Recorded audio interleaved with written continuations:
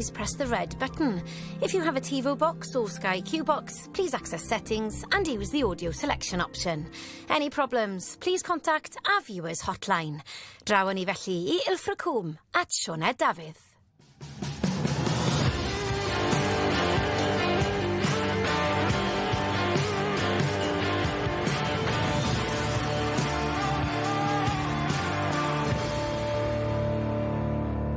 Os fydd cyffro'r oci heddi unrhyw beth tebyg I be welon ni ddo, wel, I ni mewn am dipyn o brynhawn. Yma yn Ilfracwm, ym mhencampwriaeth Ddartiau, y Chwe Gwlad. O'r cychwyn cynta eleni, mae yna benderfyniad I weld ar wynebau'r Cymru, gyda'r menywod yn arwain y ffordd gyda buddugoliaethau dros yr Alban. Watson rhagorol. A'r iseldiroedd. Mae'r dynion hefyd yn ysu I greu argraff, ac mae eu hymgyrch nhw wedi dechrau'n dda gyda'r fuddugoliaeth yn erbyn Gweriniaeth Iwerddon. On the match! Ar 72. Ac mae yna gyffro yn y senglau gyda'r Cymru a'r Albanwyr yn arwain y ffordd. Mae David Davies yn camu I rownd derfynol y senglau. 180! Am ddiwrnod.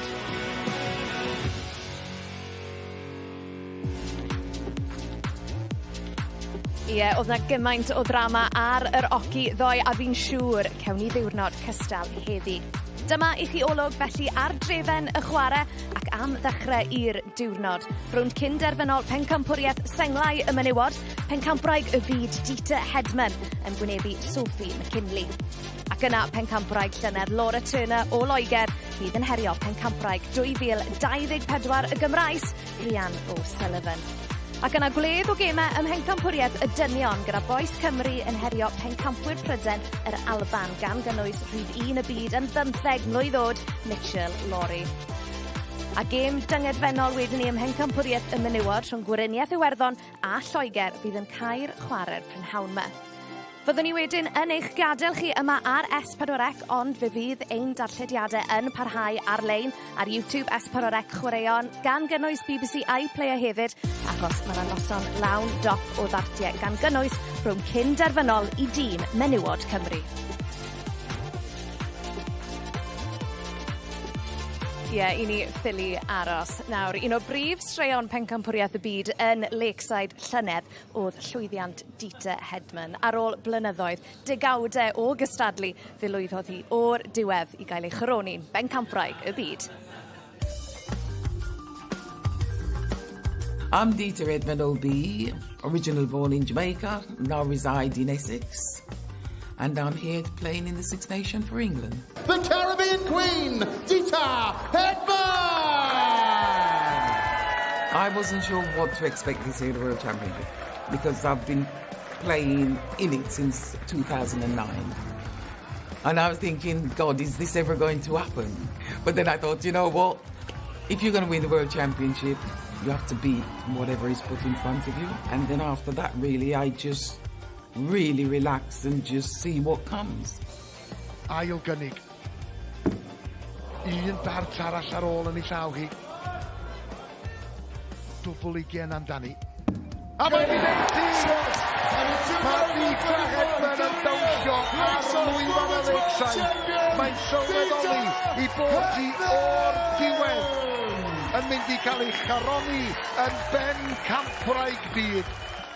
And when I won it, it was like, but I think everybody will remember me jumping up and crying my eyes out like a baby. It was just awesome. It was a little bit overwhelming because I think, my God, I've finally done it.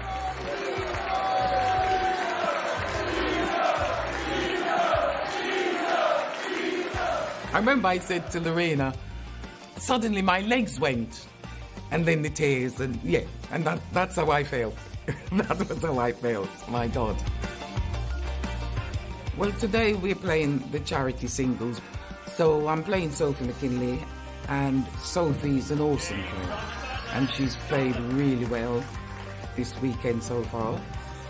But I never take anyone for granted. I just go up there and I try to just worry about my game. The Six Nations, it's pressure right from the start because you don't want to lose. You don't want to lose for your country. So that's why I think it's one of the hardest game on the planet. Mae Deta yn eicon o'r byd dartiau, ond y fe hi neu'r seiren ifanc 19 mlwydd oed, Sophie McKinley, fydd yn mynd trwodd i'r rownd derfynol.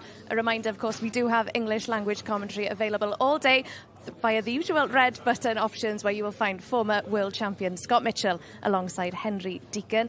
Yn y Gymraeg, mae'r arbenigwr dartiau Dylan Williams yn cadw cwmni i Gareth Roberts, ond yn gyntaf draw â ni at meistr y ddefod Jack Gawod. Good afternoon, ladies and gentlemen, and welcome to day 2 of the 2026 Six Nations Cup. Coming to you live on S4C and BBC iPlayer from the North Devon Resort here in Ilfracombe. Our action begins this afternoon with our women's singles semi-final. Introducing first, she is the reigning WDF World Champion. It's the Caribbean Queen, Deta Hedman, OBE! A very good afternoon for Ilfracombe here in North Devon for the second day of the Six Nations 2026. And we kick off with the women's singles semi-finals. And first to the hockey, the reigning WDF World Champion, Deta Hedman, who was in top form when playing in the team tournament yesterday, winning all 3 of her points as England got the better of Northern Ireland. She's going to get things started against Sophie McKinley of Scotland. Forever popular everywhere she goes. She's hoping to add the Six Nations singles to a forever glistening resume. Yeah, absolutely, Henry. No introduction needed for Deta. And her opponent, she is a former WDF World Championship finalist. From Scotland, it's the trophy, Sophie McKinley! Well, Sophie McKinley is perhaps one of the rising stars of the women's game, a former Lakeside World Championship finalist. She also lost in the girls' final as well at Frimley Green in the past. And for the trophy yesterday in the singles, it was a little bit up and down, it's fair to say. But in her final rubber, she is finding that power scoring that we know that she is oh so capable of. So this is the singles, and it is first to 4 legs in the semi-finals. Deta Hedman takes on Sophie McKinley in the first before Laura Turner faces Rhiannon O'Sullivan in the second. Scott Mitchell alongside me here in the commentary box for a semi-final which could legitimately go either way, but on the basis of form yesterday, you would probably put Deta down as favourite. Yeah, you would slightly, but I think sometimes when you come into these games and you're the underdog, there's a little advantage to that. It allows you to throw with a bit of freedom.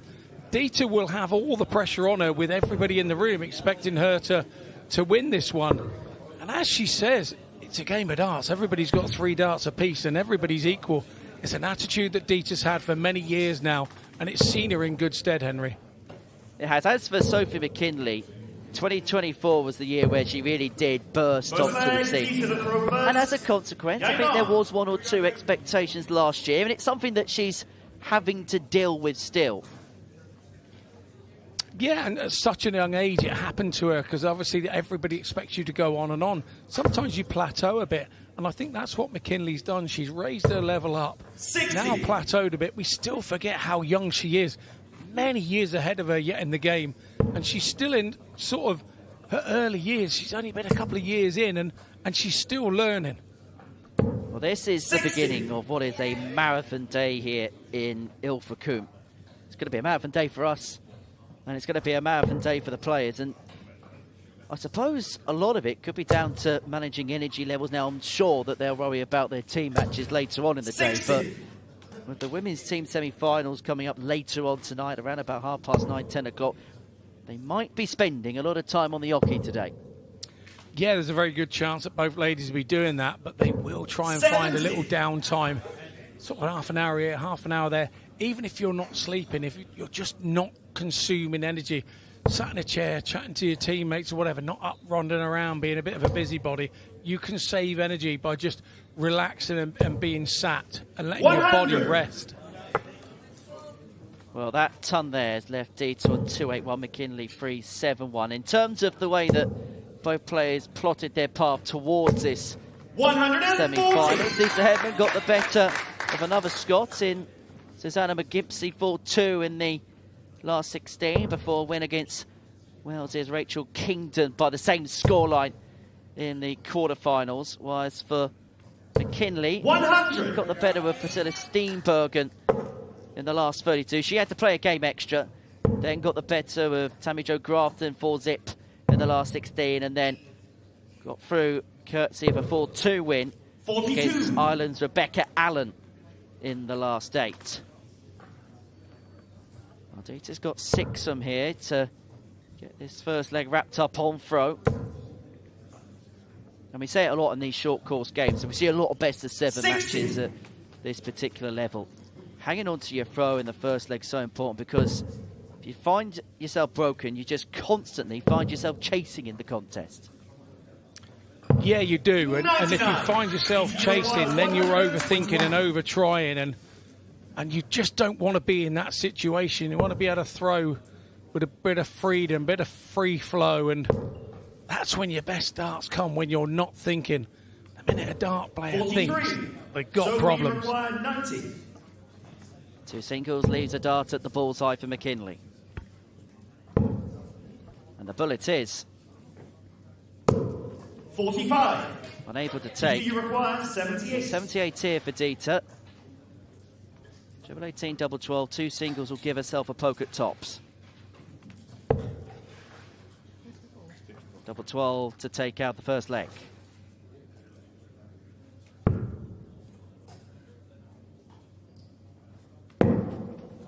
Well, both players have missed opportunities to seize the early initiative.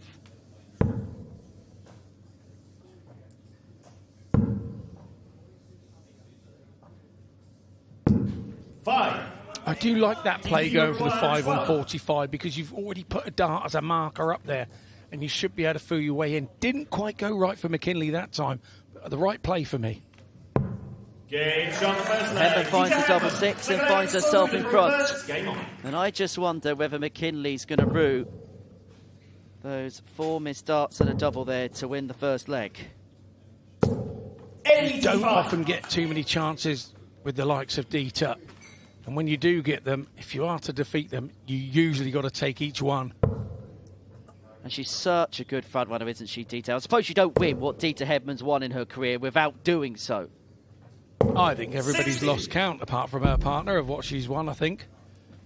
She has been absolutely phenomenal over an amazing amount of years, and I just don't see anybody winning the amount of ranking titles that she has on the BDO/WDF side in her career. 256 career titles for Deta Hedman, and very much counting. Yeah, the last time I kind of looked, it was about 240 something. So, yeah, she's been busy since I've last looked it up. Scott Campbell, the Scotland men's captain. Be seeing them in action a little bit later on this afternoon. They take on Wales. 60. Group 1, that will be around about tea time.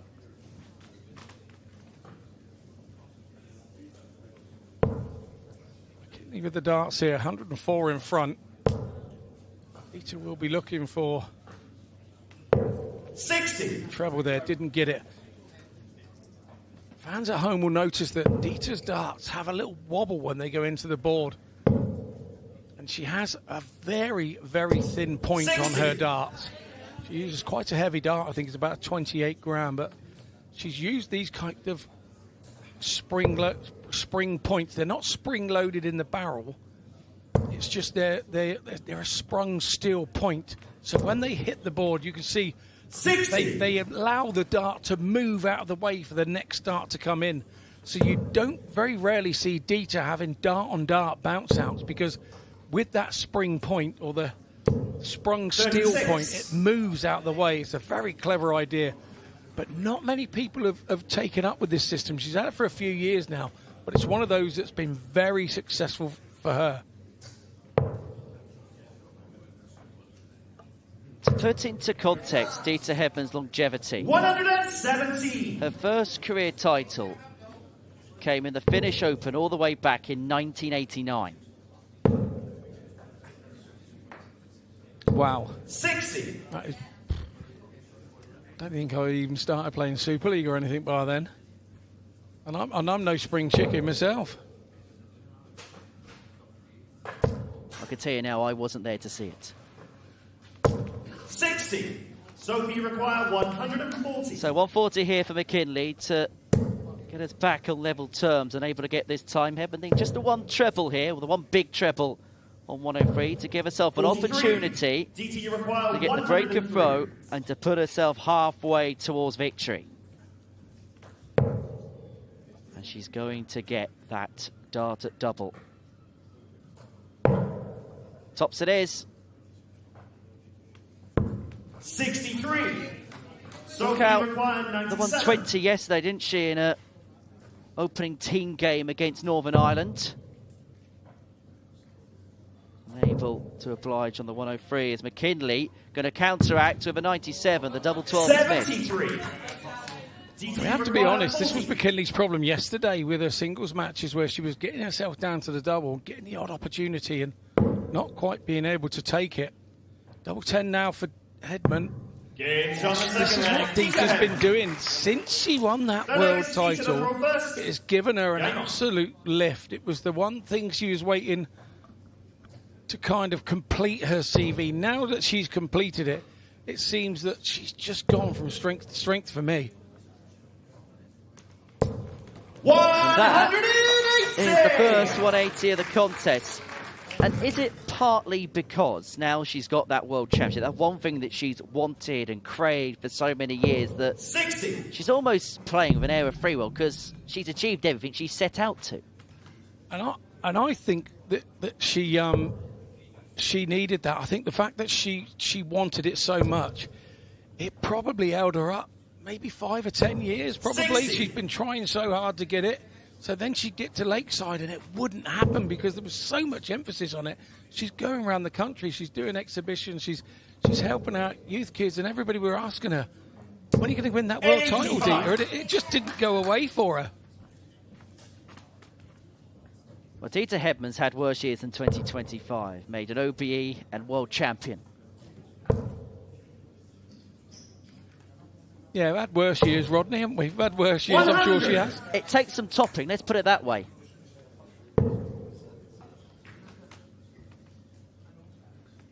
But she's now really getting on top of McKinley. 26. Deta, you require 161. Plenty of time here for the 161. She's probably got 9 darts from here if she wants it. She hit the treble with dart 1. She may have stayed on the treble 20 anyway because she didn't have to chase down to the treble 17 and bull. Yeah, valid point, Henry. Brilliant stuff. 41. The 41 doesn't damage her. She sat there on the 120. I think we saw her do a 120 yesterday in one of her singles games, so she'll be comfortable there.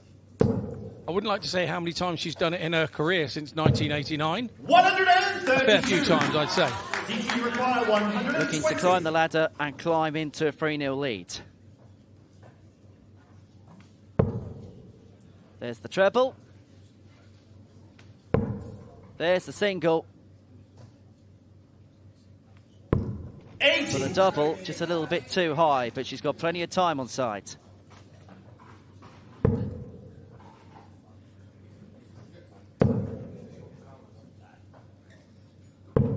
$81. Deta, you require 40. Tots are 3-0. Game Well, this is one-way traffic. That's the best leg of the game so far. 16 darts for Deta Hedman to put herself to within 1 of victory.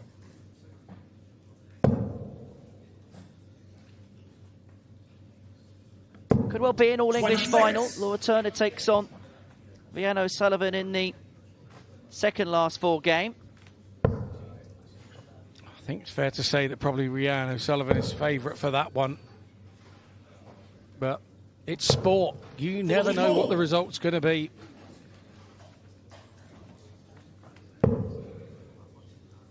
Well, I mentioned in the introduction that Deta won all 3 of her 60 legs in England's win against Northern Ireland yesterday afternoon. Which means so far on the stage this weekend, she's played 6 legs, won 6 legs. Yeah, can't be disappointed with that, can you? 100.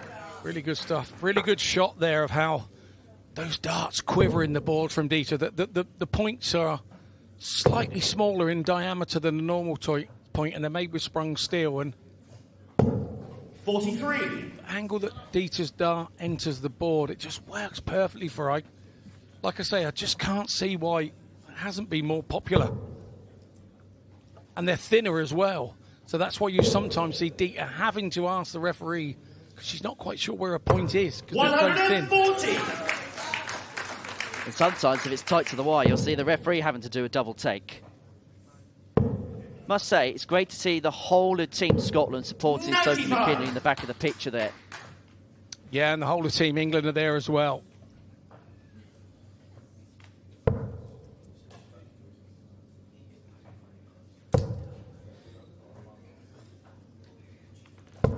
Hedman leaves herself on 117 after a dozen. It feels like it's a formality from this point onwards.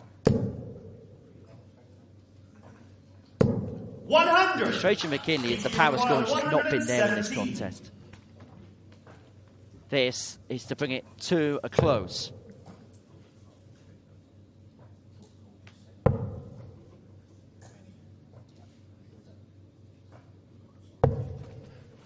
$57. So 60 left to cross the line, a 4-0 winner. From start to end, it has been dominant from Deta. This to bring it to a close. Tops. Game shot. 256 could become 257 in terms of career titles of Deta Hedman, because she is into yet another final. She gets the better of Sophie McKinley by 4 legs to 0. It was dominant from start to finish for the Caribbean Queen. It's finished Hedman 4, McKinley 0.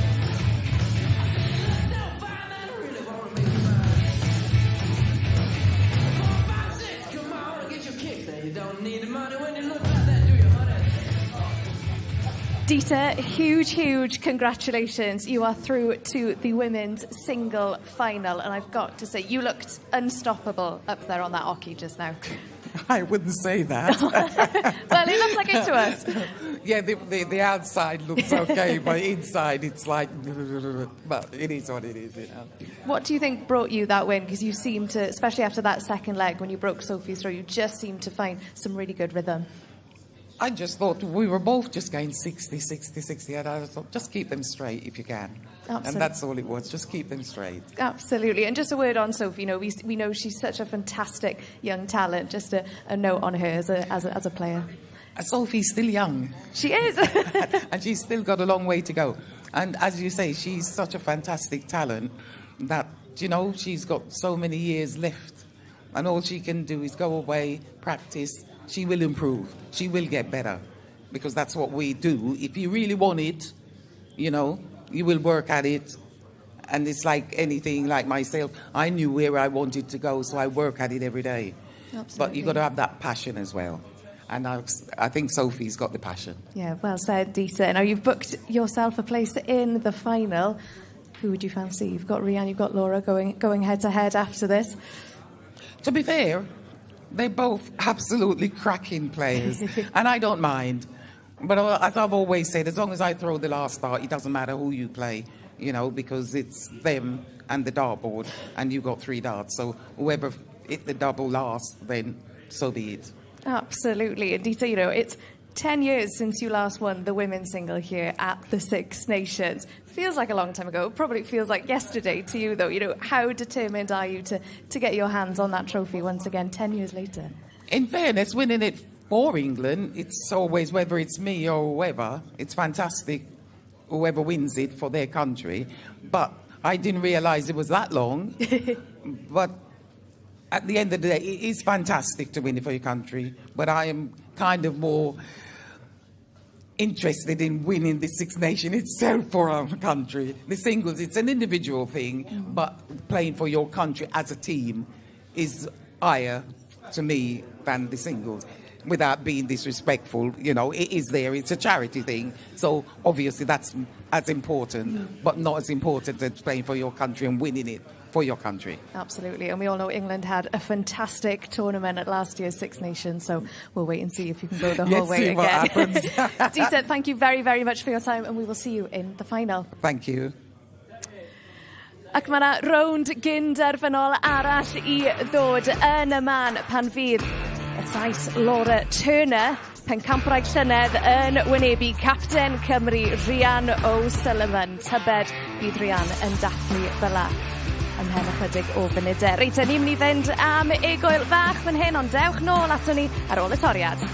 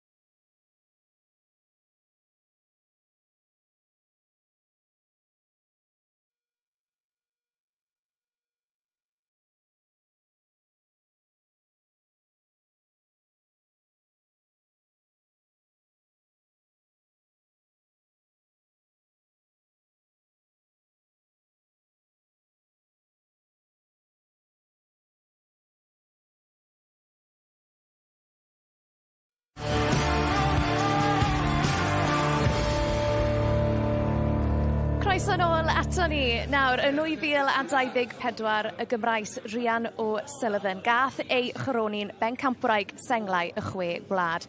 Ond llynedd, Laura Turner o Loegr gipiodd y tlws. A prynawn mae'r ddwy yn mynd ben-ben yn y rownd gynderfynol.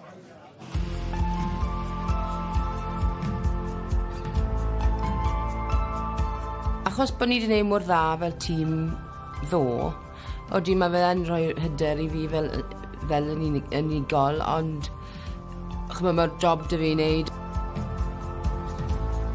Colles I Laura tro dytha yn y man hyn blwyddyn dytha, so mae eisiau fi ennill hwn nawr.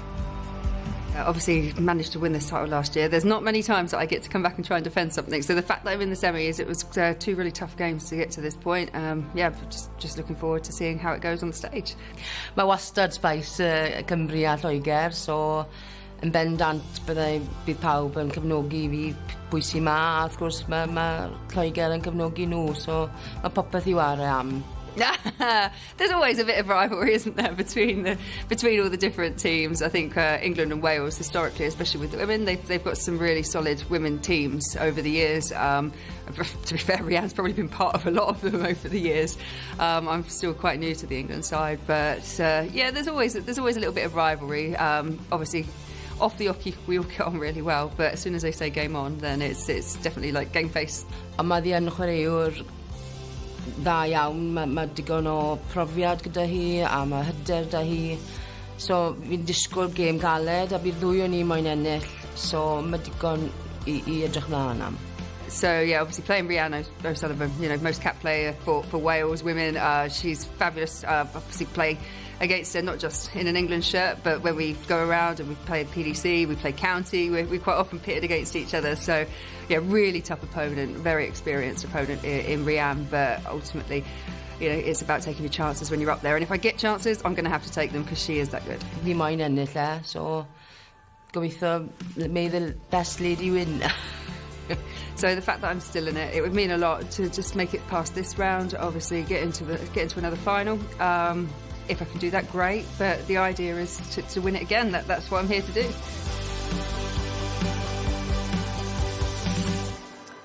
Am ornest sydd o'n blaenau ni. Laura Turner yn erbyn Rianne O'Sullivan I weld pwy fydd yn wynebu Deta Hedman yn y rownd derfynol. Mae'n amser i'r Ddartiau hedfan draw o'n I nawr at meistr y ddefod.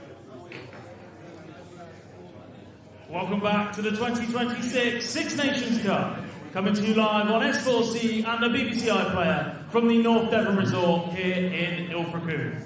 Time now for the second semi-final of our women's singles competition.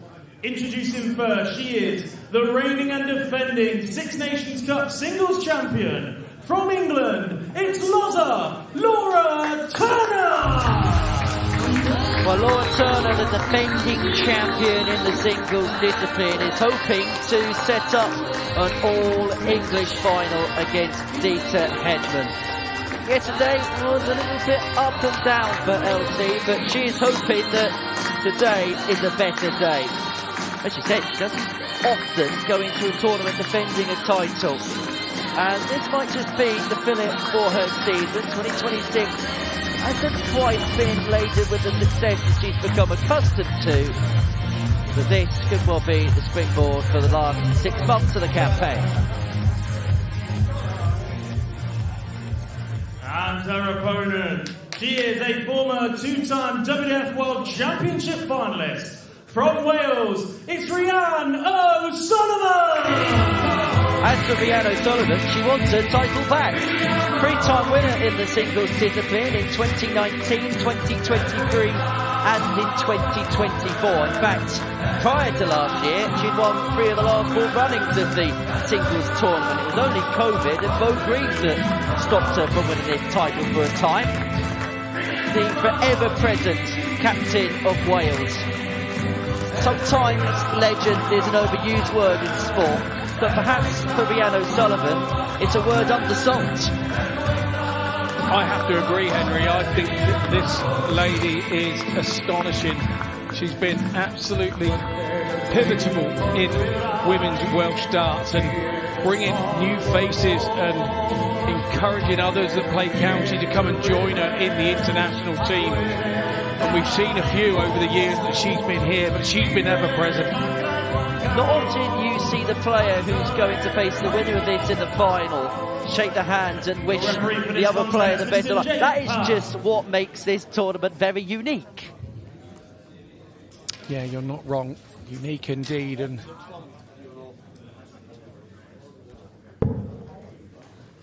Well, in terms of Laura Turner looking to defend the title she won 12 months ago, in terms of her progress through to the semi-finals of this tournament, she won 4-0 in her first game before then getting through a tight quarter-final against Eve Watson 4-3. That ended up to book her spot here. In terms of standard, in terms of level, it's kind of mid to high 70s. That's kind of what she's playing at so far this weekend. As for against Laura, the pro first. Game on. Rhiannon O'Sullivan, she booked her passage through to the final four, having got the better of Sarah Joyce by 4 legs to 0, and then Paige Pauling by the same scoreline. So yet to drop a leg so far in this tournament, and she is the overwhelming favourite to win this match. But we also know that Laura Turner on her day can be a challenge to anybody. Yeah, absolutely. I think she actually beat me in exhibition when I was still the world champion back in 2015. She absolutely pummeled me, so I know damn well that she can play. It's what Laura turns up for us today, but it's a tall order for her. But the bigger the challenge, the better she is. 180 comes in from Turner. Lovely jubbly for her. Well, for Laura, power scoring is a key strength. She's the first to admit that sometimes finishing off legs can be a bit of a difficulty. Looking for a ton there to leave herself on double 18. Will leave herself on a 2-darter. Rhiannon O'Sullivan is still in the mid to high 300s. 125. Yeah, good response from O'Sullivan. Still back on 249, but Turner really wants to get this and finish it off nice and clean. 86 left. 86.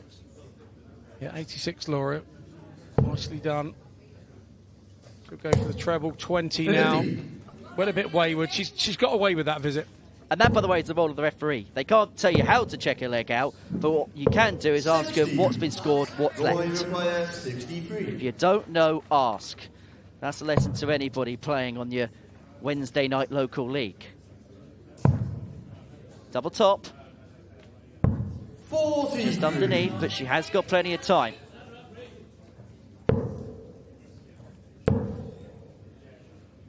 $97.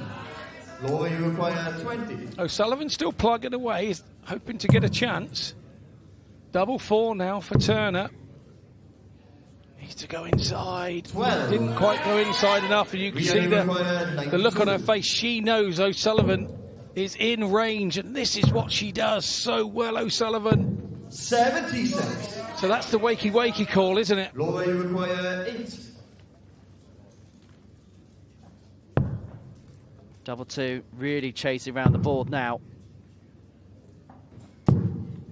4. They were both close to the wire, but couldn't find a way through. If O'Sullivan takes this out, which is what her strength is, how is that going to affect Turner now? That bouncing around the board, chasing around the board, and still not completing the leg. How is this going to affect her? It's a breaker throw for O'Sullivan. She'll be happy with that. Handful of opportunities have come and gone. As you mentioned, Rhiannon O'Sullivan needed a breaker throw at some point if she was to go on and win this contest. She's got it right from the get-go. And that last leg kind of typified what Laura's been saying herself about the last few months or so. Scoring, absolutely fine. Hit 180 in that leg, but then missed a handful's worth of doubles to then wrap it up. 45.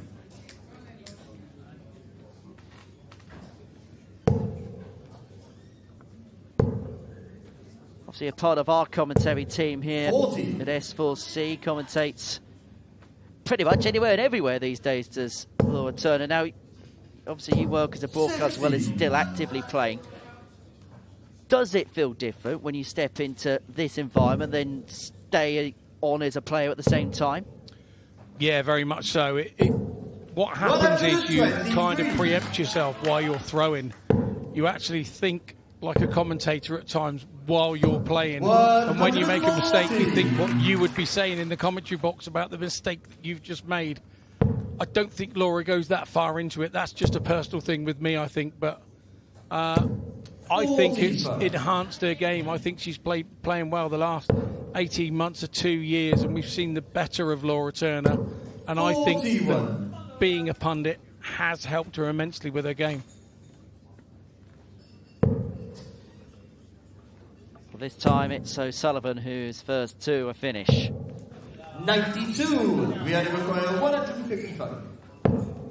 She's not going to find the 155, turning in just the one treble on the 120 65. Shanghai. Luri, you require 120. We saw Deta Hedman miss tots for this in the previous game, and that nearly bust the score.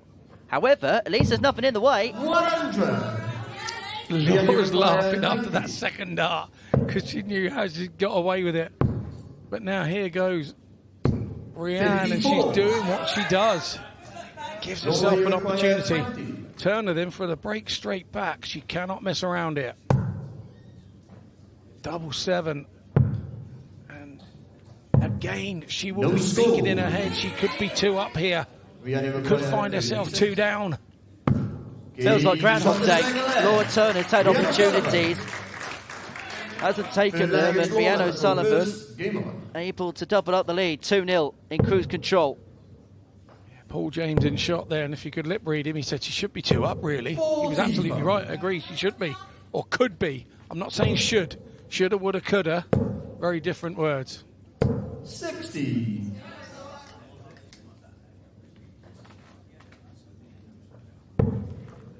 There you can see the double success. 10 attempts, none taken. Sullivan, 45. 2 from 6, 33% on the out ring, and that's kind of at this level, Scott, probably the par marker in terms of finishing, isn't it? 43. If you get a visit at the board, you should be able to take with 1, and 2 from 6 is basically that. Yeah, absolutely. Yeah, absolutely. If you can do that all day long, there aren't too many people that would be upset with that. There will be 1 or 2 that aim themselves at 50-50, but for me, I think if you've got 3 in your hand and you hit a double with 1 of them, that's good enough for me. Well, the elite players, your Luke Lithers, Luke Humphreys, their Tal of this world will be looking at 50% in terms of doubling percentage. But then that's usually because they find themselves 100. in positions where A, they'll get 3 in hand at double, or if not, they leave themselves on a single to double at the same time. 100. Are you saying that's the farmer in me that's just kind of happy? Yeah, it's supposed to be 30 degrees. We've got 25, that'll do. So I'm probably happy with 1 from 3. Well, at this level, you almost find yourself a visit behind in terms of what the top players do. Yeah, that's a very valid point. And when you say a visit behind, we're talking 3 darts. 3 darts over 1 leg. It's very narrow between that very elite end and the ones that are the next ones down. Can she nestle away over the top? Unable to do so. Needed to stay there. Could have only taken out 96 with 2 with a treble 20 double 18. We only require 138. 138 for O'Sullivan. Treble 18 with a left double 12. Unable to get. 118. Luri, you require 73. Well, that's one way of leaving a double.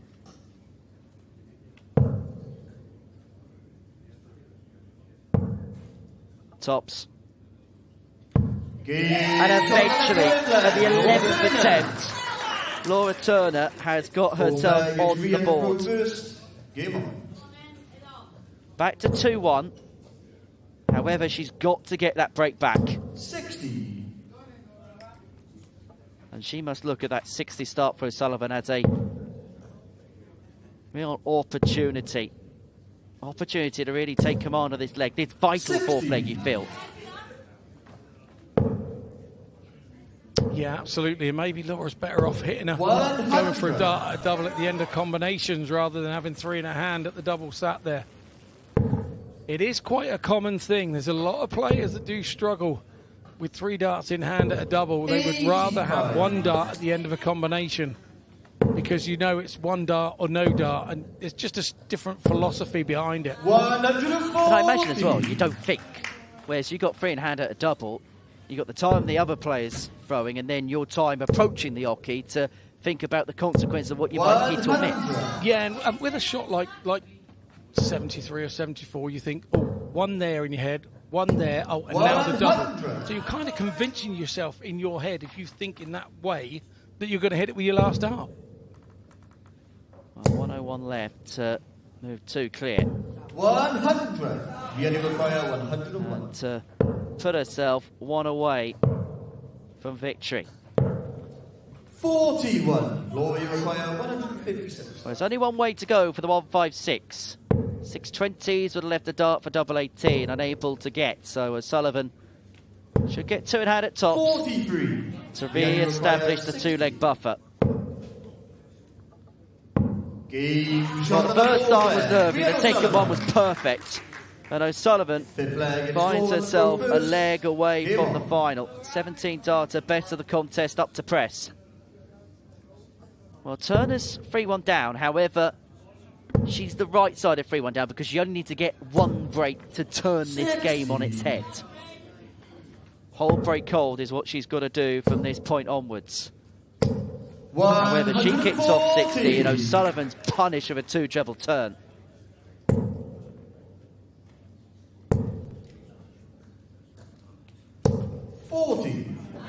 So far this year, Isle of Man Masters winner getting the better of Eileen de Graaf by 5 legs to 2 in the final.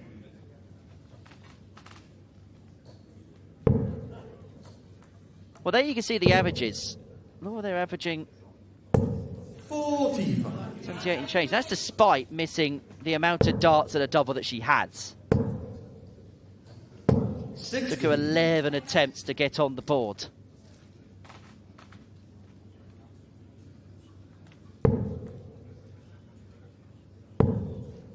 Look, O'Sullivan first couple of legs, yes, had to pitch the pocket of Laura Turner, but now very much on top, and 6 darts on here to seal a 4-1 win and a meeting with a old adversary, Deta Hedman, in the final.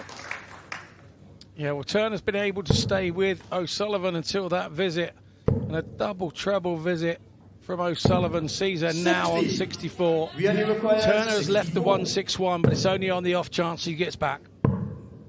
Because it's double 4 to wrap it up. She is going to get a chance, but this feels like a Hail Mary attempt here. Last chance saloon goes a begging. And the way O'Sullivan's been finishing in this game, 45. you expect this double 4 to go.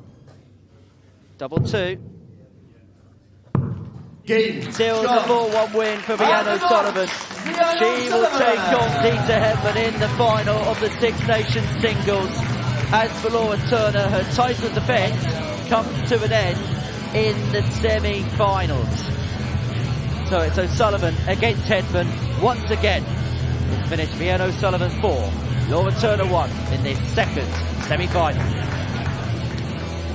Let's hear from her now with Sioned.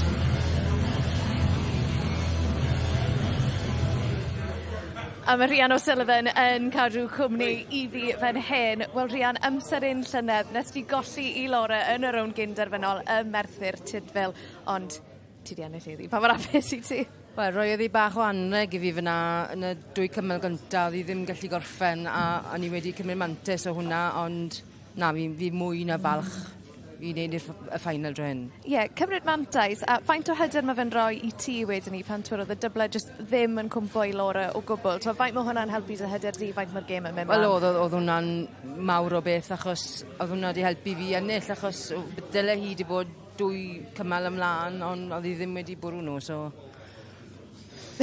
Bach o ryddhad, Rhian. Ydi. Ar gwrs, o ran y Cymru, chi wedi cael penwythnos arbennig hyd yn hyn. Welon ni tîm y menywod wrth gwrs yn middi'r iseldiroedd, ti nath ennill y cymal ola. Ni wedi gweld tîm dathlu, jyst faint oedd e'n golygu I ti.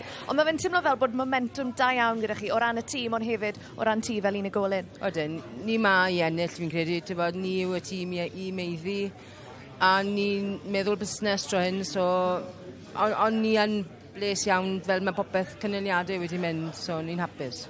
Ie, meddwl busnes, a nawr Deta Hedman sy'n aros I ti yn y rown derfynol, prynhawn fori. Mae'n gymaint o eicon yn y byd Ddartiau. Pa mor hyderus I ti bod ti'n gallu mynd yr holl ffordd? Wel, gallwch chi byth ware nerbyn neb well na hi, so I wneud na bydd hwnna'n gret, ond mi eisiau wneud na, so fi'n edrych mlaen I fori. Yn bendant. Wel, Rhian, llongyfarchiadau I ni ffili aros I weld ti yn y rownd derfynol fori, felly cer I joio gweddill y diwrnod yn ni weld ti fori. Diolch. Mae yna fwy o ddartiau I ddod prynhawn me ar S4C ac yn y man fe fyddwn ni'n troi ein sylw ni at Bencampwriaeth tîmau y dynion. I ni'n gweld nhw'n ymarfer yn trwymo lan yn y cefen fyla. Felly pidwch mynd yn bell. Mwy o ddartiau i ddod yma ar S4C ar ôl yr egwyl.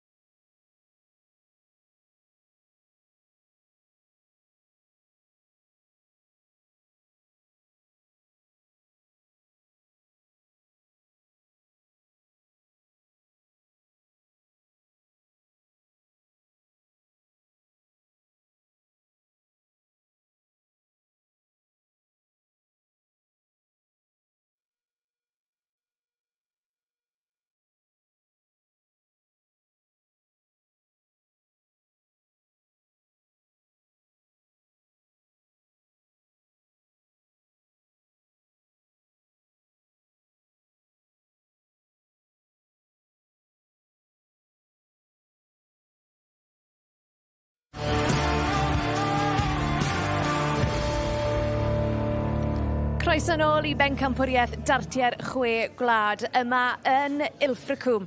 Ac I ni nawr yn troi'n sylw at bencampwriaeth tîmau y dynion. A'r cwestiwn yw, gall rhywun atal tîm dynion Lloegr rhag cipio'r tlws ar dir ei hunain? Maen nhw'n dechrau I hymgyrch prynhawn me yn erbyn Gogledd Iwerddon. A reminder, of course, we do have English language commentary available for this one with Scott Mitchell and Henry Deacon. Dylan Williams a Rhys Ap Williams sydd wrth y meic yn y Gymraeg, ond yn gyntaf, nôl â ni at meistr y ddefod. Welcome back to the 2026 Six Nations Cup. Coming to you live on S4C and the BBC iPlayer from the North Devon Resort here in Ilfracwm. Our action continues with a men's team event contest. Introducing first from England, Jared Cole, Sean Holley, Lord Pennell, Carl Wilkinson and Jensen Walker. Enter the reigning champions, Team England, led by Carl Wilkinson, the sword, alongside Jensen Walker, Sean Holley, Jared Cole and Lloyd Pennell. The pride, when they picked up the trophy in Merthyr last year with Palport, they are looking to retain. 13-time winners in the men's discipline. They are hoping, come tomorrow night, it is 14. Their first assignment, Northern Ireland. Jack Garwood is about to bring them out.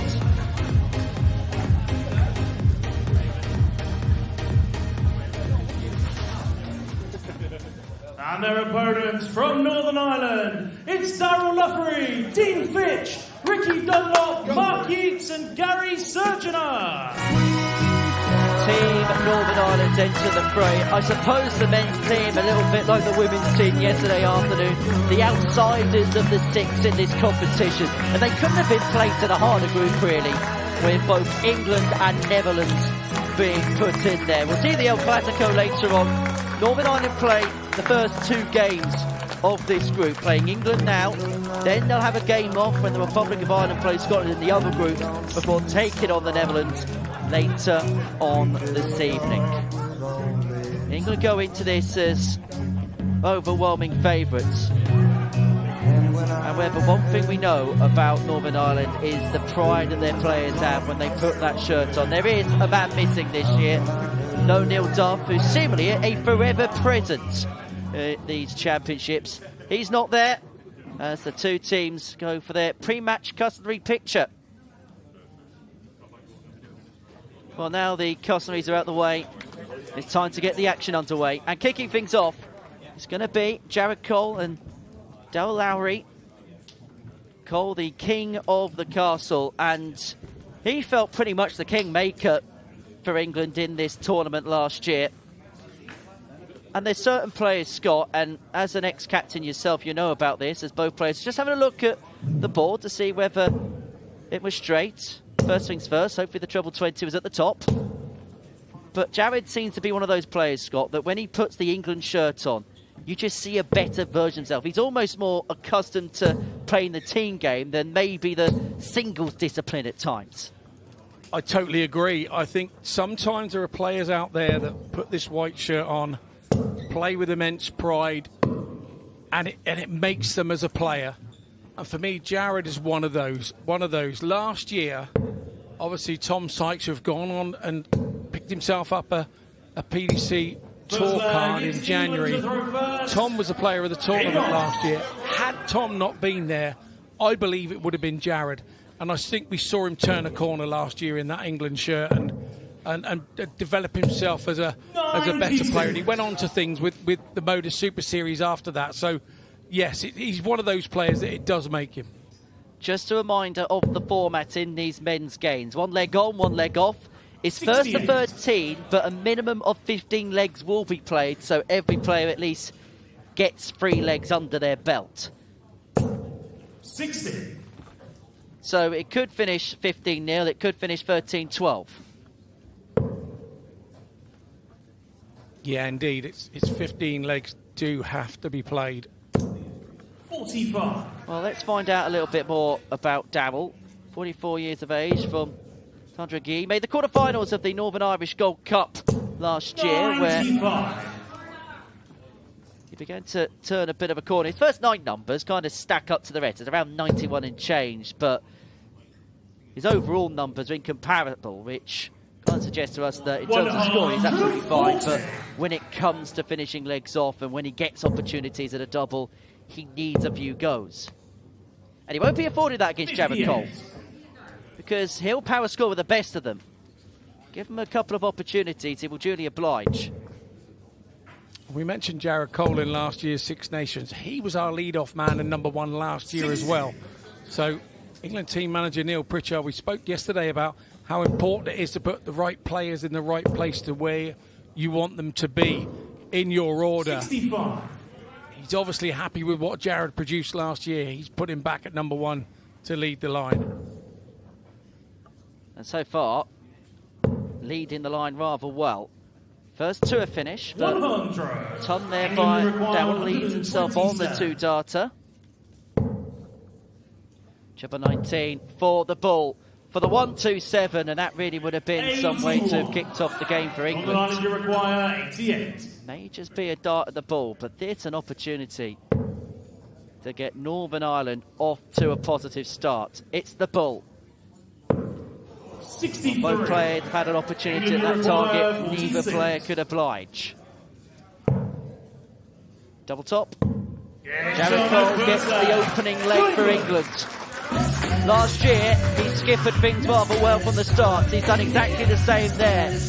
He has a look over at his teammates, trying to get them fired up. Because you won't play a team in this tournament who has much fire and spirit as Northern Ireland. As I say, minus Neil Duff this year. But we know, and you know better than anybody because you played against them, Scott. They are a nation that is so proud to wear the shirt. Yeah, you're not wrong. You're absolutely not wrong. To wear the shirt, it just...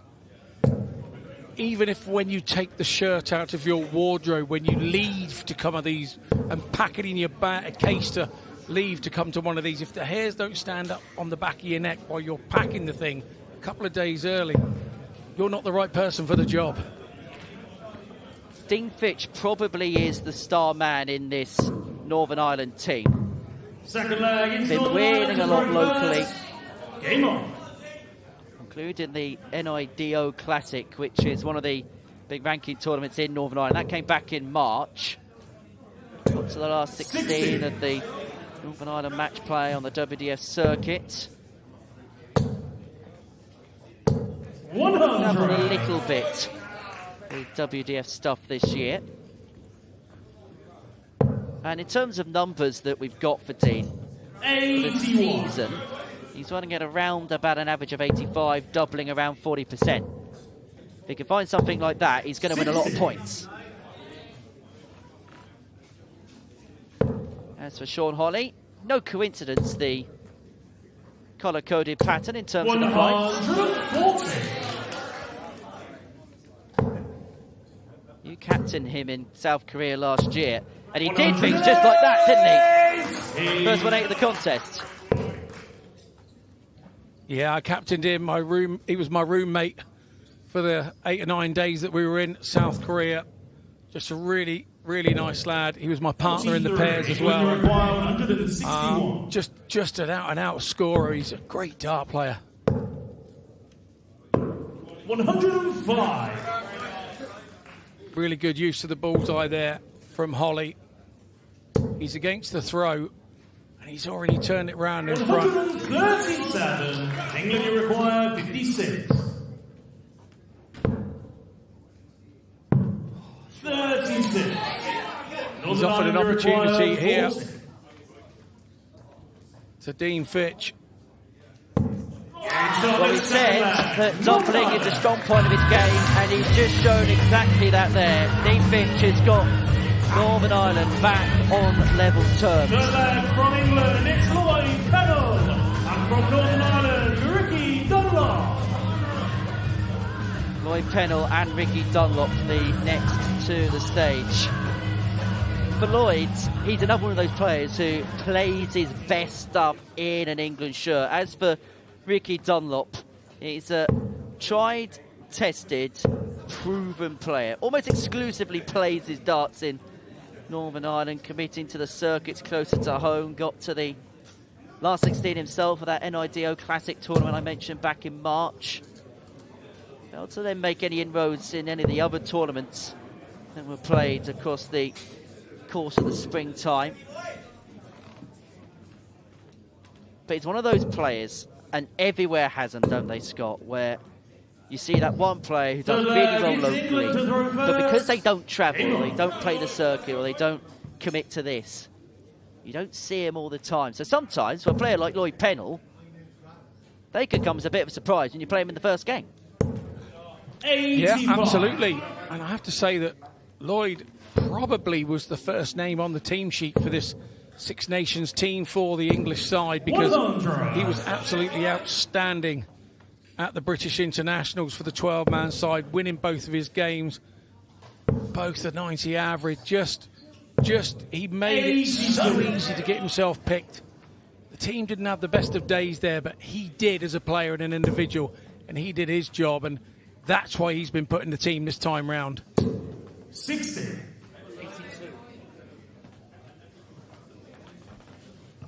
There's Paul James. One of the most influential figures in England darts. His team manager.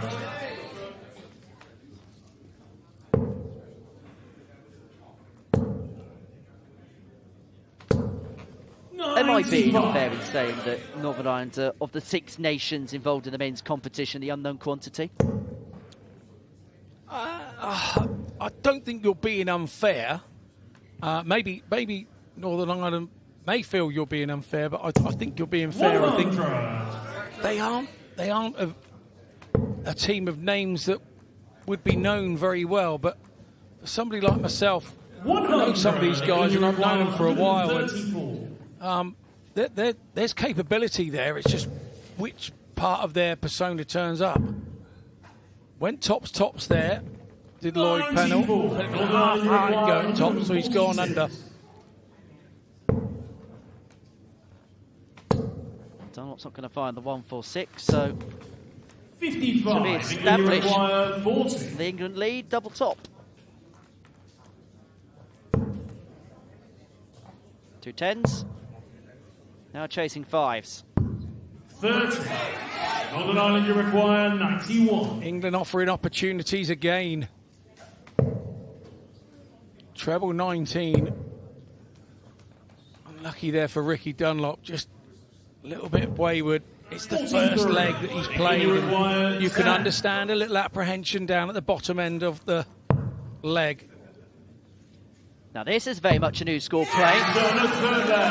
2-4-4 for the 10. A lot of players are seemingly doing that now. 3 legs played, 3 holes in front. Lloyd Pennell re-establishes the England lead at 2-1. And so, next up to the stage, we're going to see the England captain for the first time, Carl Wilkinson. He takes on Mark Yeats. Carl, somebody who's had a PDC tour card in the past, somebody who's had decent runs at the lakeside too. I get the sense he's a player that's never fully fulfilled his potential, because he has got an A game which is competitive with anybody in the world at times. But we just don't see it on a regular enough basis. At the time where he held a tour card, you actually had to be a good player. You the way that the system worked, and he kind of had that tour card for 2 years, sort of tailed off for one reason or another towards the end of the second year, and was unable to hold it, and then walked away and said, you know what, you won't see me at Q School either. I'm not going to do that. That part of my life's done. I'm going to concentrate on playing county. I like playing for England. I like playing other things locally. I don't really want to travel and do all that stuff.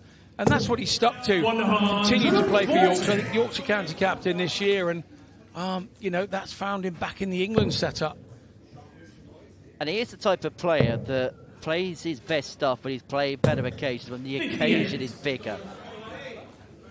We watched him down at the Modus Super Series, an invitational tournament in Portsmouth, where he won a qualifying week to play in a Champion of Champions week, where the winner picks up £25,000 and a big title. He was struggling in the round-robin group stages. However, the one player he seemingly kept beating was Charlie Manby, who was by far and away the biggest name player in that tournament that week. Yeah, very much so, but they're not a million miles away up there in Yorkshire. They'd have played each other a fair bit going through, and sometimes when you've got your mark on a player locally, sometimes you've still got your mark on them everywhere else, and whereas people were fearing the scoring power of Charlie Manby, he probably played him enough times that he wasn't really bothered, and probably the one-upmanship on him served him in good stead. Well, Carl Wilkinson kicked off a 140, but back-to-back treble scores is now found behind the 8 ball. 140. 140, half the score. However, Mark would probably look at this as a set-up turn. Yes, we know that Wilkie's able to take out finishes like this, but the likelihood of it 44. going is very, very slim. 140. Well, the 140 from Wilkinson in the last visit sort of rattled his opponent, Yates, a little bit, but he hasn't backed it up. Needed a treble there.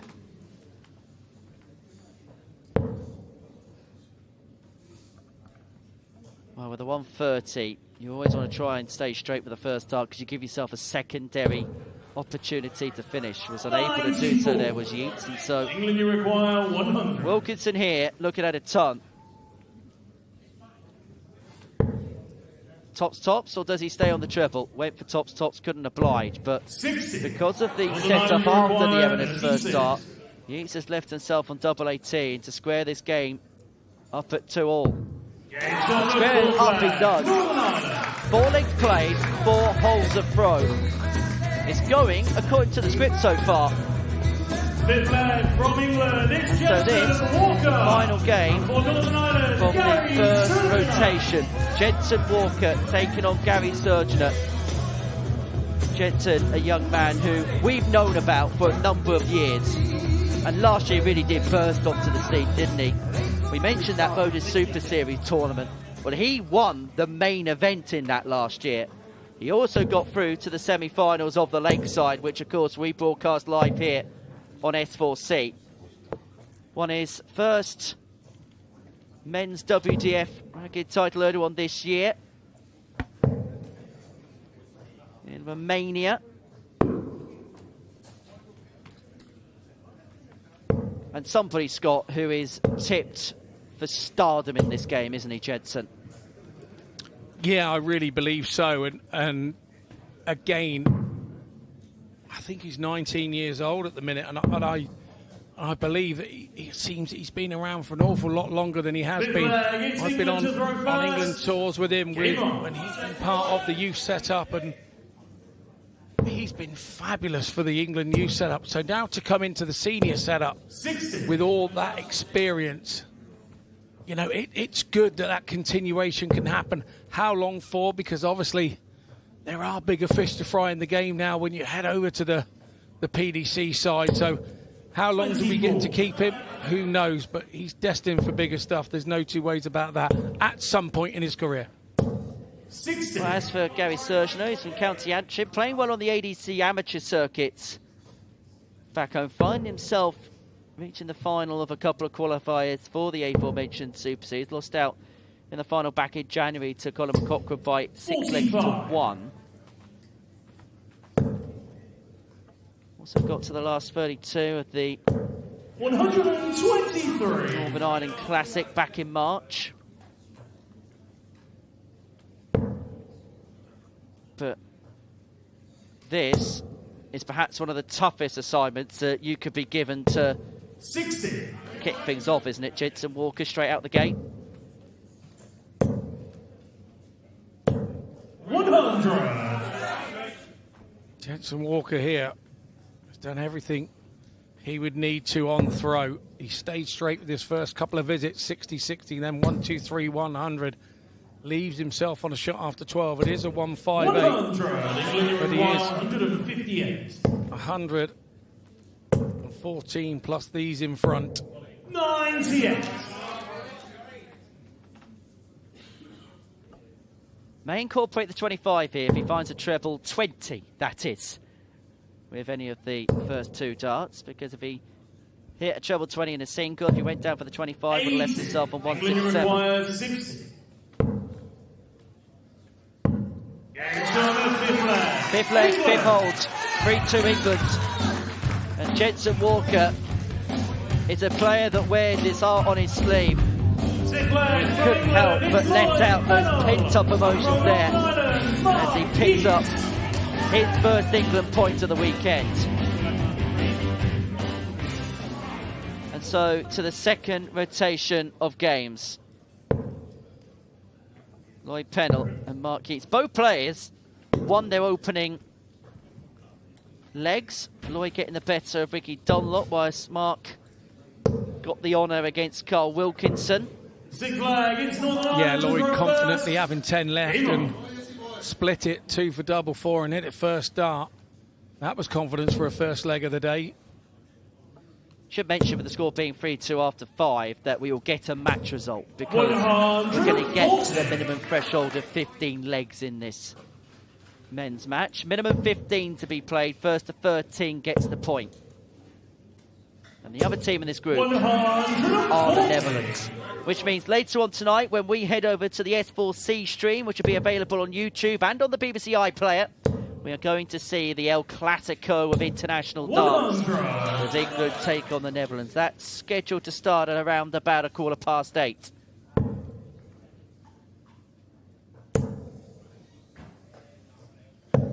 Which probably makes this game even more important to win, knowing that the Netherlands are also in this group. Yeah, absolutely. You never know what you get from the Netherlands team. 57. It's a relatively inexperienced team in this form of the team event, so I'm interested to see what they've got, if I'm totally honest. 45. They're always there and thereabouts.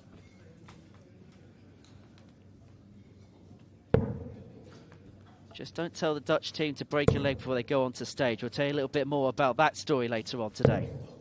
44. Indeed we will.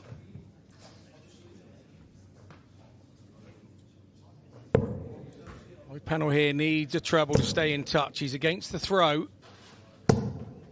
100. And he gets one, top right-hand corner. He was a penalty taker for the national football team. That would have done him. Well, the 160 isn't going to go, so penalty's going to have a look here. Number 155. England, you require 155. That bullseye could be big in this match. That last dart of Mark Yeats.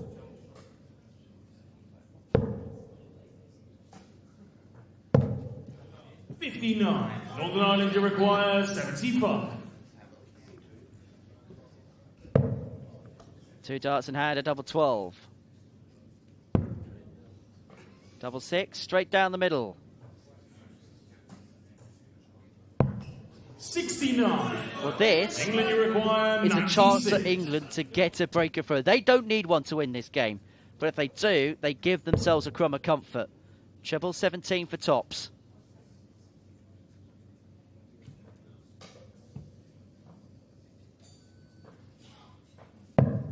Gets it double top.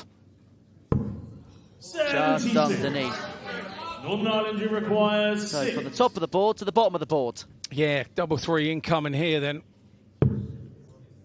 This is for Northern Ireland to go level. And he goes inside, leaves 3, 4. goes for the 1 as well. Would rather be up there at double 1 if he gets to come back. Penalty at 20. Calms himself, steadies the nerves. And he hits the double 10, nice and clean. And I have to say, you can practice at home all you like. You cannot practice this situation. The one leg brings nerves at the end of it, no matter what. And that was well held by Lloyd Pennell. That is the first breaker throw in this contest, and it gives England a 2-leg gap. And one thing we know about these games over this long format, first to 13, the games can very quickly run away from you. If England have a decent spell here, they could open up a 6-7-2 lead, and all of a sudden the tight match could all of a sudden become a bit of an onslaught because England have a 4-5 leg buffer. And it's the captain, Carl Wilkinson, who is looking to give the English that bit of daylight. Up against Gary Surgener, who lost his opening rubber to Jensen Walker. Carl Wilkinson lost his opening leg 41. to Mark Yeats, where it was a bit all or nothing for Wilkie, really. Yeah, it's one of those games, somebody's O has got to go.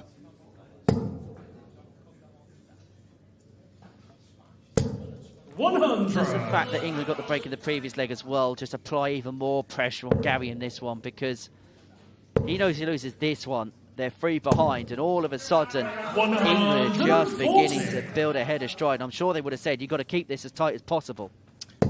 Yeah, absolutely. And the thing that I used to do as captain, I used to get the team in a huddle and say, look, we've got to win each 5 legs 3-2. First 5, we win 3-2, we're in front. Second 5, we win 3-2, with 6-4 up, and you eke your way in. You don't want to be losing 60. those little individual battles over 5 sort of legs at a time. And if you can do that, you come out winner. Can you almost, to a certain extent at least anyway, almost treat it a little bit like set play? So you have a set of 5, that's your target score to get out of it with. And if you keep winning them, you keep the tally ticking. That's the way I saw it. But I had some great players when I came in as the new boy. The likes of Tony O'Shea, Martin Adams. You know, those people teach you how to do this in the right way.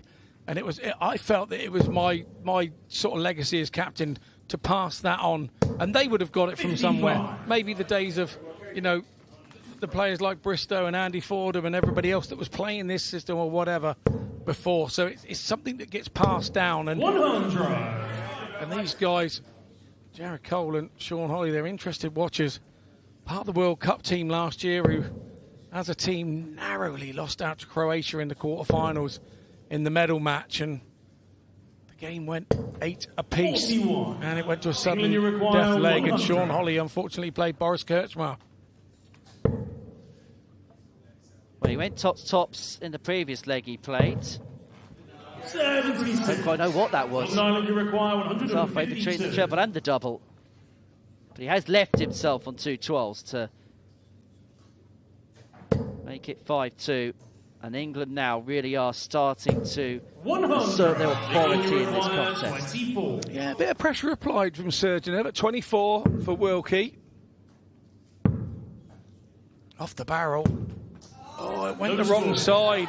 And now he's offered an opportunity to Northern Ireland get this match back level, and it would be a break back as well. And it is a break back. Northern Ireland. Surgeon showing exactly why he's in the team. The moment not getting on top of him, he levels it up for his team with that double top right there. That could be a key moment in this game. Carl Wilkinson had an opportunity to put England 3 legs clear. And so now, Jensen Walker. And this is how quickly this format changes, because the interceptor is all of a sudden being put under pressure against the darts to try and restore the lead. If Luri wins his second rubber, we're back at 4-4. And all of a sudden, it's Northern Ireland that are on the up. Such an intriguing format. It's Northern Ireland to throw first. Game on.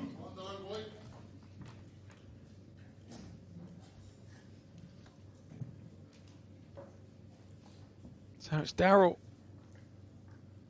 with the darts to throw first. Jensen's one of those players that doesn't mind whether he has the darts or not. He openly says, he said, if I get my scoring right, it doesn't matter whether I've got the darts or not, I will be difficult to beat. 85. Looks very focused today. Really does look focused up there. But again, like I say, can't get focused in an England shirt. You're the wrong man for the job.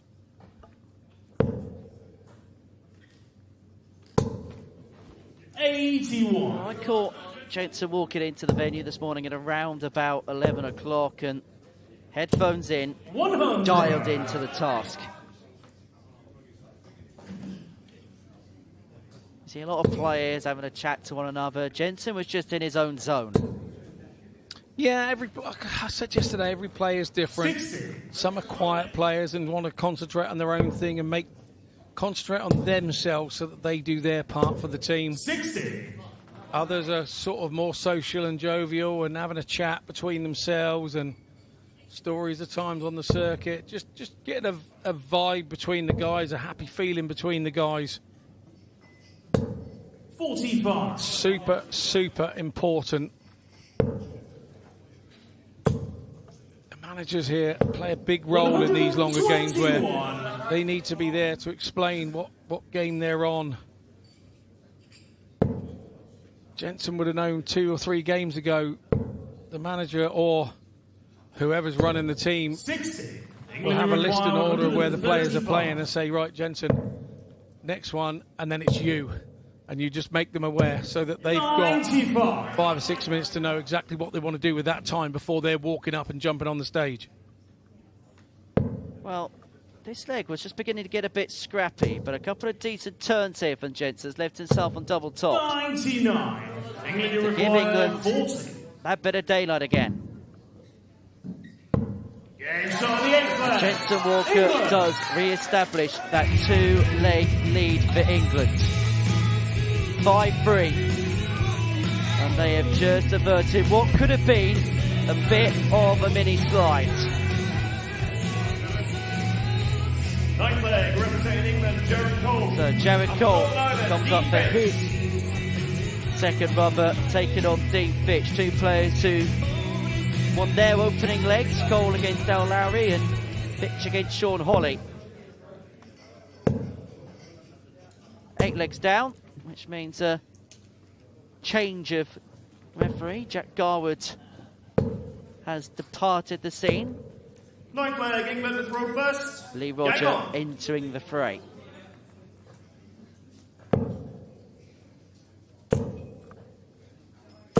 Well, that's some way to make an instant impact.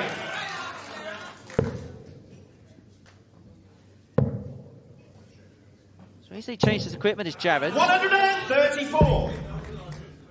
He's one of those players that always tries to tinker to kind of find that perfect blend for him. 81.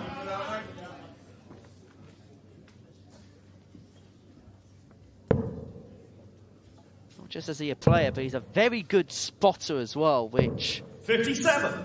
is a job which involves telling the TV director during matches where the darts go. Jared Down is the thinking man's player, isn't he? He doesn't mind thinking. It doesn't upset his rhythm or his game. And as we're seeing here, 180, 81, 140. He's had like 7 or 8 games between since he last played at number 1. And look at this turn out from Jared Cole. Lovely, lovely stuff from him. That was an 11 darter from Jared Cole. And that was the best leg of the game. An 11 darter from the king of the castle. And now England have opened up a 3-leg gap. This 10th leg is ultra important, isn't it, Scott? Ricky Dunlop cannot afford to lose this one to Sean Holley.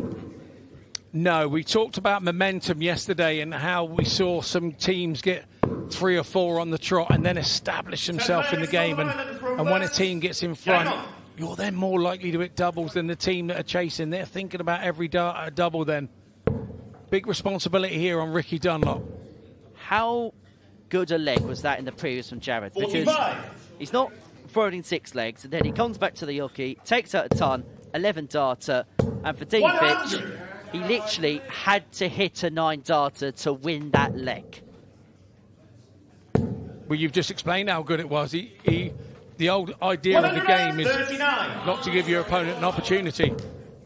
And that was the perfect way to do it from Jared Cole. 77. There he is. You're not going to wipe that smile off his face anytime soon. 58. Meanwhile, Captain Carl is deep in focus.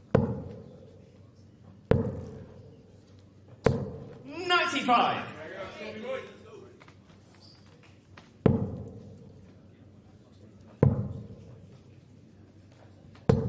59.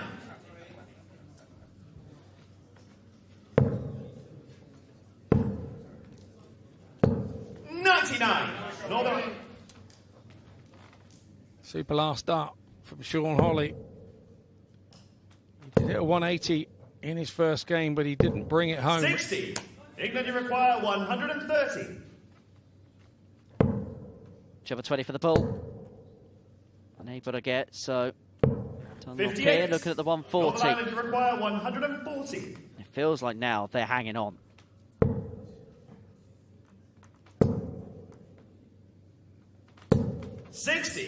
England, it could be heading to that situation we mentioned a few moments ago where England rattle off a few legs on the spin and the game may well be getting away from Northern Ireland, but that's an opportunity that's come to pass from Holley. These have to go. Simple as that. And go it does. And full credit to Ricky Dunlop for doing so.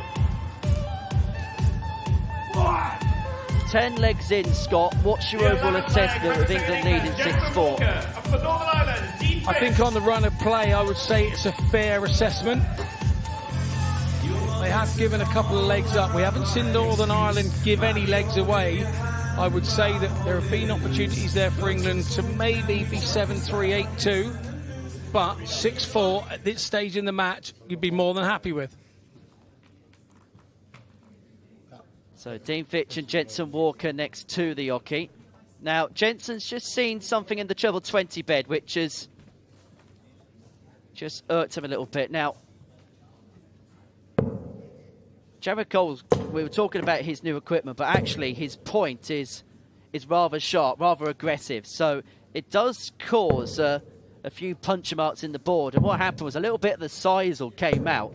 And so Jensen was just removing that from the board. And it's a very educational way to show you how a dartboard is made up. You saw that little strand, and the dartboard is made up of millions of those strands, side to side, all the way, and pressed together on the dartboard. And that's what allows the dart to penetrate the front of the board. 100. Well, in Dean Fitch's previous leg, he was hit by an 11 darter of Jared Cole, and in this one, Jensen Walker's kicked off ton 40 ton. 130. Both of them playing at a very similar pace, and Jensen Walker once again 140, 100, 131. Super first 9 from him. 58. England require 130. Well, Fitch was hit by a ton plus check out in his previous. It's not going to happen again here, but has got 6 as the interceptor and will return for 54. Fitch has not done a great deal wrong. He's gone 140, 123, and then a trebleless 58, and adds a 121 to it. You feel this has to go. Fitch is playing well. And it does go from Jensen Walker to 15 dart. Hold a throw. Good stuff from him. England started to build a bit of momentum. 3 legs played, 3 legs won for Jensen Walker. And in this discipline, particularly in these longer games, you need a player who you can almost guarantee is going to keep picking legs up, time in, time out. And Jensen Walker is doing exactly that for England right now.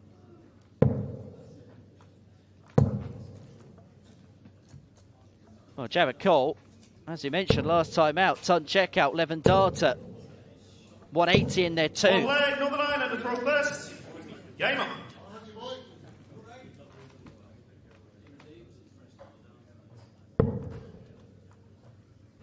Three of the England guys doing the donkey work at the minute in the form 60. Of Walker, Cole and Pennell.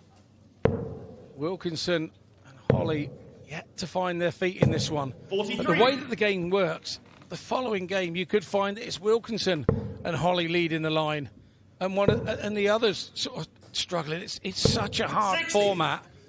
You need to get off and running with a win and get that under your belt. Otherwise it can be really troublesome for the rest of the match. 140. Well, we saw Jared in action in the singles competition yesterday, lost in the quarterfinals. But some of the numbers he was punching in were very, very 99. Encouraging. Last 12 months has been a little bit hit and miss since victory in Merthyr. 134. At the Six Nations. But we know when he's at his best, he is basically borderline as to what is par for the course at the top level. Around 92 60. Average, decent doubling. It's decent averaging as well. Let's not throw that away. Yeah, there are guys on the tally doing bigger than that, the Premier League and all that, but 92s and 93s, you're right up there with the best in the country. Last week's scoring visits for Cole. Ton 40, ton 34, ton 36 to leave himself on top. 85. Sorry, 48. 48. Double 16 for 8-4. 32. For that, well, double 8 could be bounced. So Northern Ireland here looking at 137. It's a tall ask. but it feels like must get. Treble 16 for double 16. That would have been moment of the game. Almost snatched it away, didn't he there, Ricky Dunlop? Really showing his mettle. Cole has survived a scare. But we also know he's got a miss under pressure in him. We know that sometimes when push comes to shove, he hasn't got the answers. England could have gone full clear. But they're back to within 2. Jared Cole knows that that could potentially be a game-changing moment. He's missed a handful of darts to give England a 4-leg lead. For Northern Ireland, they are just hanging on, Scott, aren't they? They're keeping themselves in the contest, but at some point, they're going to have to find a run of legs. Yeah, you're absolutely right, they are. England are keeping them at arm's length at the moment, and that's what it needs to be. Jared's been a regular winner here for the team. Sean Holly yet to win a game. Is it his time now?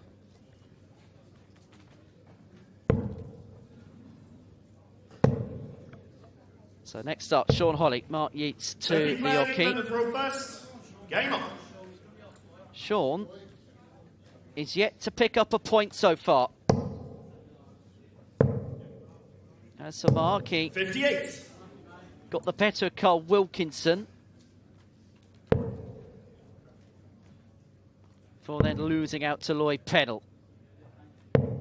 44. We went to a World Cup in South Korea. Sean Holly's parents came with us. We met them out there. That's how dedicated they are to go and watch Sean play for his country. 43. Well, they're here this weekend as well. They are indeed, yes. Been here all weekend. Not missed a dart that he's thrown. And they'll be pleased with those 3. 171 to leave himself on the champagne shot. 42. England, you require 132. Doesn't have to look at the bullseye here. And as a consequence of the fact that he wasn't on a finish, he decided to persevere upstairs. We'll get a couple at a targeted choice here. 46. England, you require 50. Now we're going to find where he prefers to be. It looks like it's double top. 30. Once again, it goes begging. Has got time. Sometimes you can have too much time in this format. Well, Yeats has to hit a maximum to leave himself on a finish. 125. England, That was a deflection, 20. not a badly thrown dart as well. Games on the 13th flag. England. Sean Holly gets his first point. England move on to 8. And next up is the captain, Carl Wilkinson. Gary Surgeon.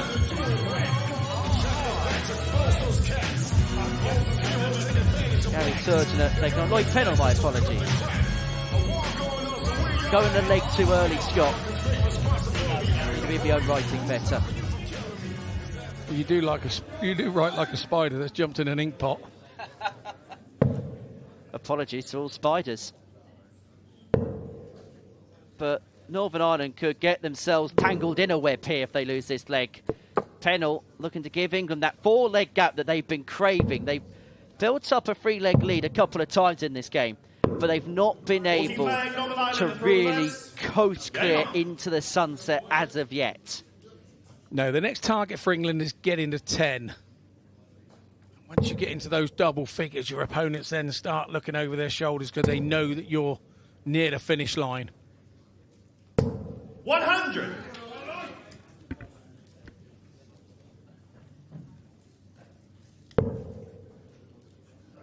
In terms of Lloyd Pennell, who finds his first 180 of the contest. How would you attribute his key characteristics as a player, Scott?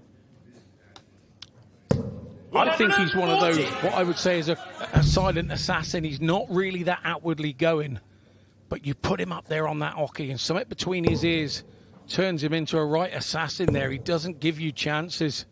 And he just loves the game. He's another one of those that the England... There's what I'm talking about. Jensen Walker now getting instruction from one of the team selection there. The team selectors, Richard Perry, who's here supporting the team this week. And he's there telling Jensen, so this will be next, and then that will be next. He's now talking. This is really good. This is what we want to see. A big part is played by the guidance you get, because you get in this zone as a player and you need help. You need help. And just a few quiet words in the right place and the right things said really helps playing. You can see it's helping Jensen Walker there.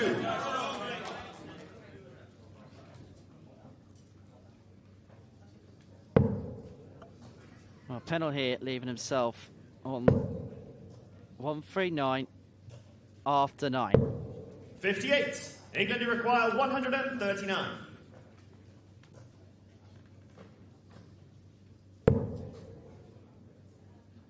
Treble 13 would have left double top. Unable to get on this occasion. So, Surgeon here looking at 167 to keep Northern Ireland getting themselves to within 2 of England. For me, I think Lloyd should have gone treble 19 for double 11 there. The 19 would have sorted him out and managed to leave himself on tops, but he's going to return for the 58, so no harm done. But it's about how much pressure is it going to be under. And it's going to be under a little bit. England require 58. His opponent sat on 70. You feel this has to go. Jared Cole had the opportunity to put England 4 legs clear a couple of legs ago. 80. And Lloyd Pennell has as well. Requires 70. England have had chances to put this game to bed. Northern Ireland keep hanging on, but they can't keep putting themselves in this position. Tops are 8-6. 30. England require 40. And he hit that tops against Wilkinson a few games ago, did Surgeon, so dodged a bullet so far, Lloyd Pennell here. 2 10s. Double 5.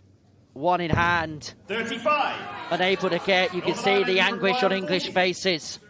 Your teammates feel it as much as you do up there on the hockey.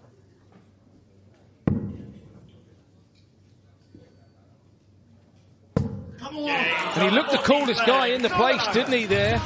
Gary Surgeon. It is a good win for him. Inflicts a defeat on Lloyd Walker.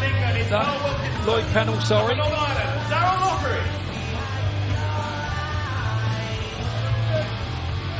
And again, it's the captain, Carl Wilkinson, who has to keep England's neck above water, it feels.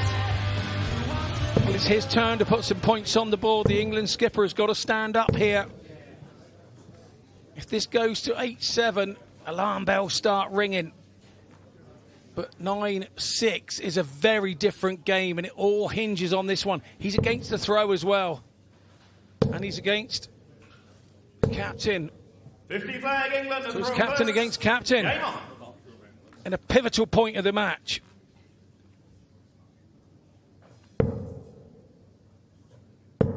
As a captain, Scott, do you strategically put yourself in slots on the rotor where, you know, that leg's big, so I'm going to play in that one because it may well affect the outcome?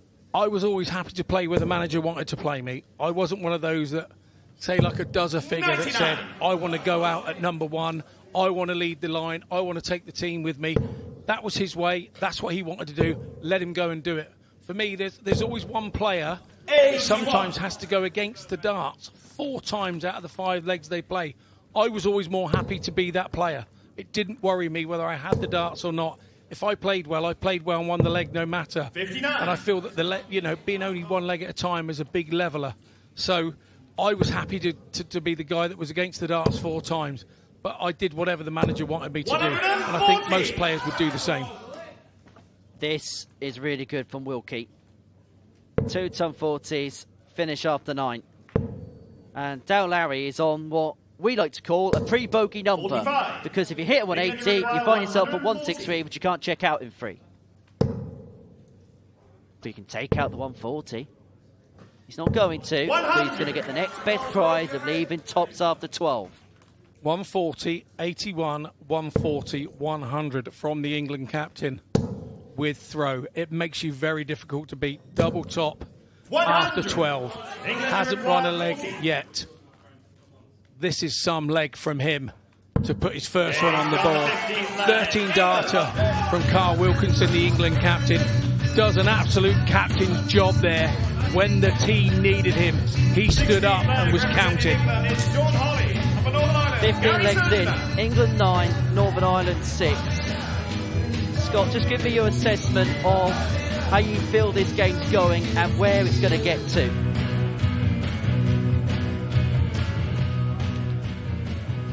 It's a tough one. Again, we sprint to that 10 and then you feel like you're nearly home and dry and the confidence comes with it for the team.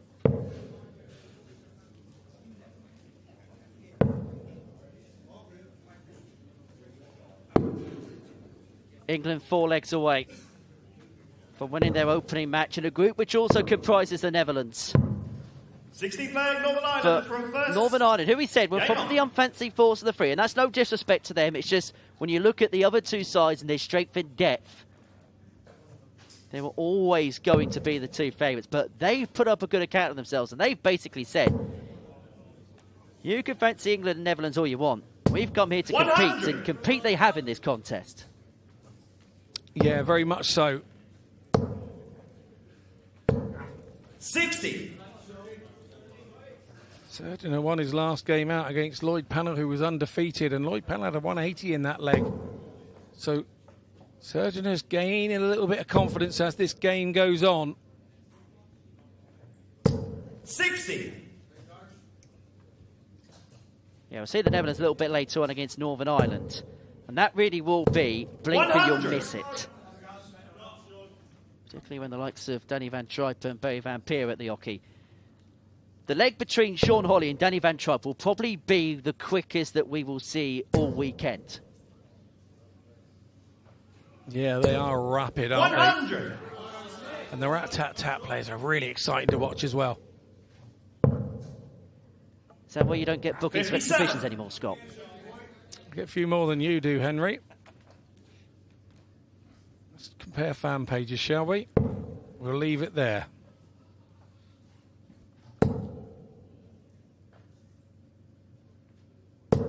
$60. It's a good straight 6 from Serginer. 140. He's won his last 2 legs and hit double top on both occasions. Well, Holly needed 2 jobs to leave himself on. A finish has done exactly that. However, Sergio felt if I could put a decent score here, I'm in a better position in this leg. And guess what? The age-old situation has reared its head again. Northern Ireland 3 behind, looking to bring it back and reduce the arrears to 2 again. And they're going to get another opportunity to do exactly 95. that. Northern Ireland require 51. Shot pressured by Holly. But Serginer here, with 2 legs on the bounce already, will be feeling good on that tops. He's hit it twice. Misses it, comes out to 10s. And if he hits 10s, he's not bothered. 3 legs in a row. He's telling his team, I'm here to stay. Good stuff from him. Really confident stuff. Well, since that burst from England where they won 4 out of 5 between leg 5 to 9, everything has gone with the throw.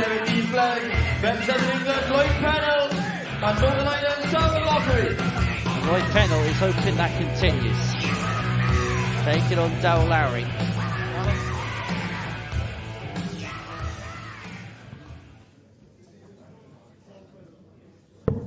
And if you are Northern Ireland, is there a point where you're thinking we just keep getting ourselves in this position where we're back in the match, but we're unable to take that next step and get to within a leg of England?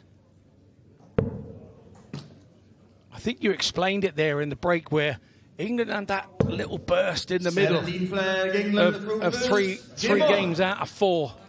And that's all you need to do, and then hold throw. It's so important. Now we're getting to the nitty-gritty part. You feel that Northern Ireland have got to do something similar to get back into this game. Pressure England into start thinking about every dart and going tight in the arm. 9-7, it's still possible. 2 quick legs on the bounce. But at this situation, England have to take advantage of this start of throw in this match. And Lloyd Pennell in particular needs to get them to that 10 as soon as they can.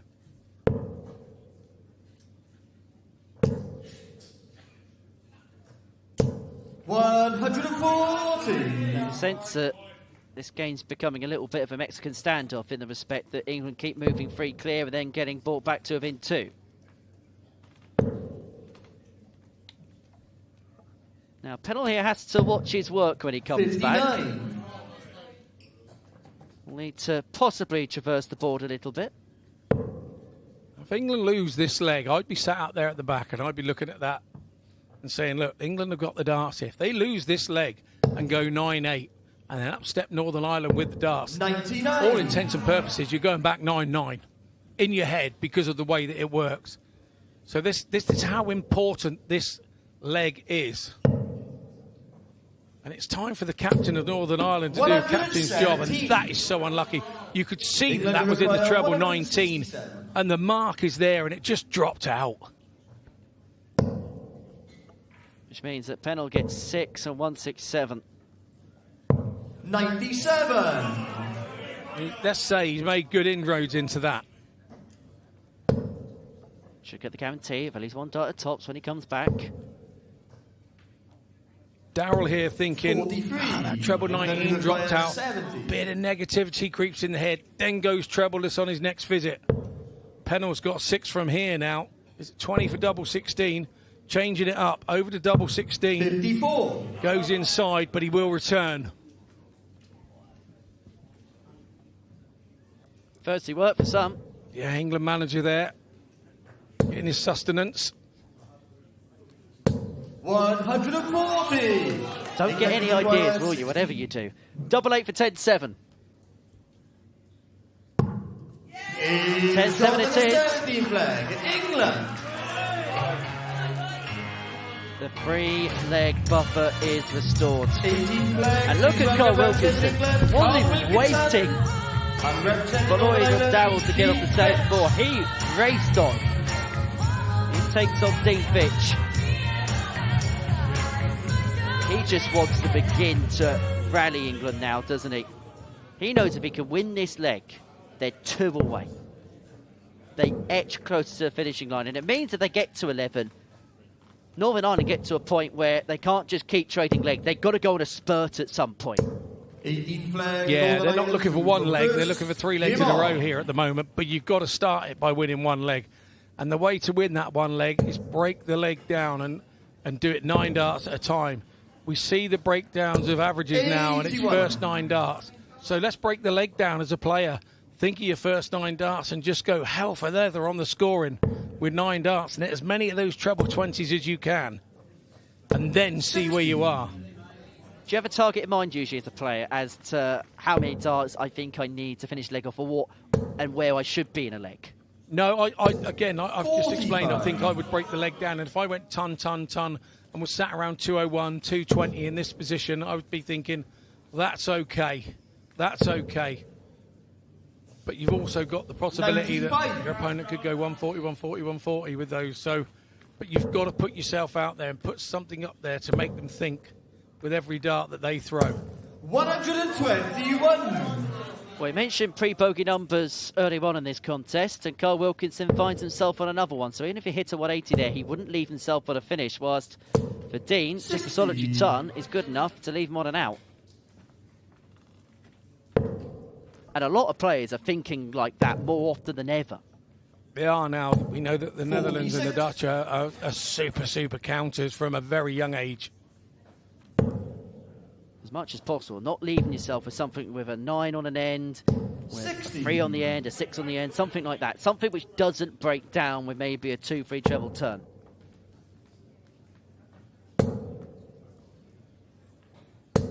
Well, maybe there, we're left double 14. Yeah, just held on to it slightly too long, didn't he? The release was a little bit later, dragged it into the 5s, but he's in command in this one. Unless Wilkinson can hit a 140, hits a ton, leaves himself 126. It's the bullseye. It's not there. 44. England do require 126. If Wilkie gets this, it could be game over rather quickly.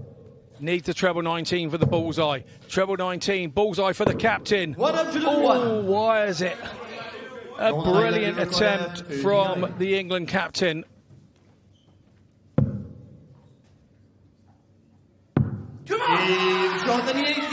Double 16 found, and again, England have had an opportunity to open up a 4-leg buffer. Northern Ireland reduced the gap to 2. It's 10-8 now. I suppose the other side of the coinage, Scott, if you're Northern Ireland, this is the perfect time to get on a run. It is now. Jared Cole will be doing all he can to stop that happening. Jared Cole has put in the best leg of this contest so far. 11 darter against Dean Fitch. In a 180, took out a ton check out. Taking on Mark Yeats, who so far in this contest won his opening leg against Carl Wilkinson. England to throw first. Game on. Lost his leg against Lloyd Pennell. And the same happened against Sean Holly. Well, that first dart was begging for another to follow it. To a certain extent, he'll be disappointed he didn't hit 180 there.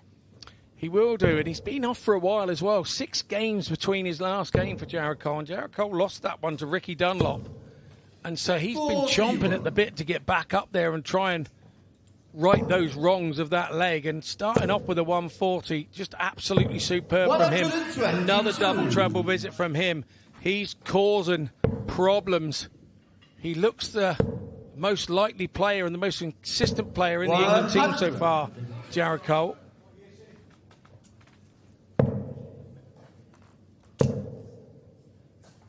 Well, this is another insanely good leg. 3 visits to the boards, 2 trebles with every single one of them. 106 after 9 could be his second top plus checkout, could be his second 4-visit leg. But he's got plenty of time to put England to within 2 legs. But he's earned the time with 3 double treble visits in his first 9 darts. 45. However, we know this is the part of his game where sometimes he does get himself into difficulties. But no problem there. England are 2 legs away. They're closing in on an opening win. Moving on to the 20th leg. Please welcome from England, Jared Cole Jensen Walker. even had his own rousing team talk to his troops. Ricky Dunlop. And for Northern Ireland, the walls are beginning to close in on them.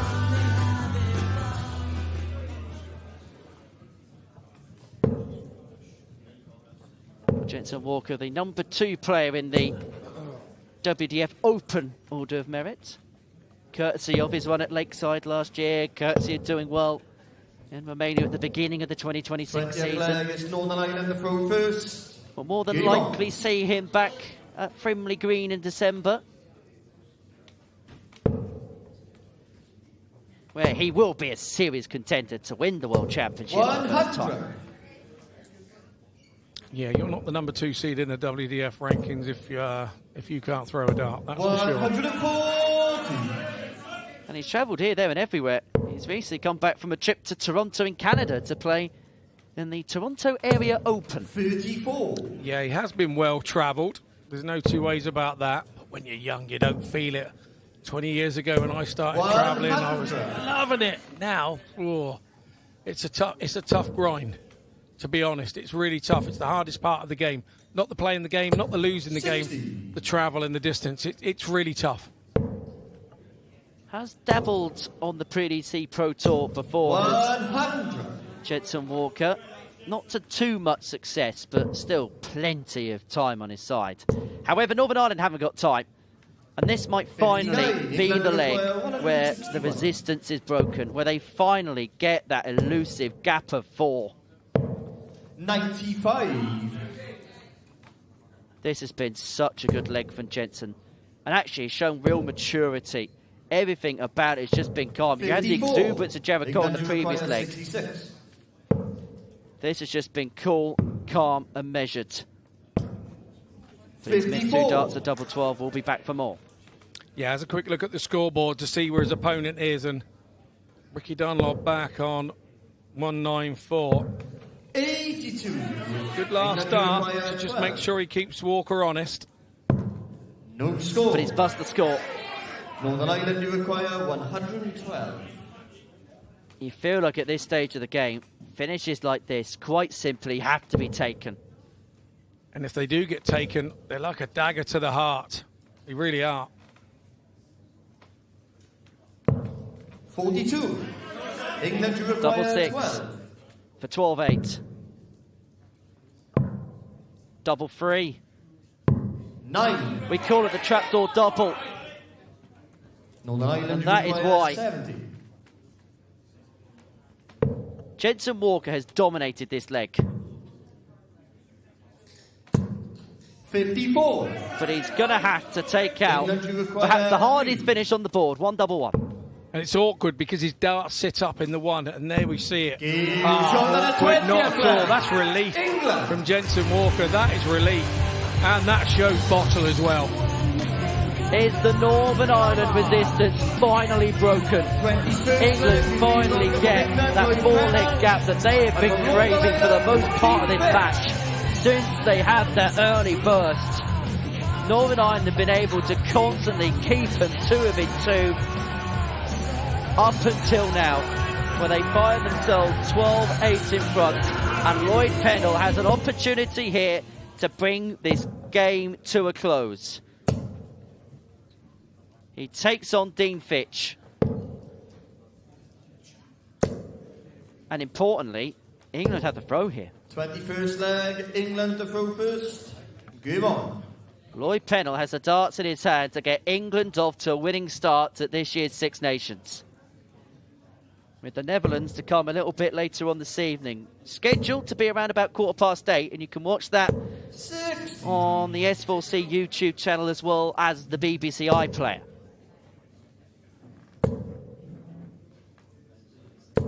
$140.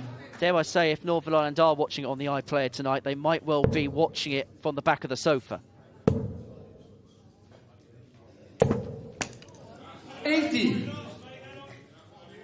Well, first bounce out of the day. Saw a couple of them yesterday. Saw a couple of them when a player had hit the winning double in a leg. Yeah, and it even left the mark in the board, hasn't it? And then just not been able to hold on. You can see there the sideways momentum of hitting the original dart that was in the board meant that it was a sideways direction rather than straight on 90-degree direction to the board. And the darts do struggle to hold on at that angle. Yeah, Paige Pauling was the player who had the worst luck in that particular department on Friday. 91. And she is one of those that uses the previous dart in the board, isn't she, as a bit of a barrier and glides in off them. And yeah, she did have a couple of problems yesterday. 60. Northern Ireland, you require 170. The big fish to keep the game alive. Now, he didn't have to go for the bullseye if he didn't want to, because England were back on 201. But I get the sense he may have done so, because if he got it, there's a bit of noise in the room and they can just begin to build ahead of stride. 30. He's got Northern 6. Ireland, you require 76. That score 30 is left pedal on 171. It's double top for 12-9.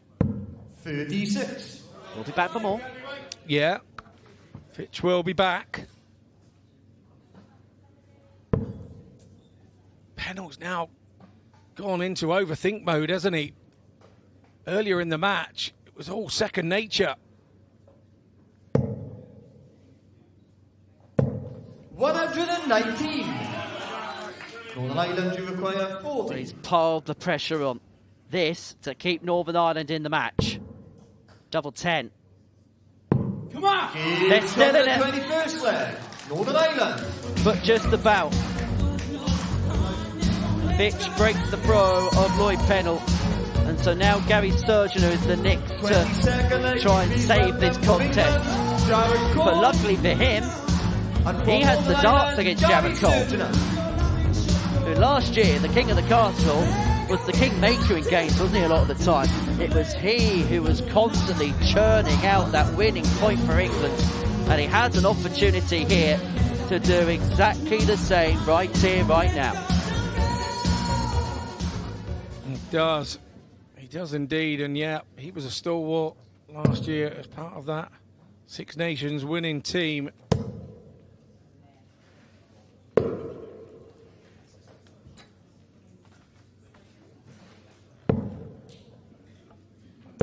Jared Cole throws his free practice darts. Gary Sturgeon throwing to keep Northern Ireland in this contest.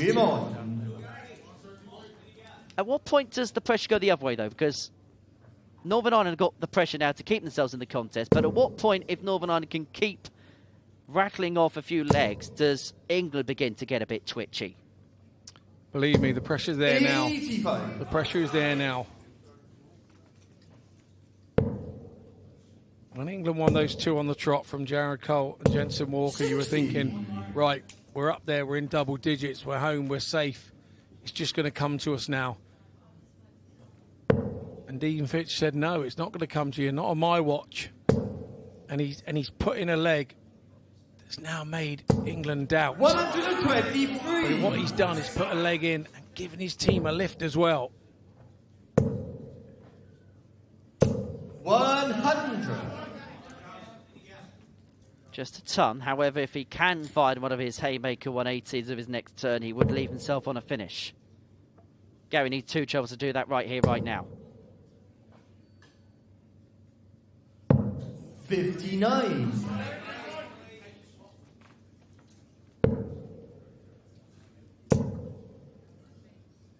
60. Now there's an opening. That was three really nicely thrown darts from Cole, and he felt a bit unlucky there. You could see the reaction when he went to the board. He was looking for more because he's trailing by 40 odd plus these, and now he really needs a 140 here to get himself back in the mix. That one's hanging, so he's going downstairs. Really good visit. Gets the double treble he was needed. Still trailing by a smidgen, but he's now back in the leg. Tops. Was what he was looking for, but he was unable to get. And so Cole here, looking at 145 to wrap it up for England. Treble 16. 121. Would have left double 16. Didn't get the treble with the second dart, got it with the third, which is why he's left himself on 24. Is he going to get back? That's the question. One left in hand, tense, nervous headache. 20. And he's wired it. So Cole with a big chance of double 12 to win it for his England team. Is this the moment? Yes, it is. Jared Cole gets England off to a winning start. The defending champions are up and running. They get the better of Northern Ireland by 13 legs to 9. Jared Cole started it off, and he has wrapped it up with that double 12, which gives them a vital point before they take on the Netherlands later on this evening. So England are off to the perfect start. They've got the better of Northern Ireland, 13-9. Jared Cole led the way from the get-go.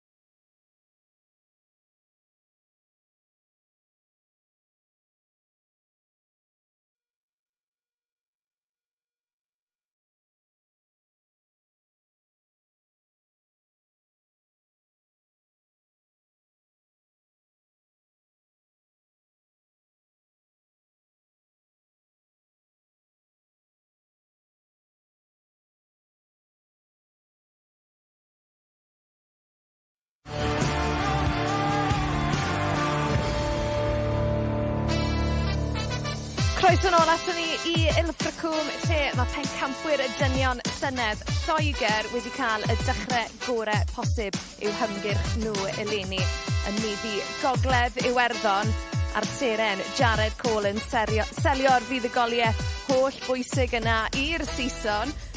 A mae fe'n braf iawn cael cwmni pob un ohonyn nhw fan hyn. Guys, I've got all of you up here with me. Jared, first of all, huge congratulations. What a way to kick off your campaign. Yeah, as a team, we're really happy. A good performance, really, well, we put it to them. So, yeah, really happy with that. Yeah, you put it to them, but Lloyd, you know, they were breathing down your necks at times, weren't they? Oh, absolutely. I mean, there's a couple of us here making our debut in this competition this weekend, and it's a different experience. So to get the wins under our belts and to go into tonight with a bit of positivity is brilliant. Yeah, different experience. Is it what you expected? Did you enjoy it a bit more, I maybe? loved every minute of it, absolutely. But just playing the one leg at a time, it's not what we're used to, obviously. But no, so happy to just get the wins and get the points enough to see us into tonight now. Absolutely, Carl, as the captain of England, how pleased are you, like I said, just to get that first win under your belt? Yeah, I'm over the moon. Listen, I'm proud of these 4 guys that stand with me here today, and the job's not done yet. We're here to be the last man standing on Sunday, but I'm proud of all 4 of them. They've been brilliant today. Jensen, I'll come to you because you're very familiar to our viewers on S4C. You know, we've seen you perform brilliantly over the last 12 months, but you've lost your voice. It's karaoke, I hear, apparently? No, they're on the wind-up then, bunch, I tell you. I'm deferring nationality next year. It's what these boys have done to me. But no, I'm really proud of everyone here. You know, we've all stuck together. We're a great team, and it showed there really. You know, we stuck together, win, lose. Things got a bit sticky at times, but we stuck together, and things come through in the end. And I'm very proud of everyone here. Absolutely, Jensen. I won't ask you any more questions. I'll let you save your voice. But Sean, Jensen just mentioning there, you know, the character, and it's such a long weekend. The format can be quite brutal, it's intense, but that character that you guys have as a team, how important is that going to be carrying you through? The format's massively brutal. But, yeah, with character, we stick together, and we're going to do our best. That's about it. Absolutely. Yeah. Well, someone needs to go get Jensen some throat sweets, if that's okay. Lozenge. Guys, I will let you go. And thank you very much. Congratulations. Felly, dyma jyst i'ch atgoffa chi o'r sefyllfa o ran y grŵp arall ym mhencampwriaeth y dynion. Ar nithwr fe welon ni dynion Cymru yn meddu Gweriniaeth Iwerddon. Nithwr, oedd honna'n dipyn o ornest, tipyn o ffordd I Gymru ddechrau'r penwythnos. Jyst i'ch atgoffa fydd y fydd Cymru yn wynebu'r Alban yn nes ymlaen heno. Mi fyddwn ni'n dangos hwnna yn fyw. Ond nesa I ni'n parhau gyda'r chwarae fan hyn, achos mae Gweriniaeth Iwerddon ar fi'n herio'r Alban, felly nôl â ni nawr at meistr y ddefod.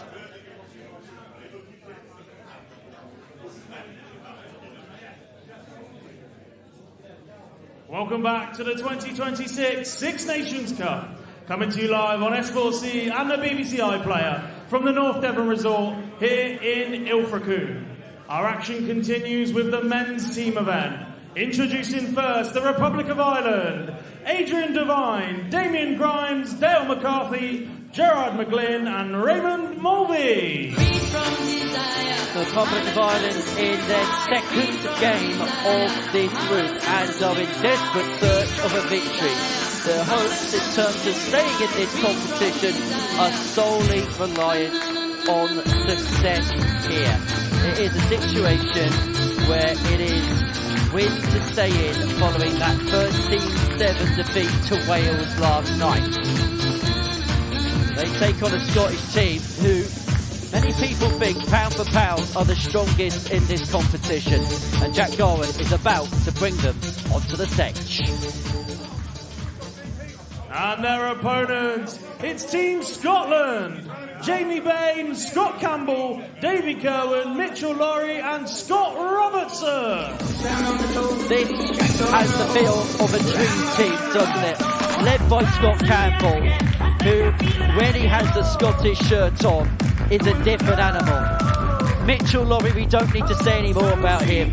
We've seen him on S4C over the last 12 months. do some of the most incredible things. Make it through to our World Championship final at the Lakeside. And last night was superb in getting through to the final of the singles competition, where he will take on David Davies of Wales. But it's now about turning the singles hat into a team hat. The Republic of Ireland are trying to keep themselves in the hat for the semi-finals. Effectively, if Scotland win this game, then the Republic of Ireland will be out, and the final game of the group will be to determine who wins it. First out to bat for both teams in this contest is Adrian Devine and Jamie Bain. Adrian, perfect 9. Don't think I need to give you any introduction as to why you got that particular nickname. Taking on Jamie Bain, who is one of those players that's been around the circuit a long time, and everyone says the same thing about him, don't they, Scott? Solid. Yeah, very much so. And this style of game, although probably inside, it doesn't suit anybody, this one-leg game. Republic of Ireland his has run stats first. and his past performances have said that it does suit the style of game that he has. Still only 36 years of age, former PDC tour card holder is Jamie. Having first picked up a card back in 2014, has lost it, regained it before stepping away from the circuit full time back in 2019.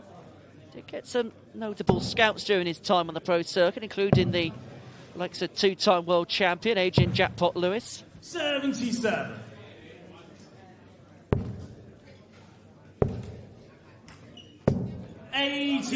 So Adrian Devine, former WDF Europe Cup singles runner-up.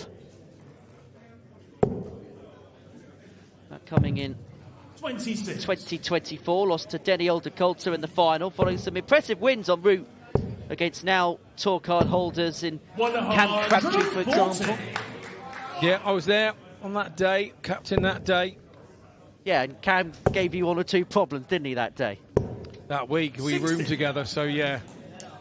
I think they gave me Cam to look after as the elder statesman of the team with the young pup.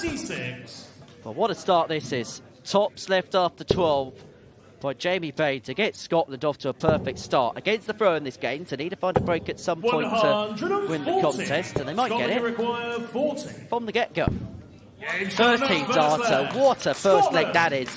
Jamie Bain has got Team Scotland off to the perfect start. Second leg from the Republic 13 darter to get things started. And from Scotland, Scott Campbell. And guess who's up to bat for the Scottish pair? Scott Campbell, who we've seen in the past, Scott, both here at the Six Nations and when he's played for Scotland in other international competitions, just rises to the occasion when he has the tartan shirt on. The Scottish southpaw, who, when he played for Scotland in another international pairs tournament, was involved in a 9-dart shootout because the teams were inseparable on points and legs difference. In the 9-dart shootout, he only had 6 darts. 2 visits to the board, 2 180s. That is what he can do under the utmost pressure. Yeah, that is exactly what he does. He's one of those players, he won't be speeded up, he won't be slowed down. He's just that pace that he is. Nothing deters him. You can run around like a racehorse or you can walk around like a cart horse. Scott Campbell will continue to do it the way that he does it. He shall not be moved. Second leg, it's Scotland to throw first. Is there something about being called Scott and a lack of pace in terms of traversing up and down the oche? Yeah, it's like being called Henry in Ilfracombe and having a black eye. If you look around for long enough, you'll find one. 100. That's for Damien Grimes. He's got tangible stage experience. He's played a couple of times at the Modus Super Series. 59. Which, just to qualify for these days, is tough enough. Absolutely, and you can see the groups week on, week out now, the types of clientele that are qualifying for that Super Series. It's 60. It's mouth-watering and staggering, to be perfectly honest. Scott Campbell's won one of those tournament weeks in the past.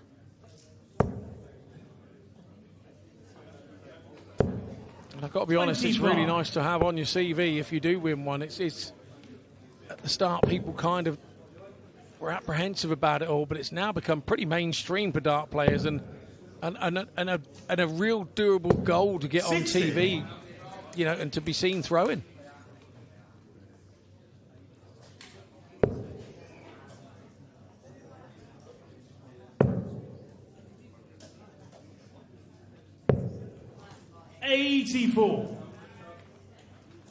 Well, Scotland have taken early control, and adding the fact as well that the Republic know they have to win this game to stay in the competition. I'm sure the team talk would have revolved around getting off to a positive start. 51. How quickly, potentially, may they have to get their heads out the shed here, the Republic of Ireland? Extremely quickly.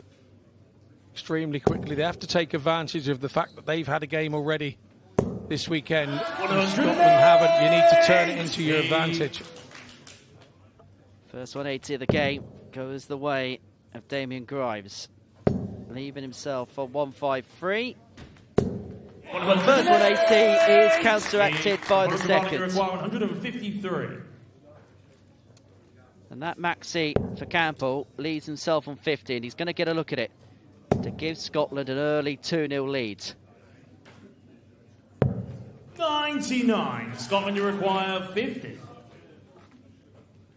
This leg's been a little bit like a proper captain's display. Damien Grimes has asked Scott Campbell questions. But the skipper hasn't quite delivered the leg win. 54. It's earned this chance.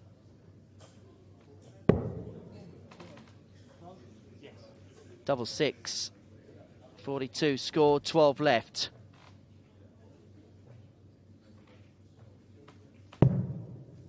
Perfect guide.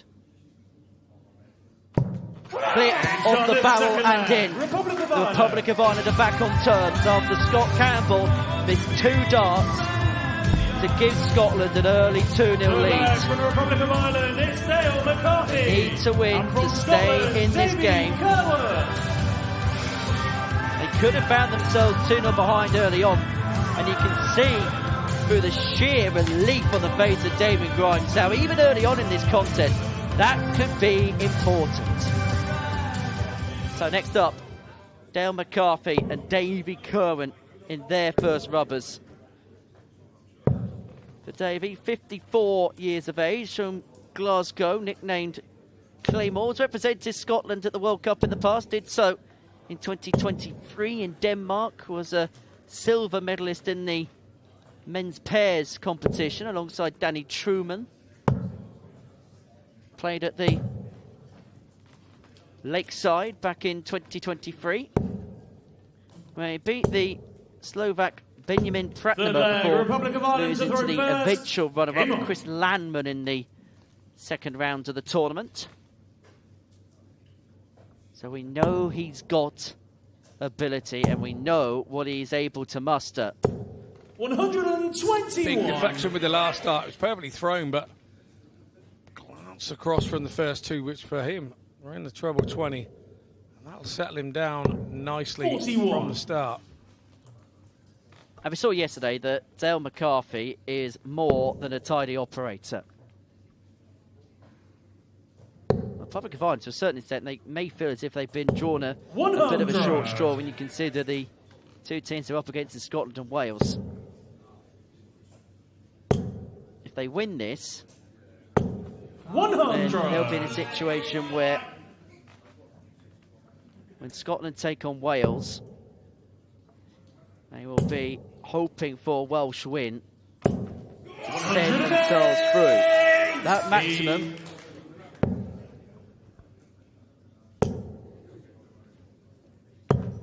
59. Republic of Here's Ireland McCarthy require on 100. a ton after 9. We saw Jabba Cole take this out in the previous game. It's our third maximum and as many legs here. Topsy's after. 80. Drags it down, but with Kerwin way back on 301, he will have time. He doesn't want to be looking over his shoulder. You don't want to fall into that Republic of Ireland, you pitfall. require 20. So double 10. Remember, Scotland had darts to lead this game 2-0. No score. However, that is not a catastrophe. In some ways, that's probably better than going inside to leave 10. Yeah, definitely. Absolutely. And he was a little bit frightened of going inside and doing that with having such a lead. But now you've just got to be positive. Look at it, throwing it. And that's exactly what he's done. Good stuff from Dale McCarthy there. Could have been 2-0 down in this game, the Republic of Ireland. Scott Campbell missed a couple of opportunities to give Scotland an early cushion. Ryan to McCarthy, they've won back-to-back legs to lead this game 2-1. But here comes the Scottish X-Factor. And no, I don't mean Andy Bolton, because Mitchell Luri enters the stage. The 15-year-old who transcended the Lakeside tournament in December, making it through to the final. Lost out in the end to Jimmy Van Schie. But in a world where everybody's looking for the next Luke Littler, he seems to be the most likely candidate to fulfill the shoes of the next big thing. As I say, not even 16 years of age yet, which means he's not even eligible to play in any PDC event, but yet is #1 in the WDF World Rankings. Full flag, it's Scotland. Lakeside finalist, winner of 6 WDF tournaments. And he is the star of the show this weekend. It's as simple as that, Scott. Yeah, absolutely. 97. He may be known as Wee Socks, but he's one big talent.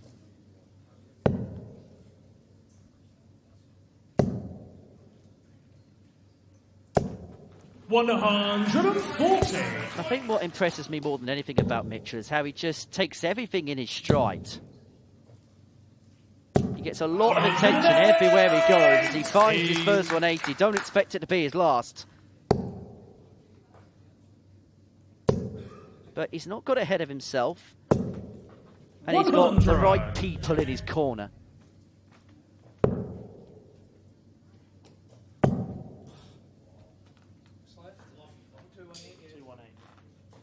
He is human. The words he used to himself there was suffering, and I have to agree very wholeheartedly.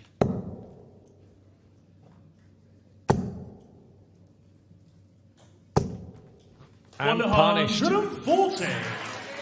Punished by McGlynn.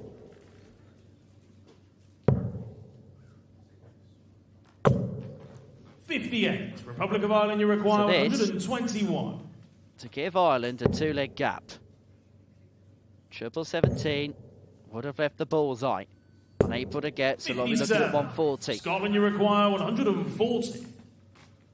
These are always within his range. 100. Talk to himself, leave himself 64. on tops. Glenn here will get a dart at double 16. What a finish, what a shot. Super stuff from Gerard McGlynn. Puts his team 3-1 up. From the Republic of Ireland, it's Raymond. Well, he said that Ireland needed to get off to a strong start. They've done exactly that. Mitchell Luri, the Lakeside finalist last year, has been beaten in his first leg. Team Scotland find themselves 2 behind. Because of that man there, Scott Campbell, has just drifted past the picture. He had a couple of darts to put them 2-0 to the good. Was unable to take. And they've not won a leg since. So, entering the stage for the first time, Ray Mulvey and Scott Robertson, who last night we saw him play on the stage in a kilt when he lost to Mitchell Luri in the singles competition. So, a good contest that. Mitchell won in the last leg decider. Robertson led the game 1-0 and 2-1. But was unable to cross the line against his teammate. But now playing for his team, and a team who are in big trouble, Scott. Ireland to throw first. Game Yeah. on. They are indeed. It's only a couple of legs, it's only early doors, and we're not through the first 5 where everybody's had a throw yet, but what I would say is 100. We spoke earlier about making sure you win your own individual battles in your little segment of the draw. So the first 5 games, you come out of that 3-2 in front. If you come out of that 4-1, even better. But they would have taken 3-2, but at 0-0 at the start of the game, coming out of the first 5 games, I'm sure they would. 140.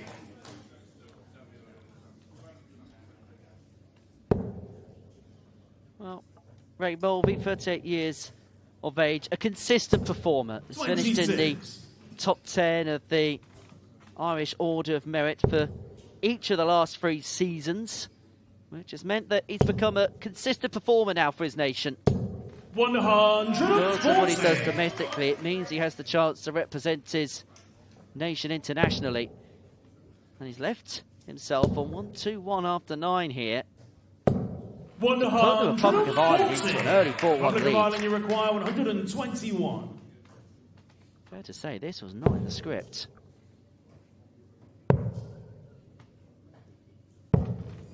$89. They've come out with the class and vigour that they needed to have if they were going to stand a chance. They've come out like a team that have already played a game and are into it. And Scotland look like a team that haven't had a game.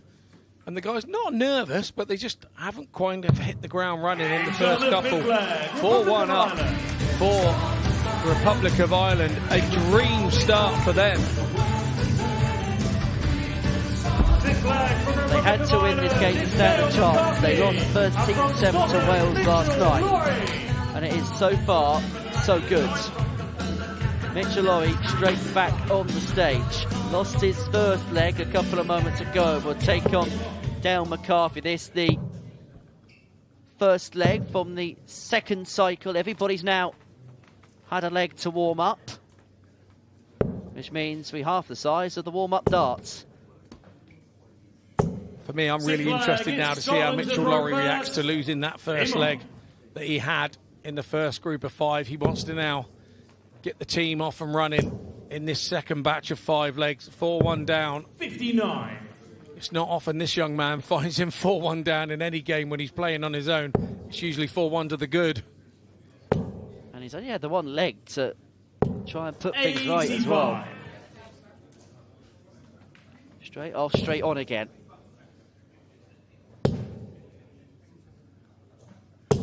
I don't think it's affected him too much. Now, may look at the 18s here, Mitchell, when he returns to the board.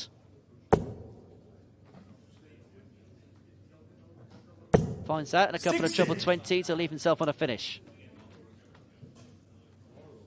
However, the fact that Dale's on 3-5-6 can alter that thinking a little bit because he's got plenty of time to manoeuvre. 140.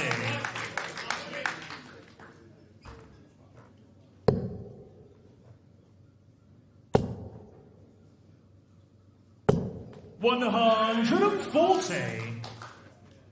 Good stuff from Dale McCarthy, going with him. He does trail 54 plus 130. It's what we expect from Mitchell Luri. The short irons into the green, absolutely pinpoint. 32 left. 100. Scotland, you Bring it back to require 4-2. 32.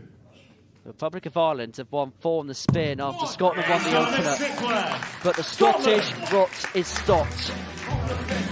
And it's Mitchell Luri, their star man, who's got them that first leg on the board since the opener. Since Scott Campbell missed those opportunities to go 2-0 to the good. 13 dart to boot as well from Luri. He is up and running. Goes back to the team, giving them all a handshake, saying, come on boys, we can do this, let's start now. Not only is he inexperienced, he still wants to lead the team and be the influence on all of them. Such a mature player at such a young age. Yes, it's a long game, it's first to 13, and we should remind you as well that we will play a minimum of 15 legs, which now it is 4-2, it means that we will get to a result in this game. You can win 15-0 and 14-1, but once somebody gets to 2 legs, then we will play to a winner on 13. But even though it is a long game, Seven Scott, flag, Republic of Ireland to throw first. Game on. how can one leg just suddenly change the trajectory? Because it's not as if you're coming straight back on the stage again, is it? No, not at all. But it's your responsibility, and that shirt, it's your responsibility. You're the chosen one to go and handle these moments, and so you want to go and handle them. You want to prove to people that you can do it.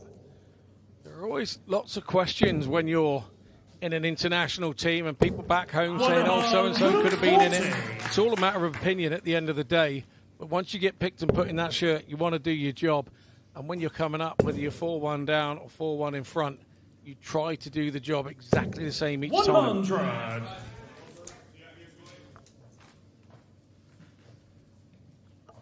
In this format, every leg just feels like an event. Where if we were playing first to 13 in normal singles play, 100. this passage would say it's just a little part of the road. Middle of the game, we're still trying to find out where things are coming and going, but 60. In this format, everything just feels more pivotal, more vital. And everything is scrutinised to the nth degree. Yeah, absolutely it is. Absolutely it is. And the only way I can describe it as a player, and people at home may be watching and maybe, how does it feel to be up there? I'll tell you what it feels like. It feels like a last leg decider in your local singles comp. Every leg. Not just one leg. So if you've been in a last leg decider for your local singles champ, well, it feels like that 5 times in one match. Republic of Ireland, it is very stressful. 101 for 5-2. Double 16. Tips away. Same equation for Scott Robertson. 101. Can he find darting 101? One missed. Can this one hit? Big for the Scotland team, and a 101 from experienced man brings them back into the match for 3. Third top of the contest. And from Scotland, Jamie And all of a Bay. sudden, Scotland are beginning to get themselves back into it. Beginning to build up a head of steam. Beginning to show what we know they're more than capable of. And all of a sudden, this becomes a huge rubber for Ray Mulvey.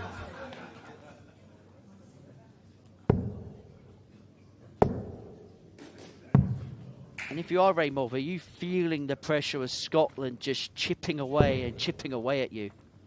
It was a similar situation against Wales yesterday, and he won this game to put them 5-3 up.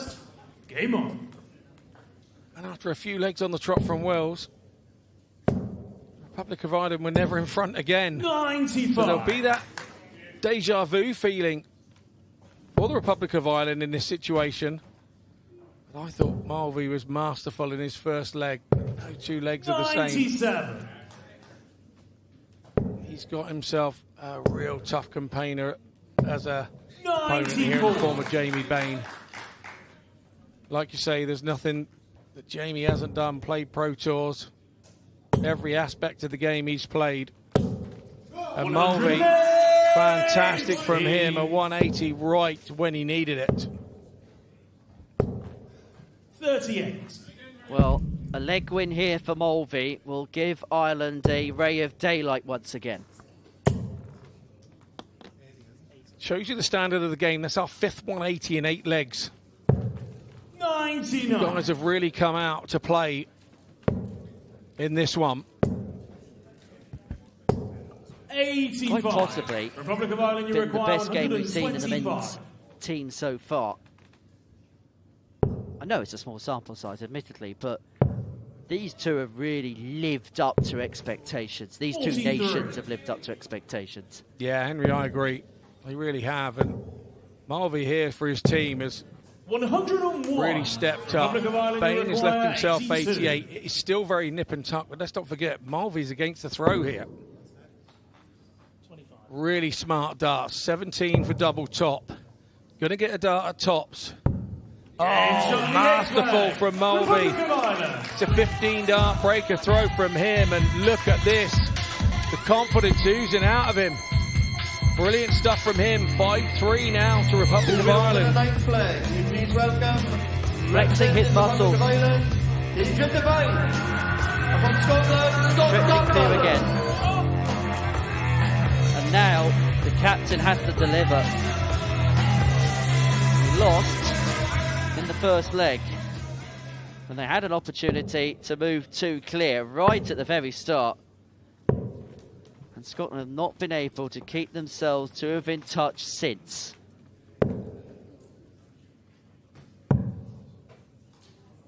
But if there's anybody Republic of Ireland, the throw first. that can Game on. spearhead a spirited Scotland surge, it is Scott Campbell. 58.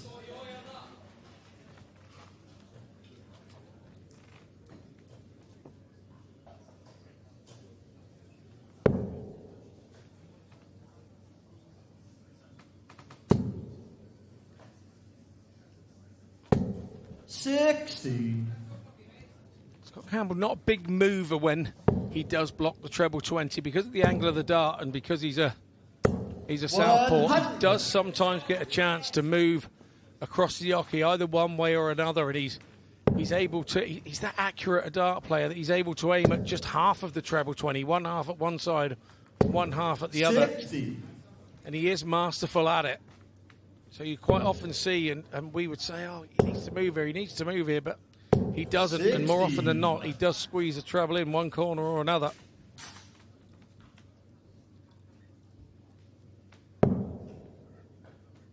That's the way he hits 180s.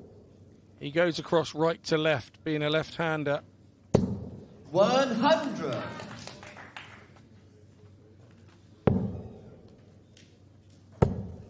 Through to the 4th round of the UK Open. 60. Earlier on this year, Scott Campbell lost out 10-5 in the end to Dave Chisnell. And it looks like Adrian Devine is using something akin to what Chizzy would use once upon a time in terms of his setup. 60. Yeah, Chizzy, an old buddy of mine. Always likes a gold dart, doesn't he? And a bit of yellow on his equipment. Kev Devaney there, manager. Great to see him back in the fold over there with 100. Their organisation. Really has been groundbreaking stuff that he's produced over there. Unable to get the treble 18, which left a dart at the bullseye. 92. Similar Scotland equation here for 121. Scott Campbell. Needs a treble with any of the first 2 to give himself a poke at the bullseye. Really good stuff from Devine to ask Campbell the question. He'll go treble 11 now. Double 14 for a big top plus, and what a shot from the captain. Scotland. Devine asked the question. Campbell answered for the Scottish with a beautiful 1-2-1 in 3. 10 flag. That's the captain's job. Produce special moments, and he certainly did for his team there. They are back to a big one. Campbell was showing some brave dart there, wasn't he? And all of a sudden, they have an opportunity to get themselves back onto level terms if Davy Kerwin can oust Damien Grimes here. And Kerwin does have the honour to level this contest up. And it might be a case that after 10 legs, we have no clue as to the outcome of it. 10 flags, Scotland. I didn't miss that. You said brave dart there. That was quite funny for you. Well done, you. That's as good as it's going to get all weekend, Scott. All goes downhill from here. Yeah, you did use it early in the weekend too, so yeah. 46. It's going to be a long stretch from here on in. Well, Damien Grimes got the better of Scott Campbell in his opening rubber to get Ireland off and running. 45. We've seen a bit of Damien, of course, representing Ireland. We've seen him elsewhere as well. He's a steady player, but I get the sense there's still another level in there which he's yet to unlock. Yeah, I would agree, and very much so. Davy Kerman's been around the international scene for a little while, but I don't think we've seen better of him than we have in the last 6 to 8 months. I've kind of been impressed with his progress, whether it's a change of dart, whether it's a change of setup, but something that he's done is turned him into a more formidable player than we've seen from him in the past. And when you're playing better, that confidence comes with it and makes you even tougher to beat. 100. Should start down on the 19s here. Will do. A treble from here will leave himself on a finish. 99. Perfectly planned out. Perfectly executed. First two a finish. And he's going to get time here for the 160. 68. To square us up. 160. After 10 legs. Another one of them. Perfect guide. Couldn't utilise it. 100. Could have been Scotland's third ton plus checkout if that went. Campbell 1-2-1 in the previous leg, and Scott Robertson with the 101 in his opening leg. And this 60 all of a sudden could be forced to go. Couple in. Maxi leaves him on tops. 180. Maximum pressure applied. This to return us to terms. Double 10. Scotland is Grimes hit that maximum to put him under pressure, but Davy Kerwin stood up and delivered. And after 10 legs, we are none the wiser. Republic of Ireland 5, Scotland 5. And from Scotland, Scott Campbell. There, the manager giving it the large to Kerwin on stage. Those moments, that's what lift your team. Well, all square after 10. Scott, what's been your take on this contest so far? Well, it's been a game of two halves. I think the first set of 5 were quite rightly owned by the Republic of Ireland, being 4-1 up. And now the Scottish team have returned back in the next set of 5, returning the favour, winning that section of the match 4-1. So that's how we find them on 5-5. Mulvey has the chance to start the next 5 matches. 125. Where everybody then would have played 3 games within the team. And he starts it well with the 1-2-5 and tries to set the tone for the next batch of 5 matches. 60.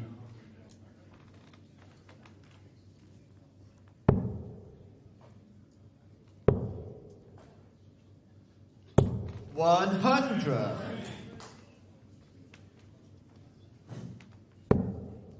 Campbell and I will be playing pairs in Las Vegas at the World Masters weekend. We've decided to hook up.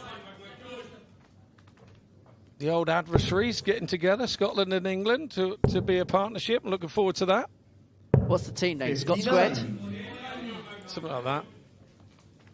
Feel sorry for the poor marker who has to mark you two playing pairs.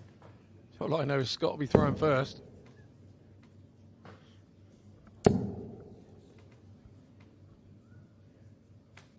Whoa! 180 to half the score. Campbell's second to this contest.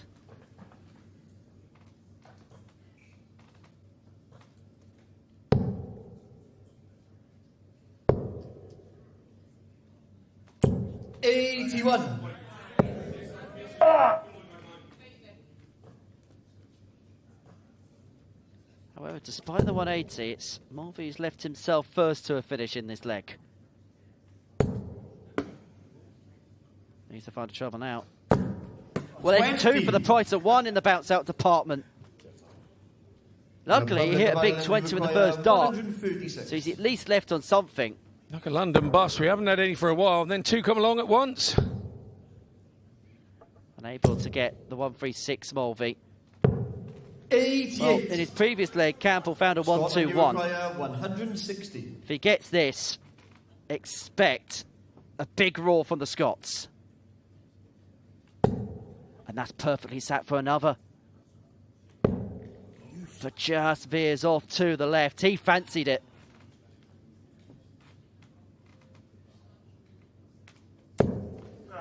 125. Republic of Ireland. Can Mulvey hold his nerve here? Is he going to go 16, double 16 or 8 for tops? He's gone 8 for tops on this time around.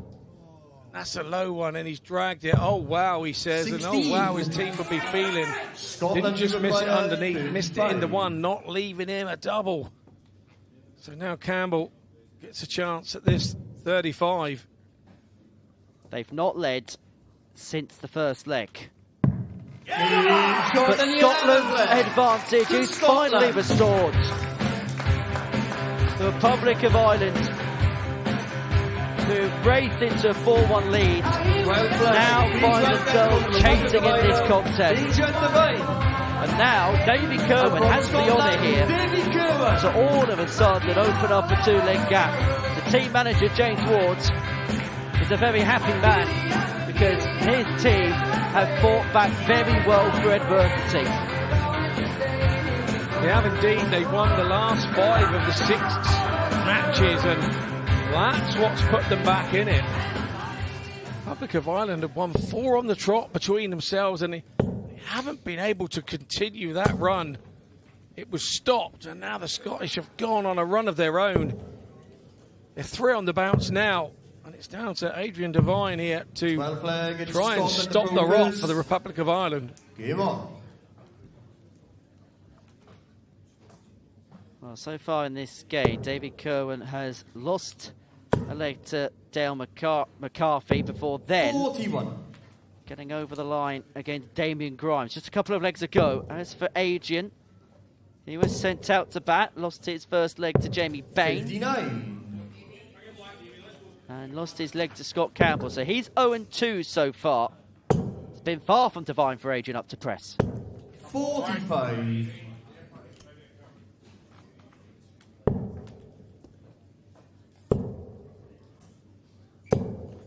60.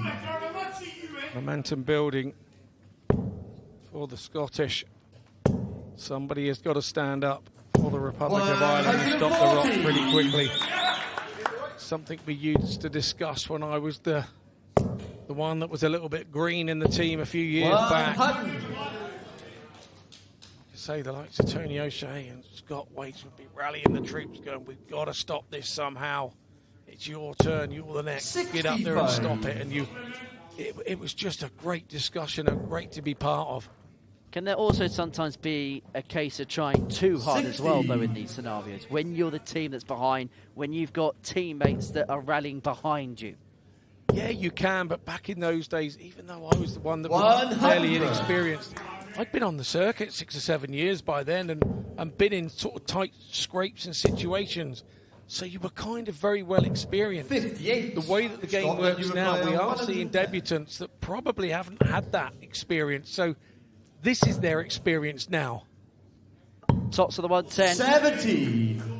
And all of a sudden we get to the stage where these types of finishes are becoming rather important for the Republic of Ireland. Because Kerwin here is looking 54. to give his side a 2-leg advantage. 40. And to give themselves a little bit of breathing space. 2 10s. Doesn't 20. go. A head and hands moment. Indeed, so opportunity here then for Devine. Is he going to stay there? No, he goes across the aces. That was a perfect dart for me to go for the treble and try and get a go at double 15, because got to get a go at something to win the leg, whether it's just the one dart. Luri takes this one out, given the opportunity for Scotland. That's 4 on the bounce again. 13 flag freezer for the Republic of Ireland. 2 clear, and now Scotland have Mitchell Luri heading to the stage, and he's probably the perfect person for the perfect time, because you probably want your best player to be playing right now, because if he wins his legs, Scotland can put themselves free clear, and all of a sudden the Republic of Ireland, as we saw in the previous game against Northern Ireland, will find themselves in a position where midway through the match they are needing to rally off not just one leg but two legs at a time, potentially. But this is where the savvy of your managers come in. Sometimes it can be a bit of luck, and a new manager might be just putting them in an order. Some of them, you know, think about it. 13 flag, Republic of Ireland, the full first. Murray, who's been the manager for the last few years, he knew what he was doing with the team. He knew where to put what player.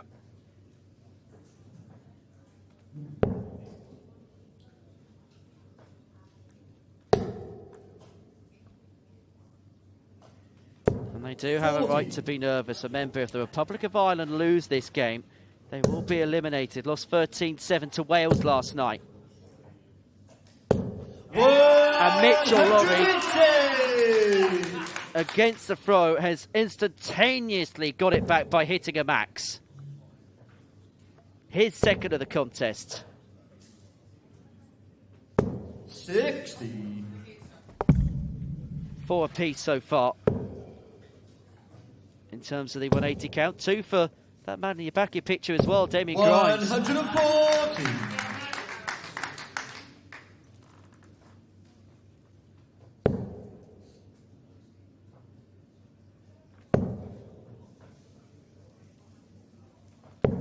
$121.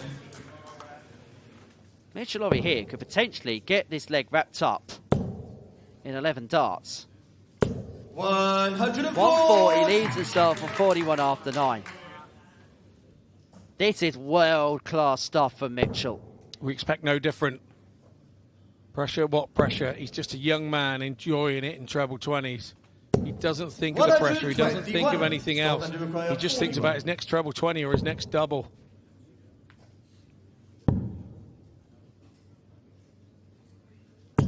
Well, the next double he was looking at was double top, and he was unable to get it. However, because of the slip into the single one of his previous turn, Damien didn't leave himself on a finish, so Mitchell has got time on his side. Has got the luxury of 3 more, but he's going to have to take it with this turn. Because Damien's left himself on a double. You know, Laurie's gone 180, 140, 140. Damien's gone 121, 121, 137 to leave that 22. And Laurie takes it out. That's relief, that is. That's relief. You're under so much pressure on the one leg thing. That's relief when you hit it. Well, Damien Grimes left himself on a double, but Mitchell Luri was not going to be buzzed. Scott Robertson. So, Scott Robertson and Dale McCarthy next up. That man does his job and gets a congratulatory hug from the captain.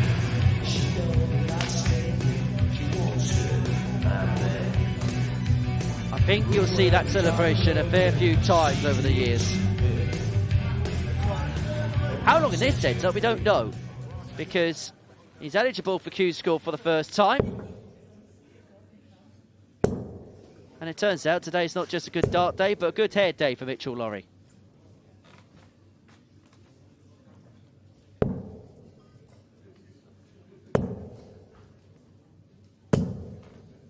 $14 flag is Scott at the full first. Game on.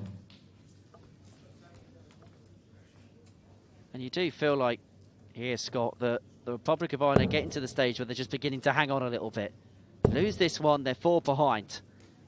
And Scotland will find themselves 4 away from victory. And John Park, well-respected commentary colleague, 3-time world champion, he always says that when you're involved in these long games, what you want to do is put yourself in a position where you're more legs clear of your opponent than legs required to win the match. Scotland could get themselves to that point very, very quickly. 80. Yeah, I agree, and the alarm bell's got to be ringing for Republic of Ireland. They got themselves into 5-3 up at game 8, and now they find themselves at game 14, having lost 180! 5 on the trot. Somebody's going to stop the rot. Dale McCarthy's 180. Takes them ahead in the 180 stakes, 5-4, but that doesn't reflect on the scoreboard. His second. 140! But because of that 140 turn there for Robertson, he's being forced into another big visit here. What a leg this is. Back-to-back 180. 41 left after 9 against the throw. He has put the task up to Scott Robertson here and then some. And it looks like that pressure has just told a little bit. They were shaky, they were nervy. Double 16. Just keeps the public back in touch. That, a 12 darter. Best we've seen in this game so far. We didn't see a 13 darter from Jamie Bain. McCarthy finding a 12. These are for the Republic of Ireland, Gerard McKinley, and from Scotland, Jamie Bain. And so Gerard McGlynn and Jamie Bain involved in a big leg. The final leg from the third cycle of games. And the difference come the end of it could be 9-6 or 8-7.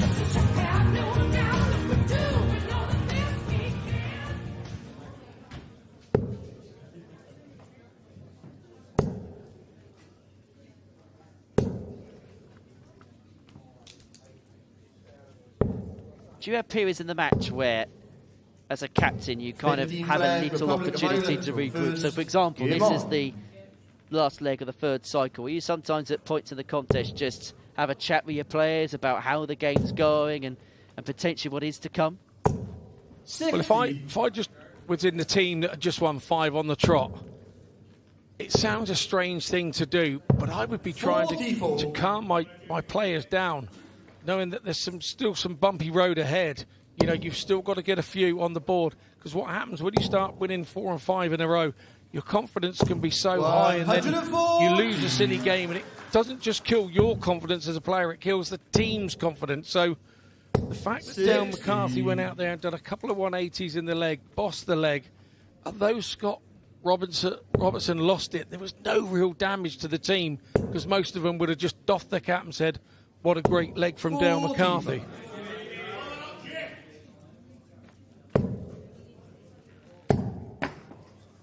And it has been one of those contests which 79 has been epitomised by teams going on runs. We saw the 4 from the Republic of Ireland early on, the 5 you've just mentioned from Scotland, which was ended by Dale McCarthy a couple of moments ago. If you're Scotland at this point onwards, you don't mind if you're trading up legs, because it's just going to get you to the finishing line quicker. Well, you're in a situation where you've given yourself a little league, and like you say, we saw it with the England game in the previous one. It was going leg for leg, with throw, with throw. So you don't mind, but if the Republic of Ireland win this one with throw, they get within 1. That then pressures the guy that has the throw. Say a couple in front, but it doesn't, and that's brilliant stuff from Gerard McGlynn. 5 in a row for Scotland, and now 2 in a row for the Republic of Ireland. 3 cycles down. 15 legs played, effectively the halfway point. And we are none the wiser. Maybe the most important thing to consider is Scotland do a break in front in this game at 8-7. And that could be the difference. The fact they broke early on, and they broke in that set of 5, means effectively they can just hold all the way if they want to. And Scott Robertson and Damien Grimes head to the hockey in this one.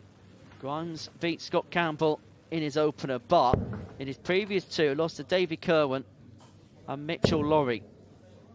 There was a period in the middle of that leg against Mitchell Luri where things were looking a bit wobbly for Grimes. However, he hit that 180 to leave himself on a double. Mitchell took it out. He's finding good stuff, but it's been a bit patchy, hasn't it? Yeah, It has, but also you've got to remember in this situation for Scott Robertson, he's been put in this situation by his manager. He's been put in to play game 14 and 16, so that if the team aren't doing it, he's there with his experience to shore the team up. 96. He lost that game against Dale McCarthy in those two 180s back-to-back. Because he lost his previous game, he's now on throw. He's under big pressure to hold this and try and stop the Republic going 8-8. Even 45. though if the Republic do make it 8-8, you would say, well, nothing's lost because you're still their level. But it would feel like the Republic are in front, even though the scoreline says it's level. So it's all about momentum, but it looks like Damien Grimes 66. Here has got to find something. I did actually notice on his free practice throw, Damien Grimes, his first 2 darts on his free practice were in the big 5. So he might have been showing a few nerves on the practice throw. 58. But nobody's set this game alight so far. The blue touch paper in this one is still waiting to be lit. Or is it such a nervous game that it could be a little nip and tuck and a 21 dart leg, and whoever wins it is going to enjoy it. That was brilliant. That was brilliant from Damien Grimes. 1 on the floor and managed to follow it with his last to score 120 and salvage the throw. Remember, the Republic of Ireland are scrapping for their lives. Lost last night to Wales. Lose then. The game between Scotland and Wales a little bit later on. 45. Be a straight shootout to see who tops the group. This is such a massive leg with the context of the game here. Robertson's now grabbed it by the scruff of the throat. The 180 is absolutely excellent. Appreciated by his teammate Davy Kerwin back there supporting the guys. Well, now Scott Robertson's getting in on the 180 act. 140. First Scottish player to 20. hit a 180 in this game. And as a consequence of it, he leaves himself on double 10. Has to shuffle across. Could be a little bit too close to be helpful. Or it could be absolutely perfect. To Scotland. Scotland move 2 clear, and this game of momentum shift may be back in the favour of Scotland once more. The Republic were just beginning a mini run of 2. Robertson's re-established a 2-leg lead for Scotland. 17th leg for the Republic of Ireland, it's Dale McCarthy. And from Scotland, Jamie Is this the biggest leg of the match coming up here, Scott? Yeah, it could well be. It could well be. 9-7, favour of Scotland. Could be the biggest match game, but they don't have the darts. Dale McCarthy here, if he holds his throat, they go back within 1. 17th leg, Republic of Ireland to throw first. Game on. Bain hasn't played since game 8, so he's had 7 games off, and Ray Mulvey turned him over in that one. So Bain comes into this one on the back of a loss. 55.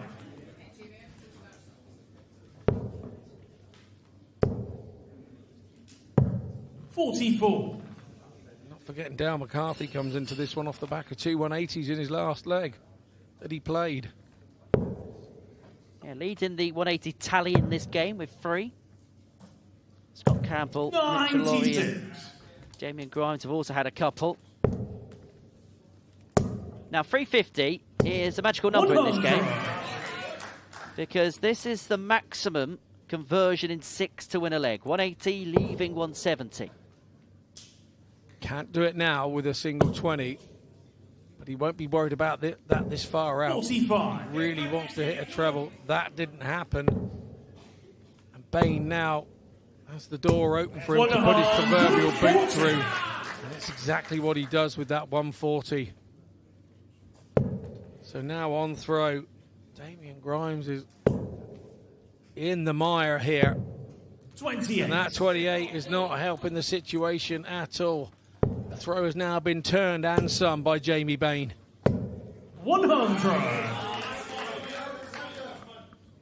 Ton to leave 117. This has been such an intriguing contest just because of the shifts in terms of ascendancy. 125. Scotland, you require 117. And Scotland to move themselves into a 3-leg lead and needing just 3 more to win. Scotland. And that is the 3rd ton-plus checkout of this game for Scotland. Jamie Bain with the 117, backing up the 101 of Robertson and the 121 of Campbell. And that may well be the key difference in this game. The big finishing under pressure.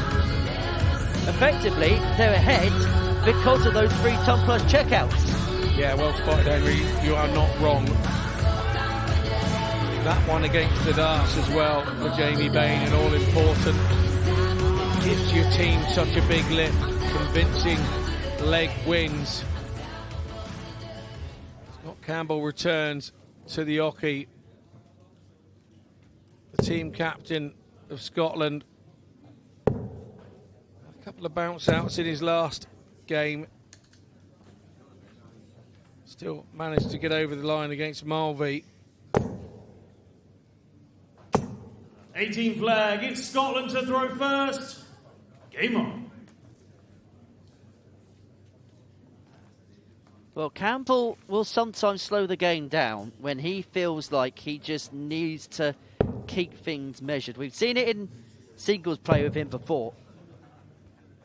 We watched him in a game against Jensen Walker, 72. the Modus Super Series last year in the Champions Week semi-final, where he decided to dictate terms and dictate his own pace.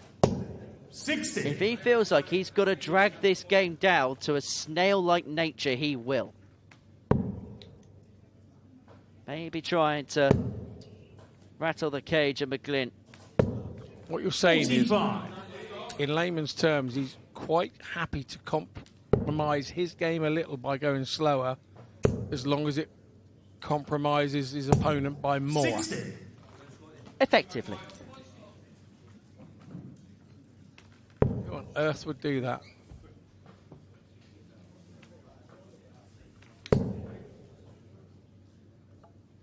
I'm sure we can get 21. some forwards on that. Hang on, my phone's going ballistic. However, the difference between 11-7 and 10-8 might be the difference between game on or game over. McGlynn finds his second 180 of the game. And off the back of a 21 score from Scott Campbell, the slowed down tactics are backfired for the Scotland captain. 60.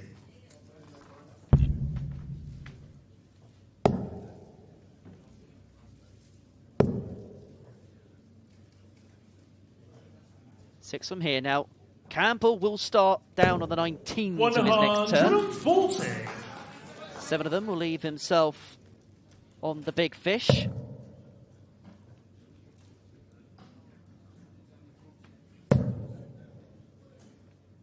Big 19 to leave himself on the biggest fish. Oh, 171 really puts it on McGlynn. Double 8. Game shot on the 18 That was really good under pressure. That was a 14 darter to bring it back to 10-8. 19 flag from the Republic of Ireland. So cool, calm and collected. And from Scotland, Mitchell Luri. Gerald McGlynn there. Wasn't phased by Scott Campbell, bringing the tempo down to 0. Wasn't deterred with the maximum visit. McGlynn is good on that side of the board. He's hit 2 double 8 to the double 16 for his 3 wins out of 4 so far. It's the side of the board that he prefers, and that's why he keeps going that way.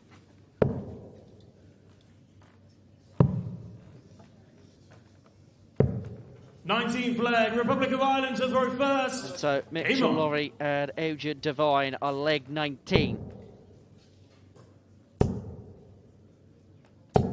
100.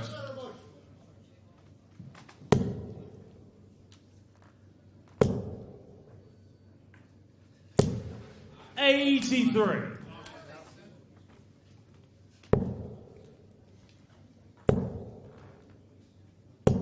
$100. We've spoken about Mitchell Luri being the focal point in this Scotland team. So do expectations raised when he plays? 96. And does the feeling sometimes in the camp become heightened when your star player is at the Oki, win or lose?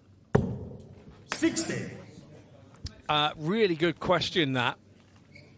It's very difficult to say, because what happens is it feels like your team feel like it's a gimme. They go, oh, we've got our best player up there now. There's an element of pressure for Mitchell from his own teammates, thinking he's got to do a job. Divine here will be known by his own teammates and know the bigger the task, the better he is. He's not been bad here. 100, 160, 81. Mitchell has hit a treble every visit, Republic of Ireland, but he hasn't stayed straight. So this is why now Divine has an opportunity at 160. Another one of those. 100. Scotland, you require 141. It looked more, didn't it? It looked more. Treble 16 to leave double 18. That is seismic from Mitchell Luri. Scotland! The biggest finish of the weekend has put Scotland 3 legs clear and 2 away from a win which will send them into the semi-finals and send the Republic of Ireland packing. And from Scotland, Davy Kerwin. Yeah, big moment, special players, special things. Totally special in the situation. And with a player that can do that just off the cuff, it makes it easy for the other guys in the team. Their X Factor, their young prodigy. Young in years, but my word is he rich in experience. And my word is he found a gemstone there. And I think he might have done himself a bit of damage as well, patting the chest. That is what it means when you represent your country. And so Davy Kerwin 20th leg, can it's put Scotland his to go team first. in a Game position on. here where they could find themselves on the hill. Ray Mulvey is looking to begin what feels like a salvation job. They're 2 legs away now from elimination of the Republic of Ireland. It would mean that Scotland and Wales would both progress through to the semi-final tomorrow. They would then play off later on this afternoon, around about 5:45. 60. To see who wins the group. Because the winner of Group 1 will take on the runner-up of Group 2 and vice versa in the semi-final tomorrow.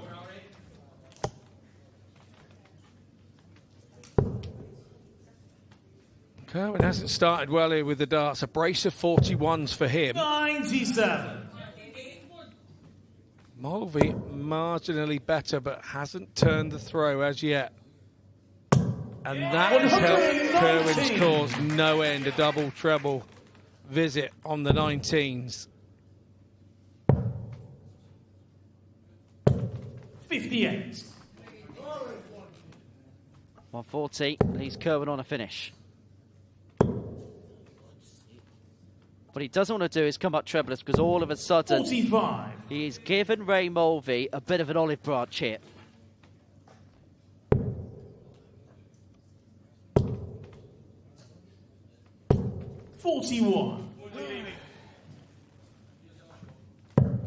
Everybody here at the North Devon Resort is transfixed by this contest. Ilfracombe have been fantastic hosts for this tournament this weekend.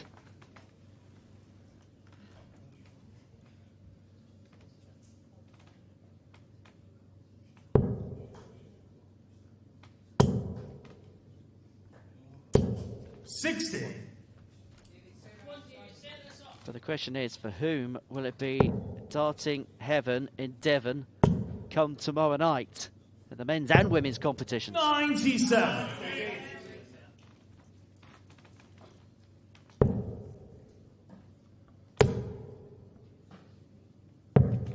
82. Scotland, you require so 78. is to put Scotland to within a leg. 20 for tops. Tops. 38. Just tight. Republic of Ireland, you require 103. And following dart 1, Mulvey cannot finish. That's why 103, you generally go down on the 19s. Anyway, you hit each side of the 19, steel leaves you a shot. 23. Board management. Scotland, you require 40. Kevin Devaney, the Ireland manager, is looking on rather concerned.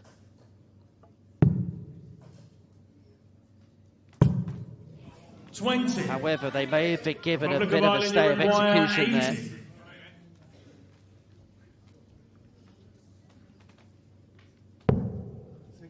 Double 10.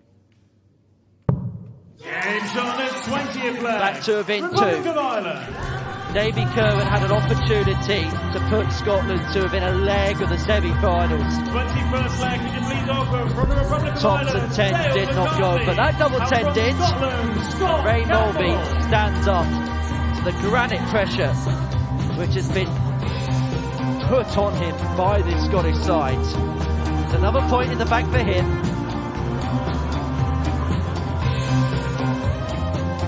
Now it's down to Scott Campbell to move them on to 12, to move them on the hill.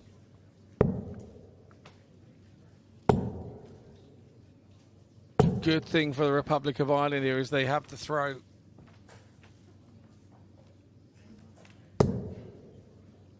And Dale McCarthy. 21st leg, Republic of Ireland to throw first. So far, so game on. You feel if they are going to be back in this game, this is a must-hold leg for Republic of Ireland. 45.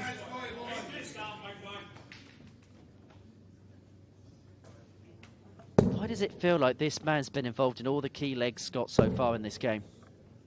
Because he has. 135. Leg 2 and an opportunity to put Scotland into an early lead. He 41. Then won that leg, which began the burst of 5. And then last time out, he lost that leg to Joel McGlynn, which just has given the Republic of Ireland a glimmer of hope in this contest. The captain doing captain-like things here for Scotland in the form of Scott Campbell. 135, 140 against the throw. 58. And you have to say McCarthy's been reluctant to move, and his first start has been under the treble 20 and caused him all sorts of blocker problems. He's tried to move round them, scored 45, 41 this time. Last throw, he had the options to come out, came out and hit 58, but he trails by a country mile here. And importantly, if Scott Campbell wins this leg, Scott 46. Robertson on Scotland throw would have a chance to win this game for 143. Scotland in the next leg. He's already had a 1-2-1 in this game, but he's not going to trump the Luri 1-4-1 with a 1-4-3. 77. Well, you feel only a 180 here from McCarthy will do.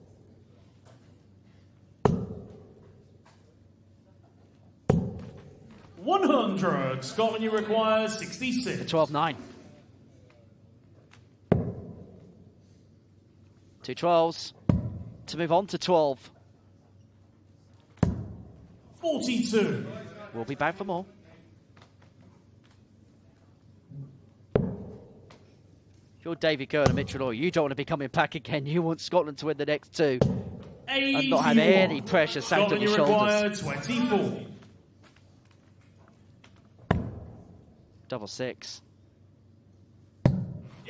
Scotland are to within a leg of progressing through to the semi-finals and sending the Republic of Ireland packing as a consequence. 22nd leg from the Republic of Ireland. Well, Mitchell Luri's trying to give Davy Coleman a cold over there. This game could be all over in a second, because Scott Robertson heads to the stage to take on Adrian Devine.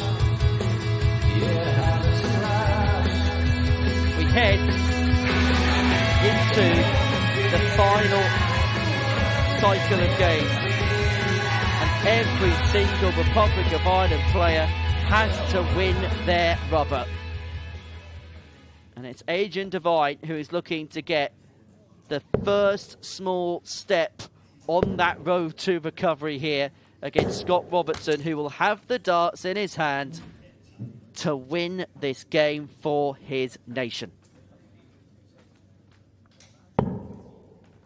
Now, I have to say, in 2014, 20-second leg, it's Scotland to throw first. in the group Game stages, up in Glenrothes, England were in this very position against Scotland. 12-9 up.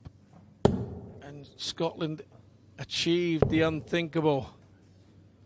And 1-4 on the bounce to take it 13-12. I've never been involved in a better or more memorable match. The 41. 200 that were in the crowd on that occasion lifted the roof off of the old Glenrothes Social Club. So Scotland know what it's like to be behind in this position. Yeah, one of the most memorable games I'll ever be involved in. I'll never forget that crowd in Scotland when they turned over the English with 4 on the bounce. Brilliant days.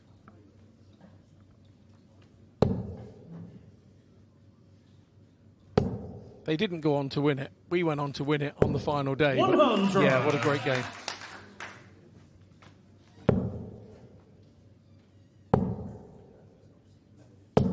$135.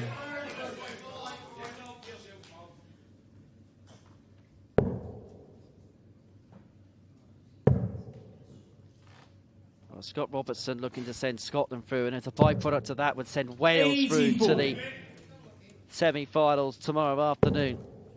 They're closing in. Needs another treble. Only the one. So 6 here from 182 to send Scotland into the final 4.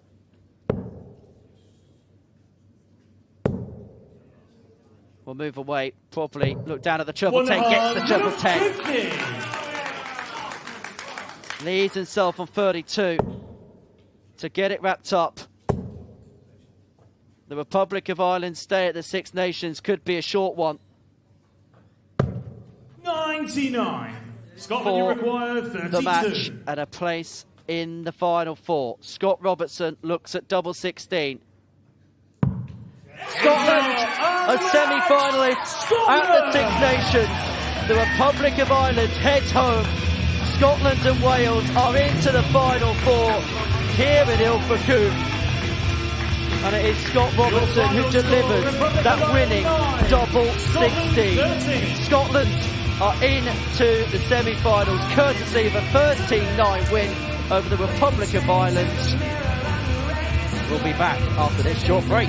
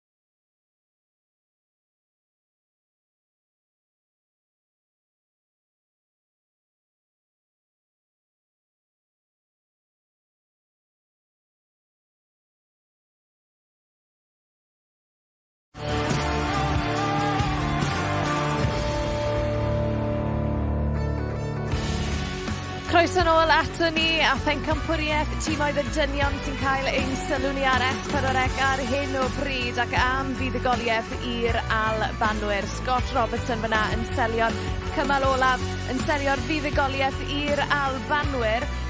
A mae hwnna'n golygu o ran sefyllfa'r grŵp. Mae Gwriniaeth Iwerddon mas o'r bencampwriaeth a wedyn ni Cymru a'r Alban wedi sicrhau eu lle nhw yn y rowndiau cyn derfynol. Gêm enfawr i ddod pan fydd y Cymru yn wynebu'r Albanwyr i weld pwy fydd yn gorffen ar frig y grŵp. Hwna i ddod nes ymlaen yma ar S4C. A fi mewn cwmni da iawn fan hyn. Scott and Scott, very on brand that you both play for Scotland as well, by the way. Scott Robertson, I'll come to you first. You just walked over here and you said relief. That is the biggest emotion after that match.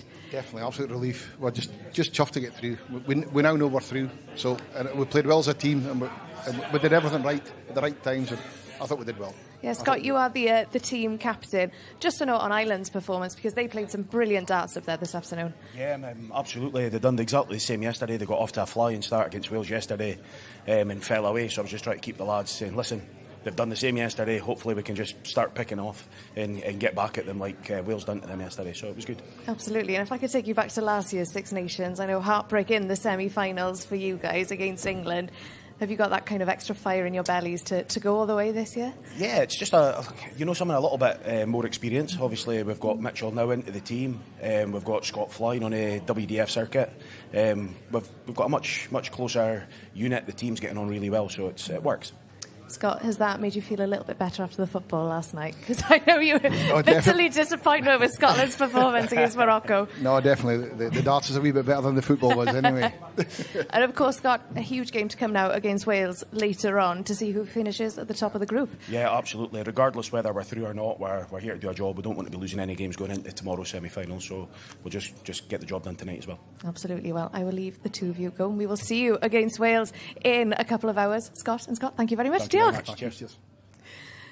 Wel, mae'r chwarae yn parhau ni'n aros gyda pencampwriaeth tîmoedd y dynion a Gwriniaeth Iwerddon yn erbyn yr iseldiroedd sydd i ddod nesaf. Felly nôl â ni nawr at meistr y ddefod.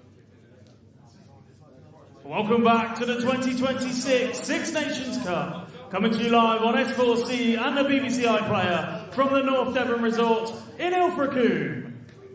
We continue with another men's team competition match. Could you please welcome first Northern Ireland, represented by Luri, Dean Fitch, Ricky Dunlop, Mark Yeats and Gary Surgener.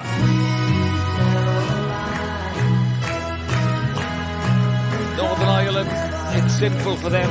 They have to win. Lost against England if they want to keep their hopes alive of getting to the semi-finals of the Six Nations Cup alive. They have to beat the Netherlands.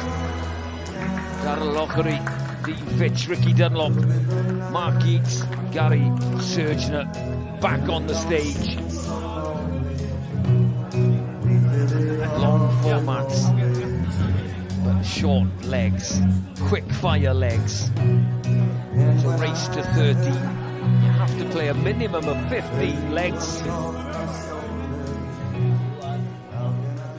And their opponent, what the job entails now. They have to beat this team from the Netherlands. Johan Brouwer, Michael Nukta and Danny van Try.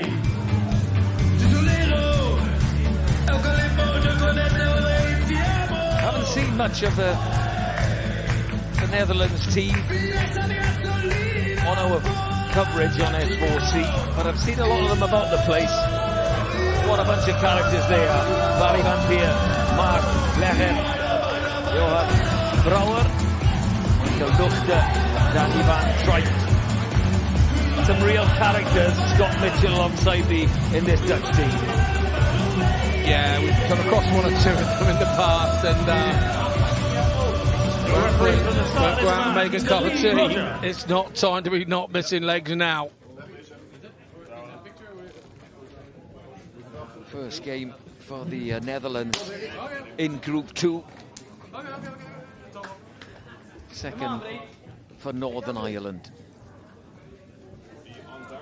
Discussing it while we were on the ad break there. How important is that selection, getting your your pairings matched up. You know, you don't know who's you're going to be playing against, but how do you get it spot on? You mentioned it to me that in the past people have got it wrong, and you kind of go on current form.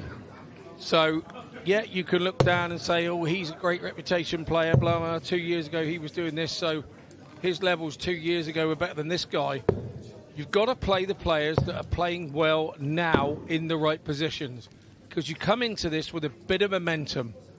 So it's all right saying, I want to see, you know, Mitchell Luri, let's say, at number 1. But realistically, the way that they've placed him, he's there at the tail end of it. When it gets to nitty-gritty, he can handle pressure. So he's playing a majority of his games in the last 10 games, not the first 10. So you have to box a little bit clever.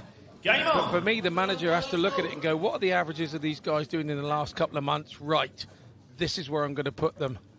Obviously, you can go up there and they don't quite perform for you. It's one leg. And an opponent can go up and do a 12-dart leg, as we've seen against the darts, and take the darts. But I think in principle, 45. Over the 25 legs, or possible legs, you do kind of get it right on current form. Well, it's 91. Barry Van Peer against Darllediad. I've seen Lockery play against England. Yeah. Opened it for England against England for Northern Ireland. 60. Lost against Jared Cole. And this is our first glance at Barry Van Peer. 100. He was right next to me, was Barry Van Peer, having lunch yesterday. Like I said, many a character. He's a bit of a linguist. 100. What about his darts? I know he said he's a bit of a linguist, but we didn't have anybody of any of those languages here to actually understand whether he was saying what he was saying right. But what I did like what he said he doesn't think he's going to learn Welsh. He doesn't think it'll come into his repertoire anytime soon. I can still talk about him then, that's a good thing. He won't have a clue what you're saying. 85.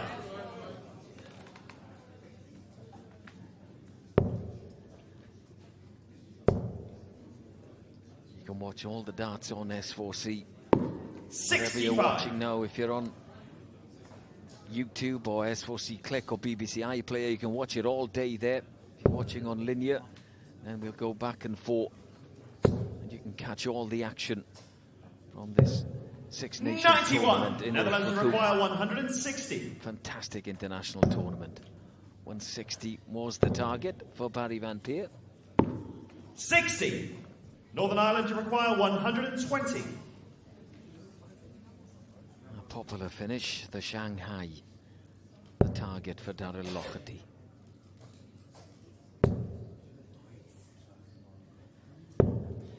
not finding the Netherlands treble. require 100. One treble and double top. Tops. No, he's coming down. 84. Northern Ireland, you require 60. Lockery just taking his time. He knows how important every leg is. 20 for tops is what he needs. He went to go high to make sure he puts one alongside. Now still has one in hand. How much has that first start affected 40. him? Turns out Netherlands, you a fair require bit. 16. Barry Van Peer might not have expected a chance to come back, and he takes his time, shakes a bit of tension out of that right arm. Bends the wire. That's going to be a bit of a difficult angle for him to come in from on this double 8. Game But it shot, works. the first leg. Why doesn't he throw all his darts from there? That's my question. First leg Second game against the darts for the Netherlands from Barry Van Peer. Yeah, good stuff from Van Peer there. He was part of an all-conquering Dutch team back at the World Cup in Denmark a couple of years ago. I fouled to him a couple of times on that weekend. I lost to the pairs. Me and James Harrell lost to the pairs to him. And we also lost out in the team final at the World Cup to him and his team that day. Silver medals are okay, though, from a World Cup. They're nice to have in your repertoire. Gold ones are nicer, but yeah. Well, you try and get a collection of all of them, wouldn't you know? I've been very fortunate indeed. I've accumulated 14 or 15 World Cup and Europe Cup medals in my starting career. Showing off now? No, not really, because I'm sure Martin Adams has got more than Bobby George has got gold, but yeah, I'm very proud. I'm just a little boy from a small village, and to have World Cup medals that, yeah, they're probably only worth £2.50 to buy, but to me, you have to go and earn them, which is worth far more than that. We spoke about that in Welsh commentary, saying what it means to play for your country. You know, in football and rugby terms, to have a cap for your country, it means the world. It's not about money. It's not about money. It's about the memories that are created, the camaraderies between the players. 84. We go to tournaments, and you know, you can go to a challenge tour or whatever, and I can walk across the other side of the room, and there'll be a guy there that I maybe played 10 years ago at the Dutch Open, and we hadn't seen each other till then, and they've gone off and done a bit of life or something, and then come back to it. The social side and the camaraderie side of the game is there if you allow it. 95. And, yeah, I've been very fortunate to make many friends over the years at this lovely game. Well, that's obvious from when you walk into any room at this venue. 95. Dean Fitch struggled in the singles. Average below 60 40. in the only match he had, but he played well in the game against England. 100.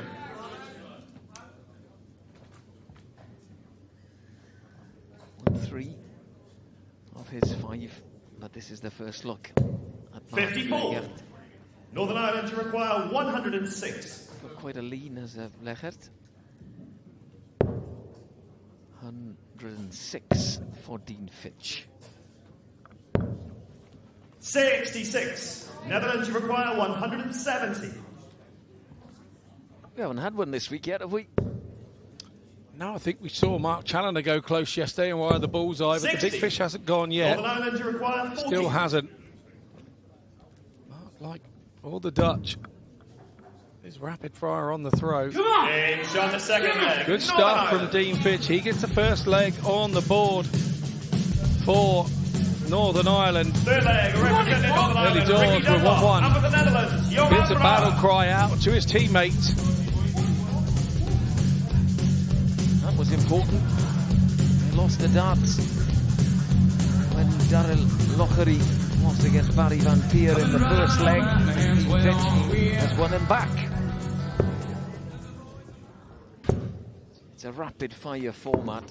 It's almost like 5 sets, isn't it, Scott? You know, of these 5 legs bunched together, but all the players are muddled up in the middle of it.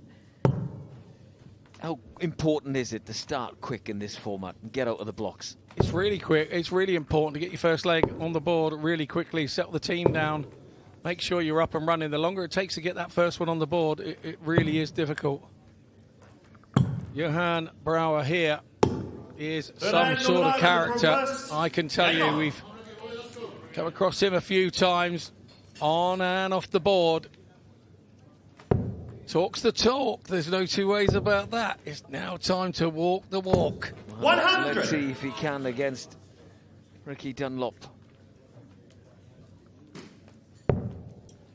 I will say, Ricky Dunlop, he won't tell you, but I will.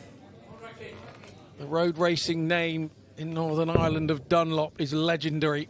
I happened to ask Ricky a couple of years ago. 100. That surname you've got, I just want to ask. And he said, yeah, Joey Dunlop was my father. The TT racer, the world-renowned, the road racing on roads, not proper tracks, racing on roads. The motorcycle racing where it's done on roads like the TT. Yeah, their family has given dearly to the sport, but they are they're legendary, the Dunlops, in motorcycle racing of that kind. And 85. The Isle of Man TT was a couple of weeks ago, wasn't it, you know? Yeah, indeed, and Ricky has been also very 60. kind, and they have a Northwest 200. Yeah. And he's always it's not far from him, and he said, Scott, you can come and stay with me if you want to go to it. He said, I kind of don't go to the racing these days, but he said, I will 58. take you there and let you go and experience it and come home, and you can kind of understand where he's coming from with that. Absolutely. An absolutely lovely, lovely guy, and now he's representing his country. I'm sure if his dad's looking down on him from up there that he would be proud of him. 140. Well, he's in a good position in this one. 96 with the darts. Double 18, 2 darts in hand. Across the board he goes. 78. Just on the outside. Netherlands, you require 100. Johan, look at this. Look at this with the face. He's saying, this is mine. This is mine. He has a chance for it to be his. Got a little excited. We see the dramatics. I told you to watch out for this guy. 1 for double 4. 10. That's 4. Netherlands, you require 24. Darts missed at doubles for Ricky Dunlop. Johan Brouwer. I think he means business, Scott. I see what you mean. Trying to force the dart in there with a facial expression. 18. Doesn't work for him. Northern Ireland, you require 8. Dunlop gets a second chance. Game down the third leg. In for double 4. Third leg goes in favour of Ricky Dunlop and Northern Ireland. Yeah, chuff for Ricky there. He had to put up for a little bit, didn't he? Kept it in, let his opponent sneer and snarl. But then when he got the leg, he gives it back to him. This is going to be a bit of needle in this one, I can feel it. Well, with backstage, you can feel it back here. It's coming through the screens. Especially when it's a game where Northern Ireland have to win. It's that simple for them.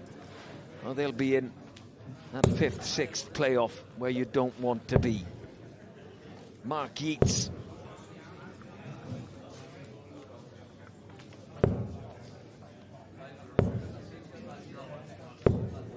Against Nuchter, Michael Nuchter. First look for us at S4C. A couple of players. If you're just joining us now, you wouldn't have caught Mark Yeats earlier. Game on.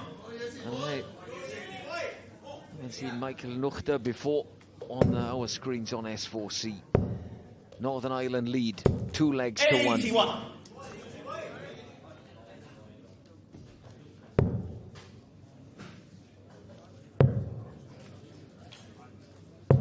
$58.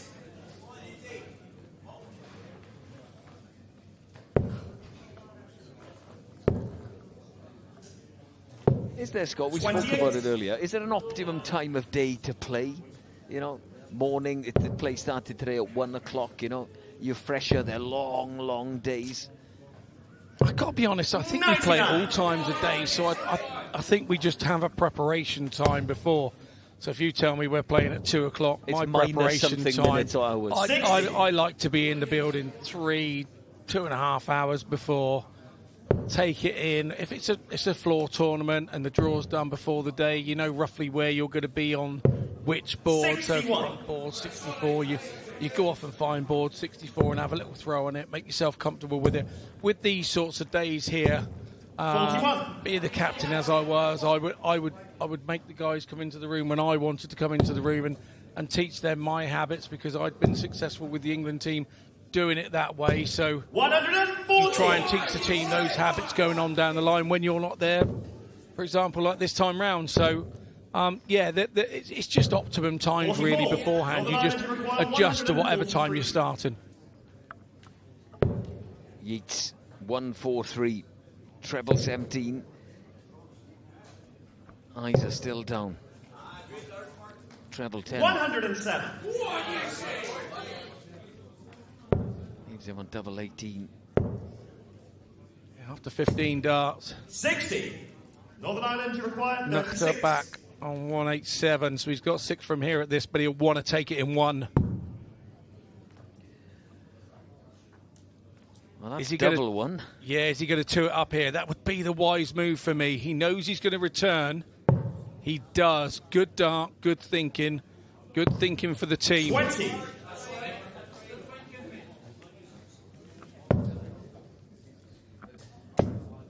A bit of pressure coming from Nuchter 99. Northern Ireland require 16. for a 3-1 lead. Mark Yeats on the hunt for double 8. No score. Good marker with the Netherlands first require dart. 88. Both next darts were outside the marker.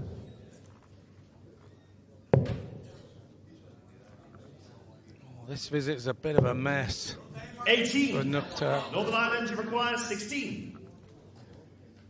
Surely this has to go now, Mark. It's so close, isn't it? Nudges across the hockey.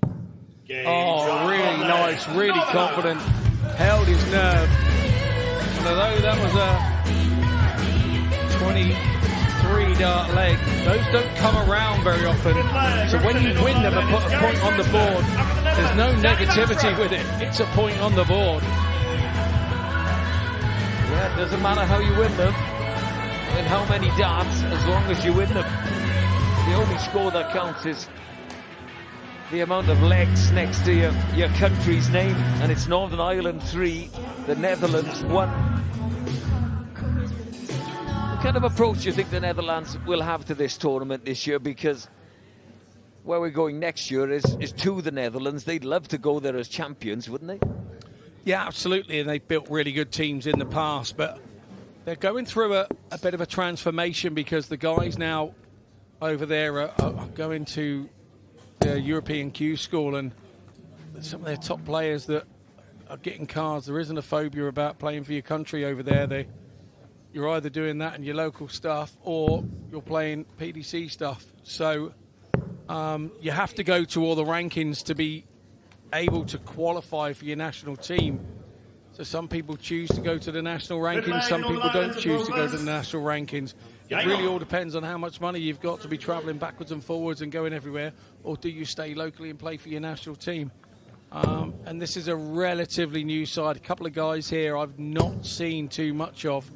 Obviously, Van Peer, Punditry, and Johan Brewer we have, but there's two new guys in the side, and it's how they settle into their success. But you have to say they wouldn't be in a Dutch side if they couldn't play.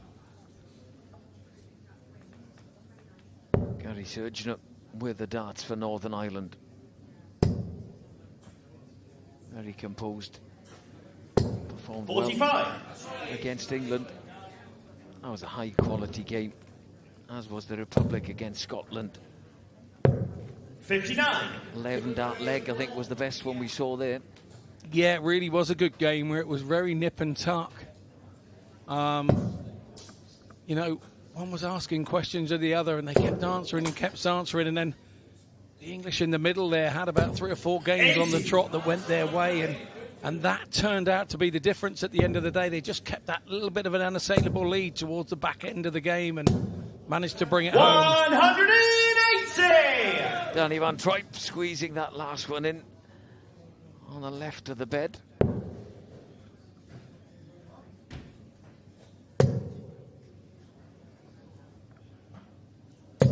$77. Danny Van Tripe. Which abbreviates down to DVT, of course. Have you thought about that, Scott? You've got to be careful with that. Got to keep his legs moving. Absolutely. I've had that, you know. It's not nice.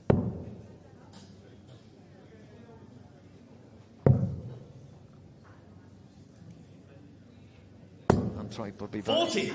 Netherlands require 117. Surgeon has left himself Game on shot the fifth leg. 159, but that doesn't matter one little bit because Danny Van Tripe hits the target. The target, we feel that the Netherlands needed. They've lost the last 4 legs to Northern Ireland, but DVT, Danny Van Tripe, gets them back on track in this clash against Northern Ireland. Ricky Dunlop is back on the stage with Michael Nuchter for the 6th leg.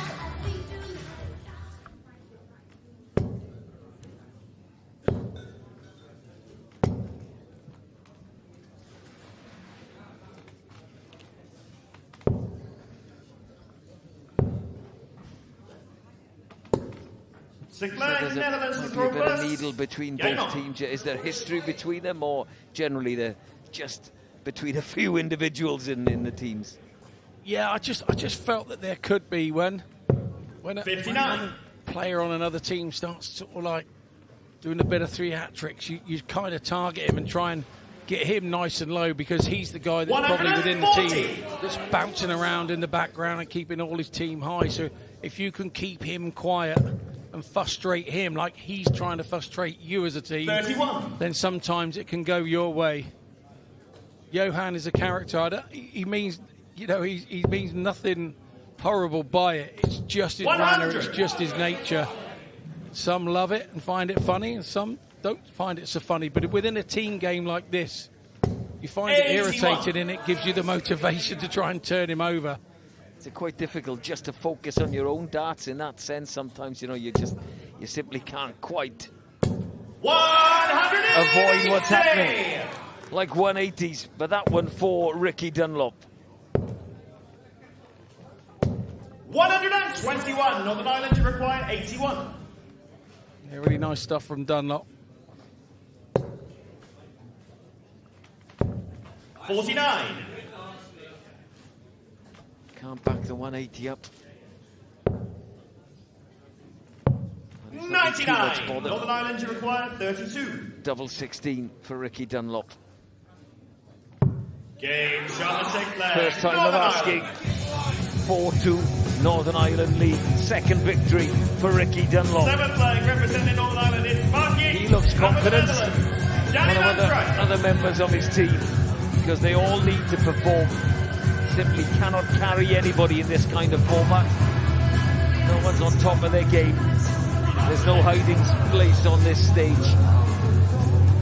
No, there isn't, and the harder you make it and the longer you take to win games, the harder it is to achieve. So, yeah, you want to get in your first 2 matches, you want to be winning one of them so that you feel the need and know how it feels to win up there. Yeah, that you're contributing to the team. Northern Ireland to throw first.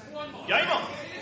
Dunlop broke the darts there over Michael Nuchter. Mark Yeats back on stage. He has won victory already. He beat Michael Nuchter. 100. He's up against Danny van Tripe.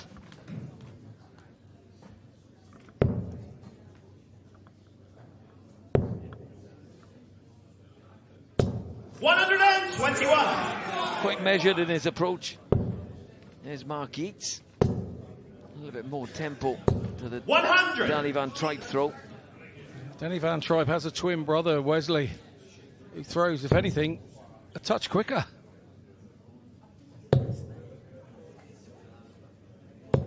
58.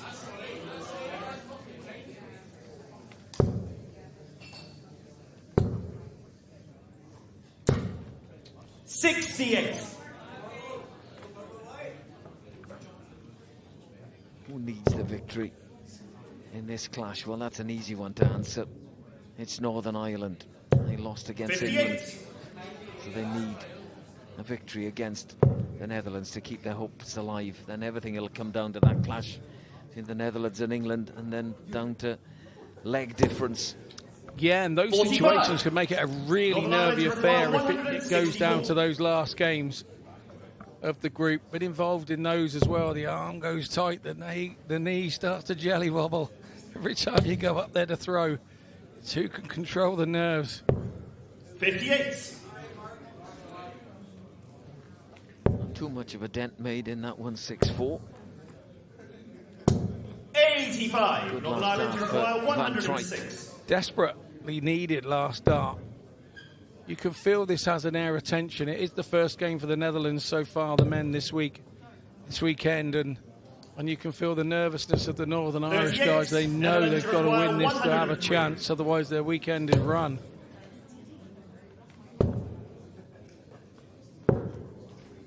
47. 68 it is then for Mark Yeats. Give Northern Ireland a 5-2 advantage. That's gone into the 5.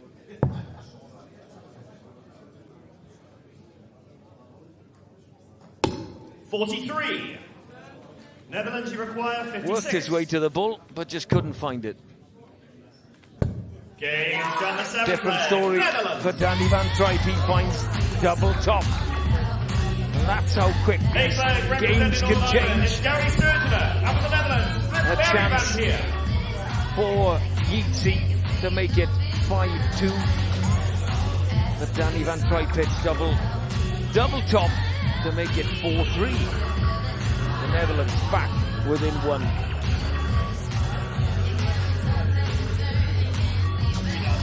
There's a breaker throw as well, so he puts his teammate Van Peer on throw to level the match at 4-4 early doors. 20 dart leg, that one.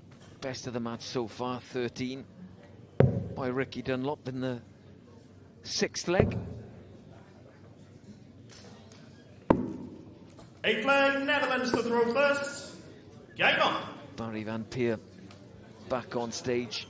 He opened the play for the Netherlands.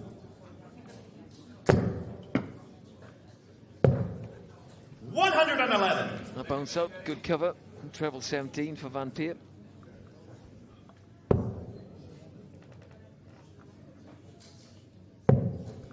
Up against Gary Surgener, the composed, methodical 60. Gary Surgener.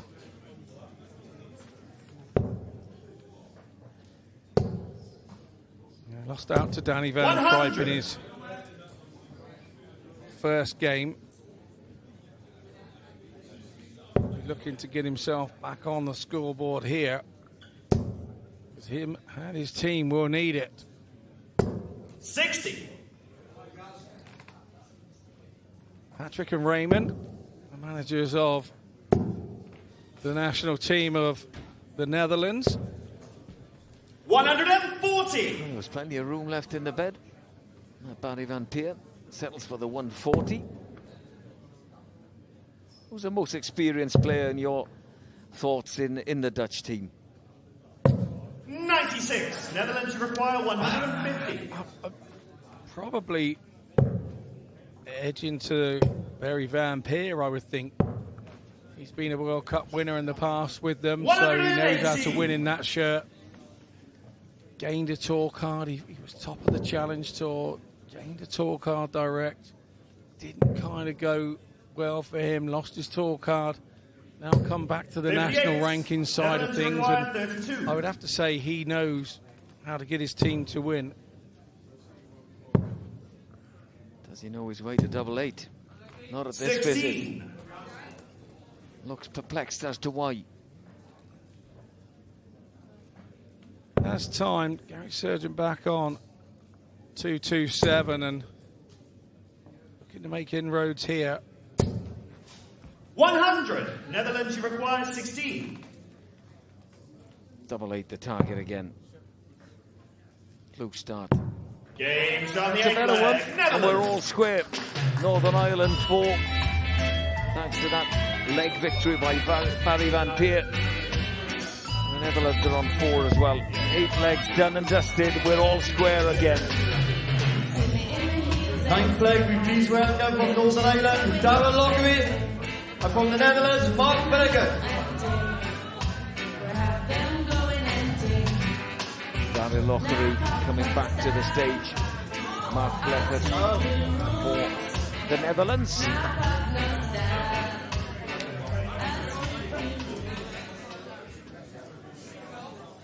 The Dutch know in this one, if they do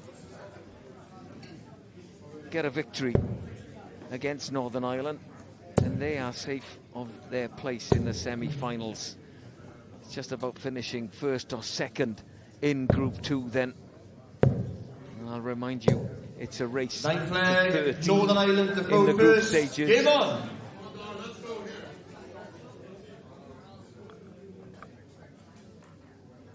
Best of 25 legs, and you have to play a minimum of 15 legs. And this is a man that needs to find his form. 97. Needs to start finding some trebles.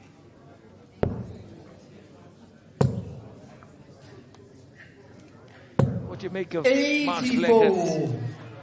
quite unique style, really. He's got quite a little tilt and on his stance there, tipping to the right.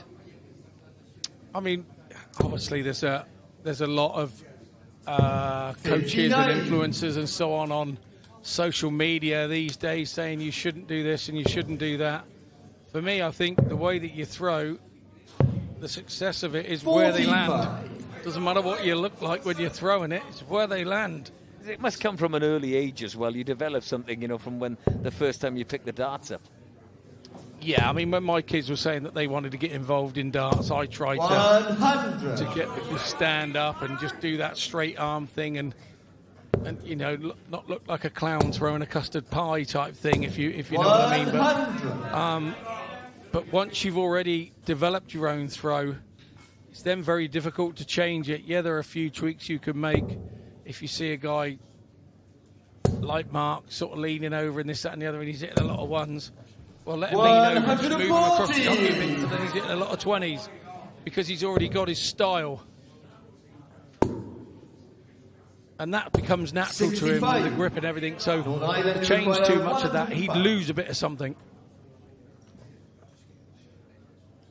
105 needed for Luri.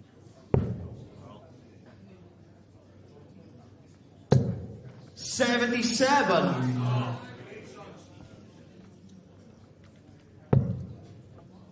Double 14 for Luri when he returns. Lechert takes a step away, tries to find a treble. On the line then you require 28. Leads himself on the big fish of 170. Luri won't want to give him a chance at that. 2 darts on the outside. No score. 3 darts missed. Netherlands you require 107. Will he be punished with a big fish? No is the answer. 60. No real pressure with that 60 Northern as Ireland well. require 28. But he'll be feeling it. Will Darllediad looking for a victory?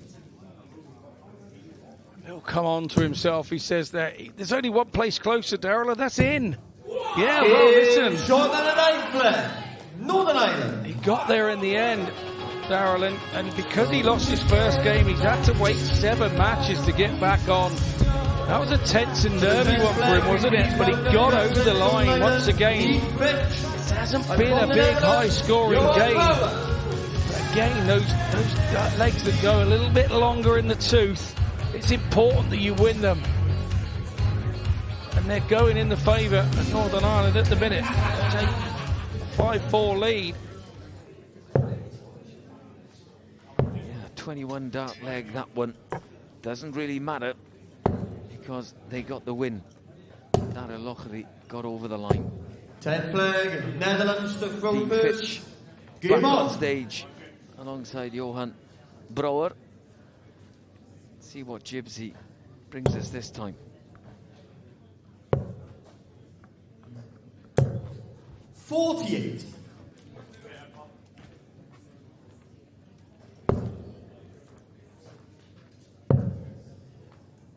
About what Laura's got the little jack in the box for us this time round.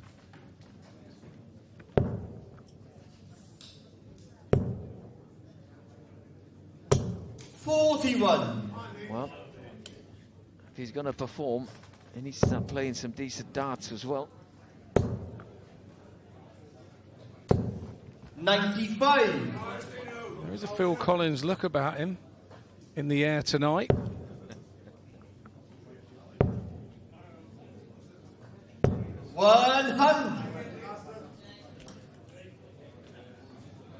Let's find a ton there. 96.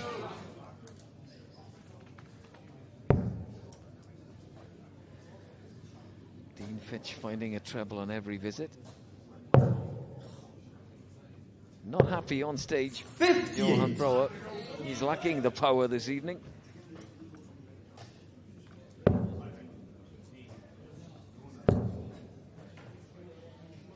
It's really good to be a passionate player, but sometimes you can be over passionate and stop yourself. There has to be a fine line with it.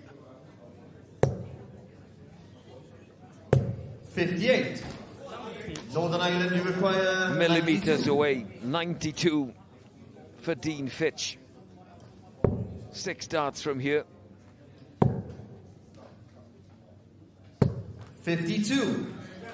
He'll come back requiring double top. It's more like it. From Johan. 140. Northern Ireland, you require 40. Some pressure on Fitch. Come on! He doesn't feel it. 10th leg. Northern Ireland. Takes the 10th leg to put Northern Ireland 6-4 ahead against the Netherlands. That's the second mini set done. 15 legs to come in this race to 13. Gary Surgener, and from the Netherlands, Mark Vleggert. Mark Vleggert back on stage. Gary Surgener back on stage as well. Surgener looking for his first win in this clash. And the same the case for Mark Vleggert. Fitch can be happy with his performances on this Saturday. Much, much better than what we saw on Friday.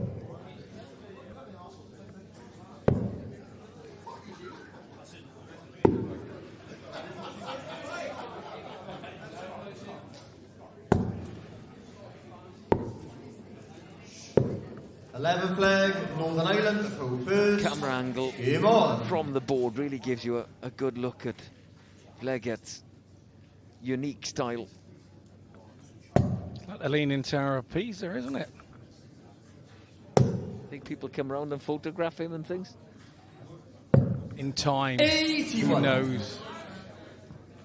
This is a crucial point in the match for the Netherlands because they trail 6-4. Vleggert yet to trouble the scorers, having lost both his first 2 matches. His first to Dean Fitch and his second took a few moments to go to Darllediad, and they need him to get a point on the board now. And there comes a point when you're playing and you go, you know what, I'm just fed up with losing. I've tried all this, I've tried all that, and you give up the trying and you just throw them naturally as if you're throwing in your practice board at home, and everything starts to go for you. And I wonder if they're advising 85 exactly that down in the Dutch camp. You've got to try something different when you leave. If you've lost another leg, you've got to try something different when you go off and prepare differently for getting onto the hockey the next time. The problem is, with inexperience, the only way to gain experience is to be able to play at the situation. This is a type of game, one leg at a time, on, off. I was speaking to the Dutch ladies manager yesterday, Karen Ten Carter, and she said, we just don't play anything like this. I said, it's down to you guys to invent a tournament and do it then. Well, you can prepare, you can get a team together, can you not? Or is it still a bit difficult potentially to get people in the same room? Well, the one leg on and one leg off as a team is very difficult to do, so... Especially in a tournament environment. 70. Netherlands, a millimetre away. 48. Gary Surgener from double top, 148.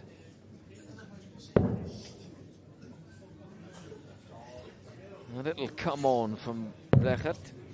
52. On the line, you require 40. Surgener then for tops.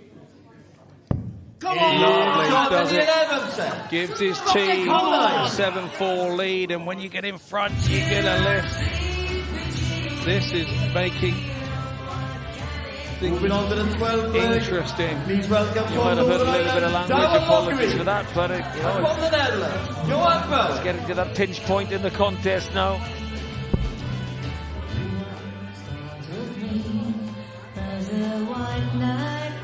It's just the emotion pouring out.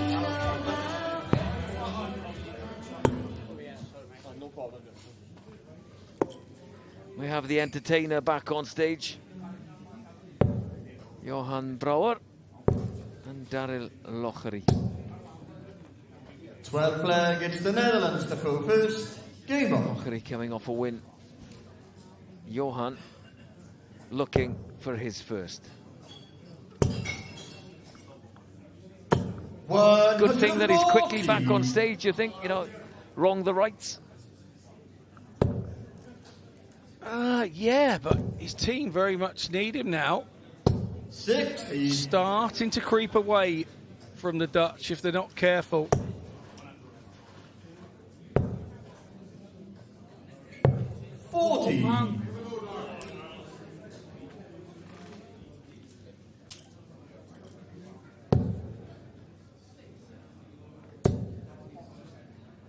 Perfect first. Come on! 140. First one in with the third for a 10-40. There's Luri. You get the feeling that all the Northern Irish players really want to beat this man more than anybody else.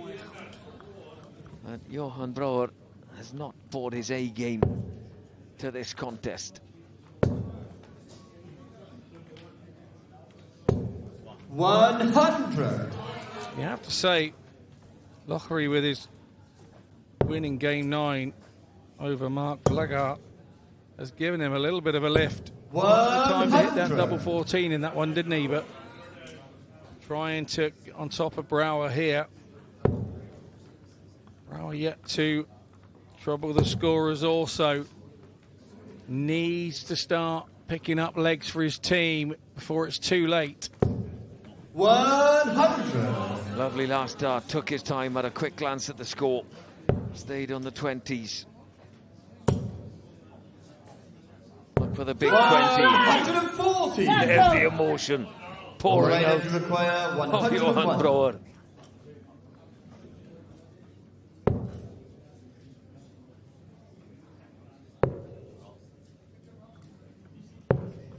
$45. Netherlands, you require 40. Tops for the leg for Johan Brouwer. Will he get his first leg on the back? Yes, he does. To the Netherlands. Daddy man tried hands over his ears. Come on, let's go. The decibel level just too much as Johan celebrates, closing the gap to 2 legs. Northern Ireland lead 7 legs to 5.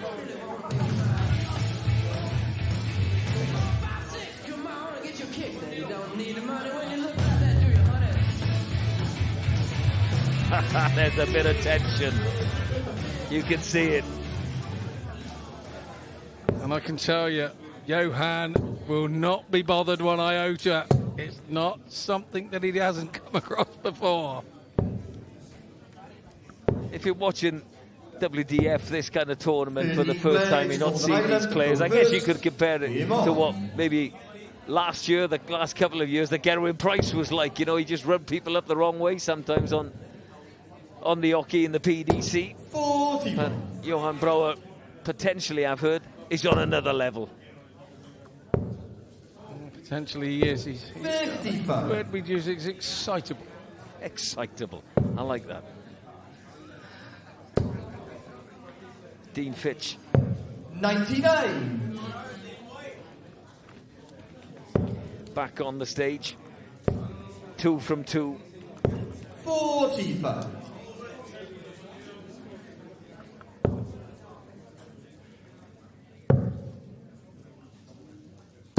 96. Michael Nuchter. Winless so far.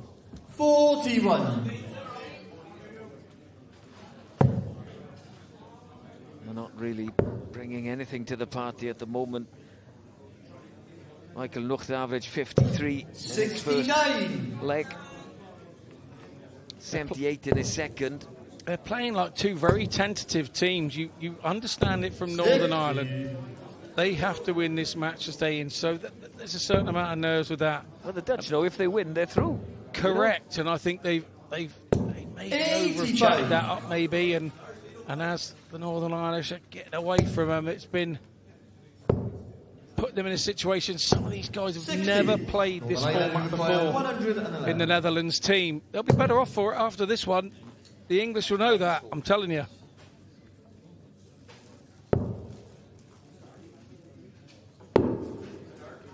$44. 67 for Dean Fitch when he comes back. Northern Ireland's last score and was no 54. pressure. 60.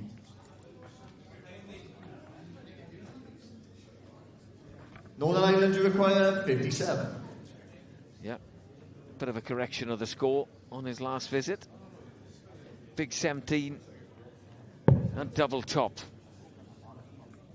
Game shot at the 13 flag. 57 finish For Northern Ireland. For Dean Fitch, he's gone 3 from 3 in this contest. He's grown today.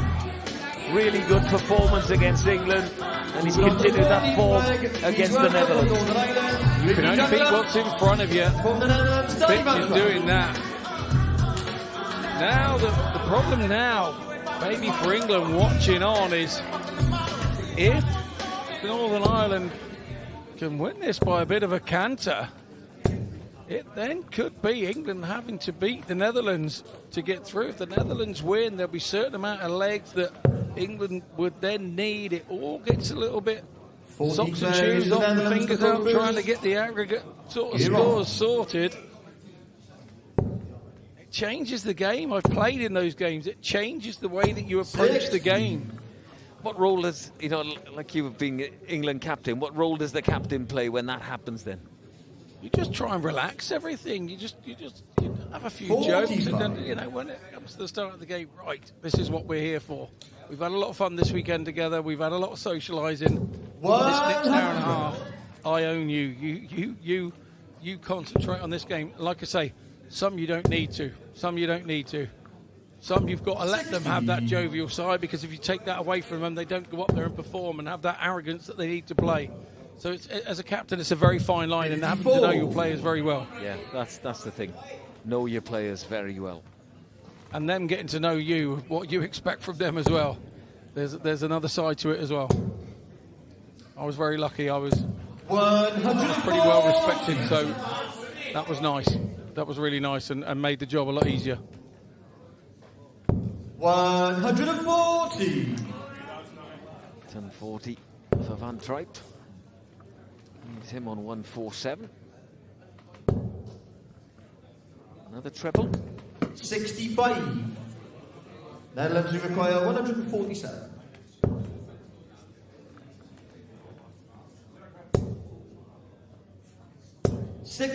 Bounce out a little bit of costly for Dunlop. Yeah, because it didn't leave him on a finish. 59. Netherlands require 87. We want to get it done here. Dunlop is in range and he's against the throw, so he wouldn't have expected to get this one. Treble 20 for double 12 for Van Tripe. 63. Misses it. Opportunity here. Should go bullseye here, Ricky.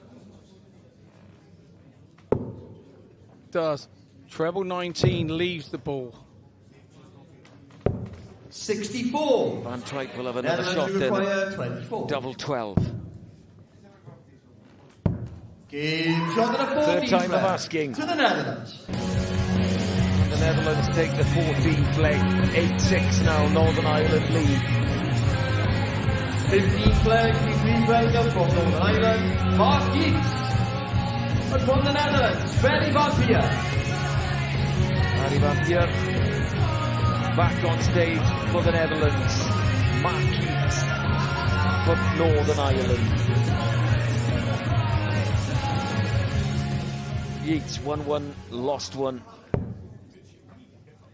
Barry Van Peer successful in both of his visits to the stage.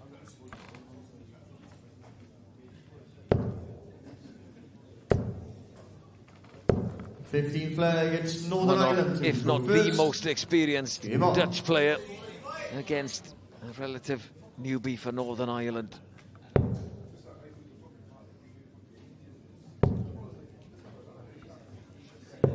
'47. 47 opens the door, but Van Peer hits a 36. A single one and hits 36.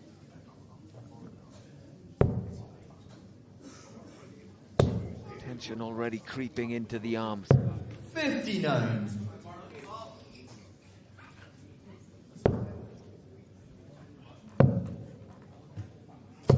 '96.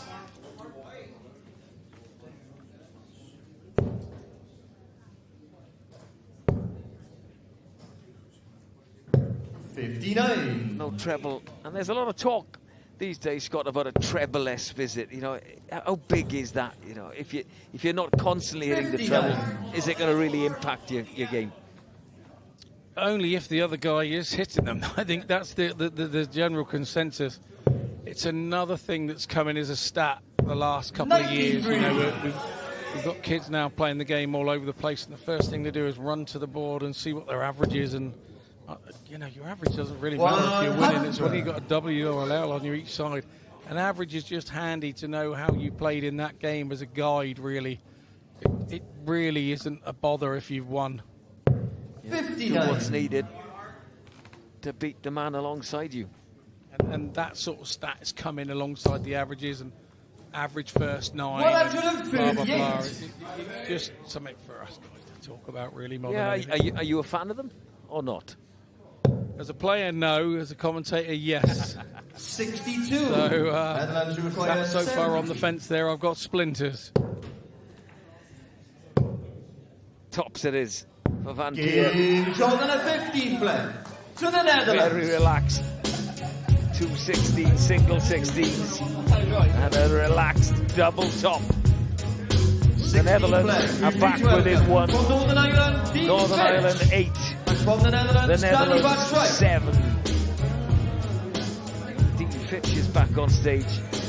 And I would imagine he'd be bouncing to get back up there. He's 3 from 3. Danny Van Tripe.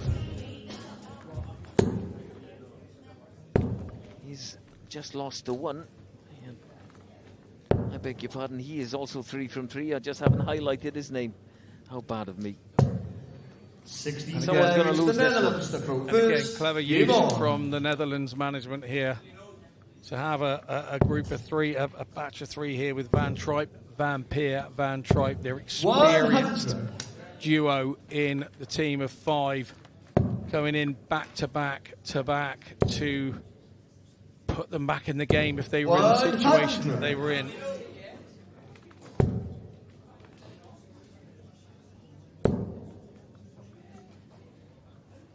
Just goes to show the importance of where they are put in the draw. Yeah, it could be there for taking the game away from someone or to get your team back into the game. And that's what they've done. Well, that's how it worked out in this clash against Northern Ireland.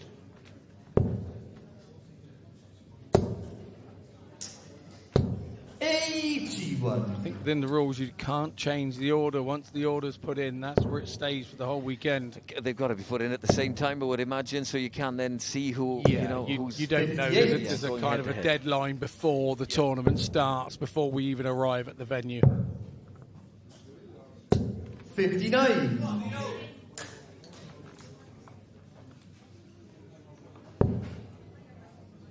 Mark Blackheart there.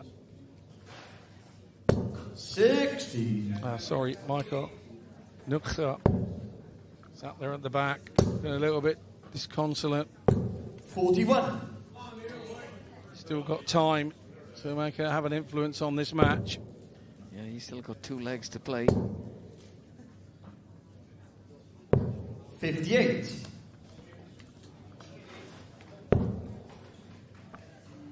128 for Dean. 123. Northern Ireland Serious require pressure 128 from Danny Van Tripe. 128 as Tripe sits on double top. Treble 20. 92. Netherlands require 40. Tops for Van Tripe. Shot Gets it on the second play. time of asking, and we're all square. In the 16th leg, 8 legs apiece between Northern Ireland and the Netherlands. It's a crucial part of the match, and as Scott Mitchell pointed out, the Netherlands have got their order spot on. Barry Van Peer and Danny Van Tripe. Up comes Barry Van Peer again. Looking to swing this clash in favour of the Netherlands.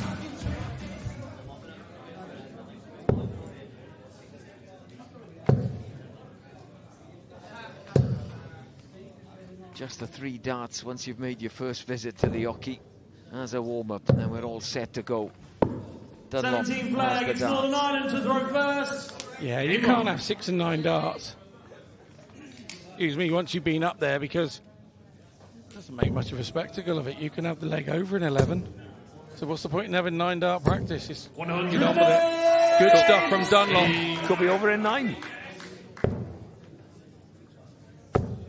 Yeah, on that subject, I think John Boy Walton is the only player ever to hit a 9 darter in this format of the game and its whole history. He did send me a little message to remind me, and that's a touch unfortunate from Ricky, and I know John Boy's watching, so yeah, nice to hear from you. Against Dave Smith-Hayes in Sligo, 2010. It was indeed just before my days in the short team. 47.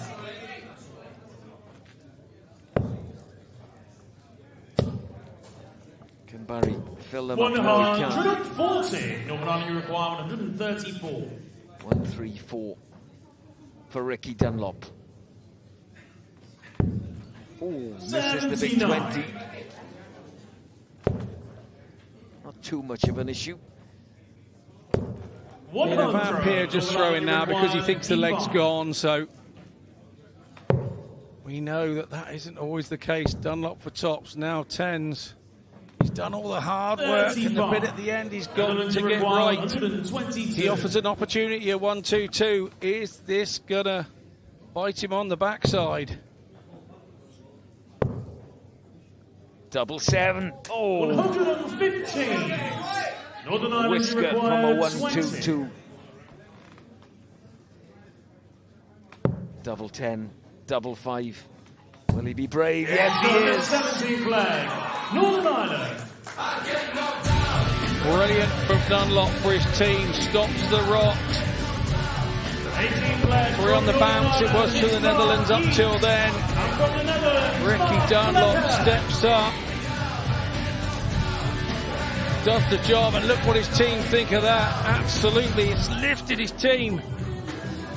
Everybody's got to do their bit. There's no hiding place in this format. One away from that figure that Scott Mitchell has mentioned in the past, that 10, the double figures. When you look up at the scoreboard, you see that. And the first to get there, it can make a bit of a psychological difference. 18 closer flag. The Netherlands to that 13 magic figure.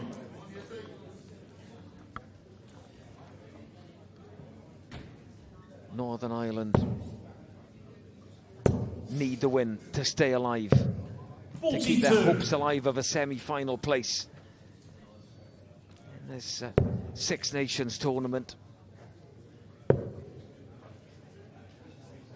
Dutch will have another chance. 93.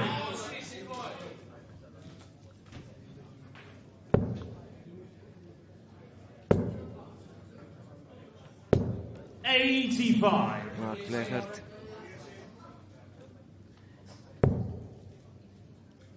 Still looking for his first victory in this contest.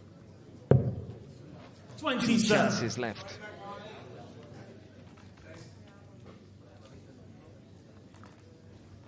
Yeats won his first visit.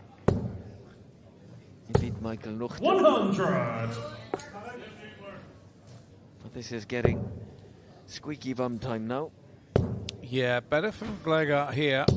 95. Playing his way into this one. Oh, here we go. 121. Got a bit excited on the last start. I think he actually went across to the treble 18 to get the odd 4 off to get a 54 to go 174. Netherlands, you require 153. Definitely in the box seat here. He's going to have 6 from here. The 153.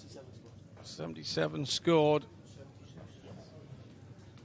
76 left. 93. Oh, 48 for 28 there. Because the 60 was blocked. Usual route would have been back up to 60s there. Treble 20s. 92. Netherlands, you require 60. Tiny bit of pressure from Yeats. But tops needed Blechert. Shot on the 18th flag. All square again. 9 apiece now. Could this match go all the way? How important could that first win of this match be for Mark Blechert? Good stuff from him. Right time to join the party as far as the Netherlands are concerned. 9 apiece in this race to 13. See the practice boards, 2 of them in the back of the room. And have a throw, support the rest of your team. 2 players who have struggled in this match. Darllediad and Michael Nuchter.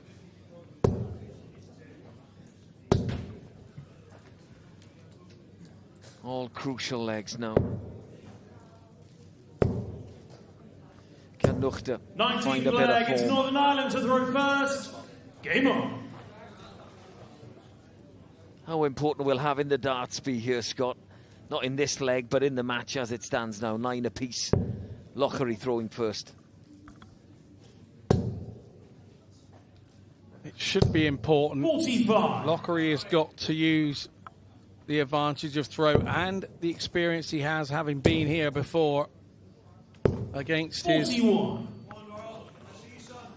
little bit green opponent from the Netherlands, who have never been in this situation before. He may have been in last leg deciders, other places, best of 7s and best of 9s, but every best of 1 is a last leg decider. Yeah, looking at his results, quarterfinal has been his best result of 2026. But he beat Jamie Bain in the opening round of the singles, hit 3 180s, averaged 76.4, and then lost 4-0 in round 2 to Chwe Bevan. 30. But as I said, he's not the only one to struggle. They both are. 140. Northern Ireland need more from Darryl here because he's just had a poor visit of 30.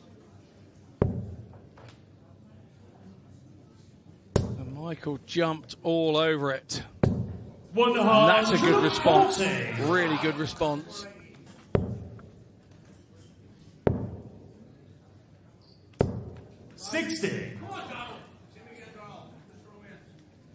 Can he back the 140 up? He's on 186.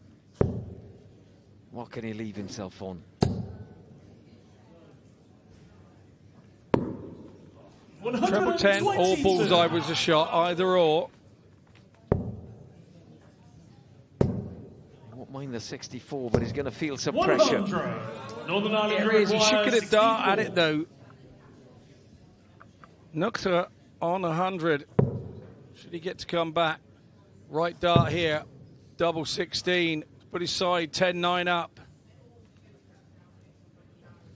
Oh, deep breaths. Lots of thought. Huge dart. 32. Sometimes it's better to throw with a bit of rhythm there and not let the moment catch you. And that is a disastrous dart for Nuchter. 68. One left him nothing. 32. So this is a bit of a free hit here for Lockery. And he makes no mistake. No, he doesn't. Gets the double figures first. With that double 16, they were both left on 32. They were both, as in countries, on 9 legs apiece. But now it reads Northern Ireland 10, the Netherlands 9. And Johan Brouwer is back on stage. And he's up against Gary Surgener. You can see the reaction of the team knowing what that meant. 3 away from a crucial victory.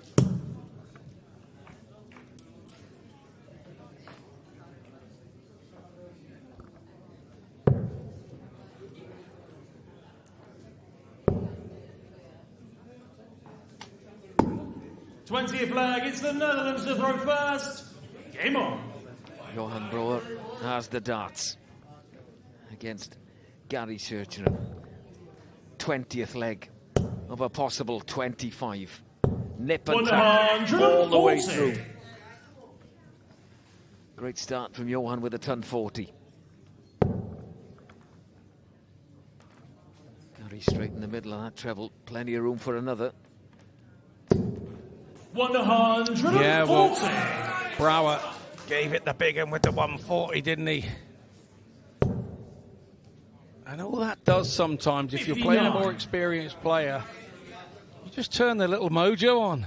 They say, oh, that's the way you want it, is it? Oh, we're going to go down that route, are we? Well, I'm in for that, young man. And you make your opponent play. 100. That can go anyway. Gary Surgener should start on the 18s here. He's decided not to. 302 is one of those funny scores. You hit an 18 and then 2 treble 20s. Leaves you on 164. If you go and hit a 140, it leaves you on 162. So he thought about it, then got caught between minds, ended up with 41 anyway. 60. Could have done with a treble. Didn't find one. But he has taken the darts away from this man, Johan Brouwer. 140. I don't know whether you heard, Brouwer's got that back, the throw. Unless a 140 comes here, but I'm loving this from Gary. Oh, that is disastrous, but he hasn't let it get to him. It did by the last time. 121. I think he could blow a gasket if he keeps that up, you know. Brouwer.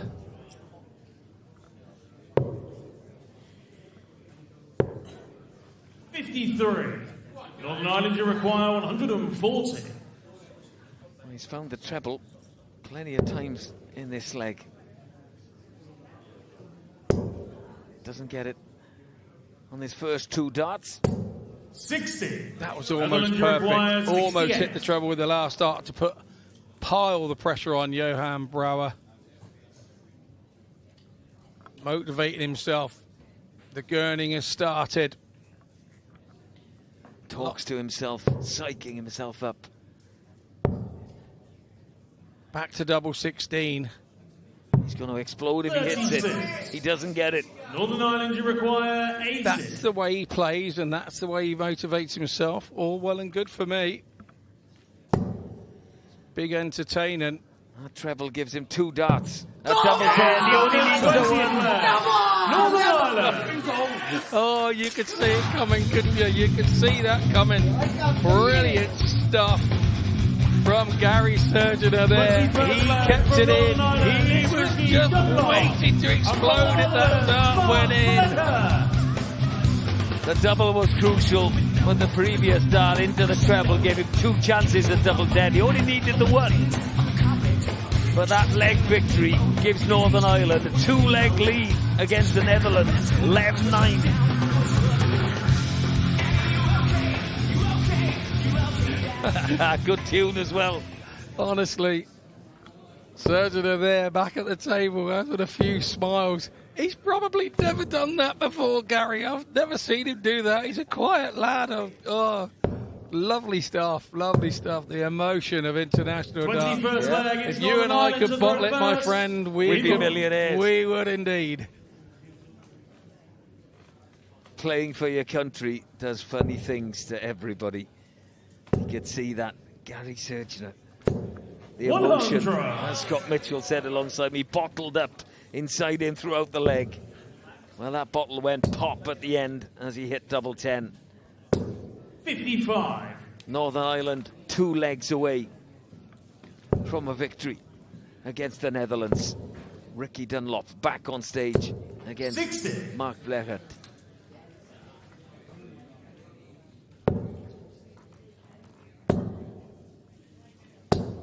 $125. Starting to come to the party, isn't he? Rushed that last dart a little. Of the Netherlands looking a bit somber there. 60. Yeah, and as you mentioned previously, Michael Nuchter, I think he's feeling it as well. He knows he's not playing well. 97. But the way that this works, the next game, he could be the star against England and win 5 out of 5. There's no telling. 47. Well, they could take the darts away from Northern Ireland here. Lechert having a very good leg. Looking for cover. 94. He's on to 130. He has turned the throw. He's 100 in front. 43. Netherlands, you require No shot 130. for Dunlop. So 6 from here on 130. Doesn't need to go for the ball. 90 treble, 18. 58. Sensible play. That's 72. A double treble visit here. Could put that 72 under masses of pressure, and that's what Dunlop's done. Brilliant. 133. Brilliant stuff from Dunlop. He's going to be on 58. Flagart should get a dart or something. Oh, it's only the bullseye now because he missed the big number on the 16. 14 and ball. Big moments in this game. 1 dart, 1 bullseye. 47. Moved the bullseye there. Looked to move to me. Now then, Dunlop, 18 for tops. The pressure applied by that 1-3-3. Can he take the leg? Whoa. He does on the last dart. Ricky Dunlop. I wouldn't say he was dead and buried in the leg, but he found a way with some pressure with a 1-3-3. 20-second leg. And Lechert couldn't finish. 12-9 Northern Ireland lead. They only need 1 more, Scott Mitchell. Brilliant from Ricky Dunlop there. Really top stuff. None of it looked likely, but he was there and said, give me a dart and I'll get it. Look, he's still pleased as he walks back through there. He knows what that means for his team. Brilliant stuff from him, and it's 20-second Lockery now has a chance against Van Tripe to seal the deal, but Van Tripe has the darts, and he's been good with the darts so far this match. 100.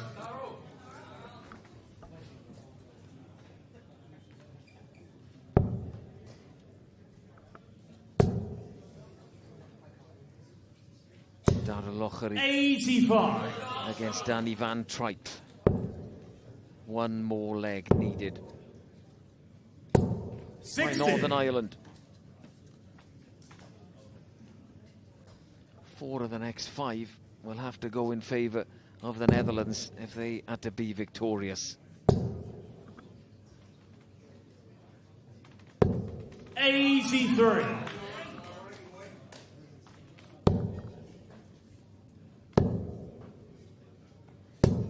85. I beg your pardon, 4 of the next 4.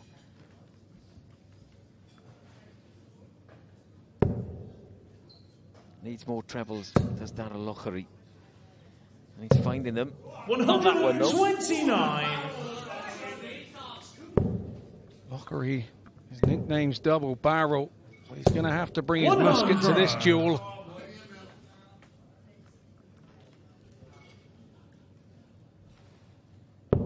Big moments in this nip and tuck match. A big treble would be very, very handy, and he finds it on that last start. That treble. 156. Oh, double 18 for a 156. 120. So Priscilla Steenberg didn't get a 156 yesterday. Van Tripe couldn't match it. What about a 122? Got to go for the treble 18. Can he get by? No, he doesn't. Oh, it's a brilliant last start. 90 leaves 32. Van Tripe with 36. Double 9. It can be dodgy. Not this time. Van Tripe doesn't bat an eyelid. Nicely done by Danny. 12-10 it is. Well, we mentioned the next Dutch player on stage. That's Michael Nook, that has not won a leg in this contest. Now is his time to stand up in orange on that stage and win a leg for his team to keep them alive. He'll be up against Gary Surgener.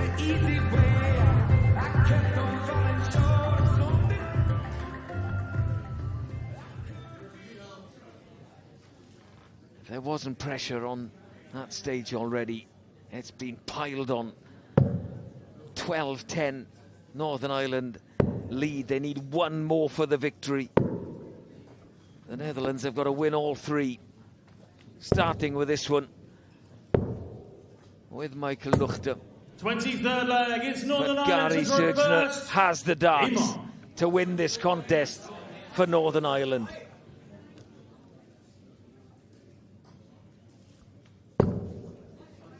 In these games home, when you're the one that hits the winning double, stays long in the memory.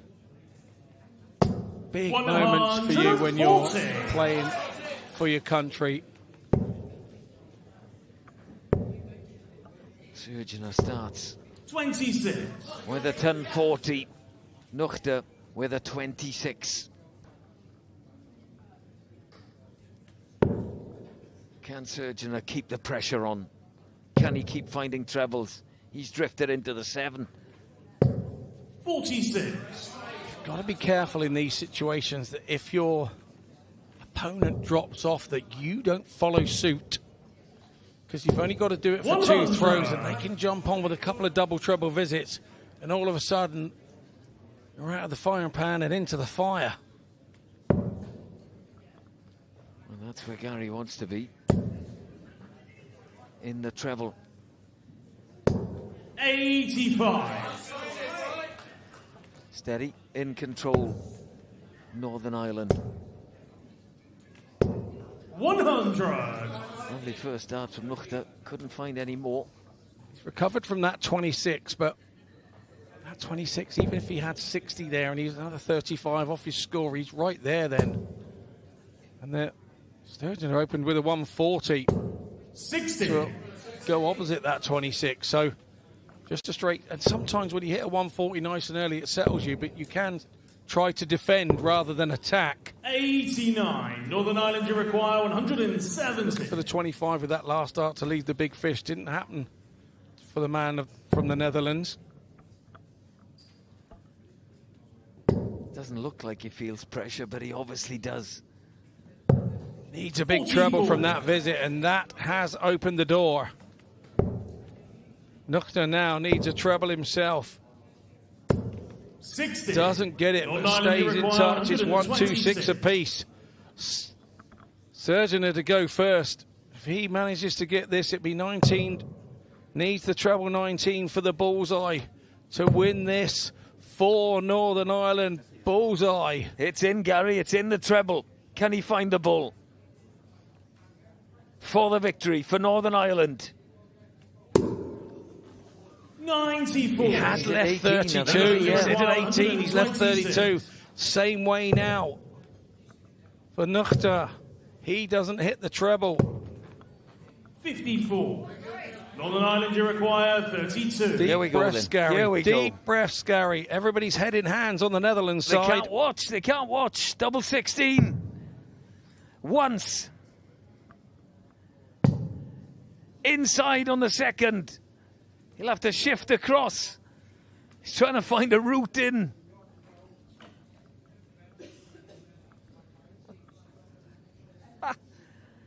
Tension.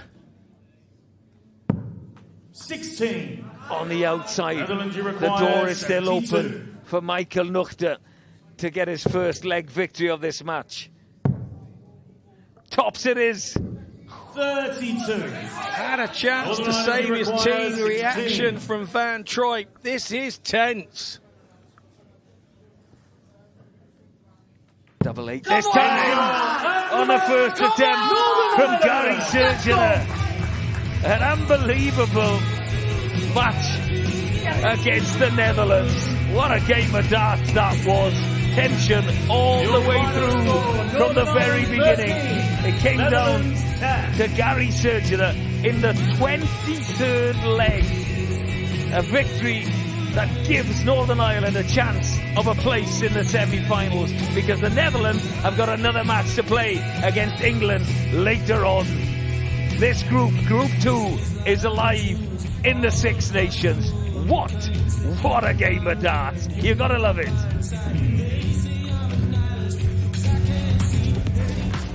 Ie, dyna beth oedd marathon. Felly, dyma'r sefyllfa o ran grŵp 2 y dynion. Felly, Lloegr yn parhau ar y brig. Gogledd Iwerddon yn symud i'r ail safle yna. A nawr, mae yna fynydd i ddringo gan yr iseldiroedd ac fe fydden nhw yn wynebu Lloegr yn hwyrach mlaen.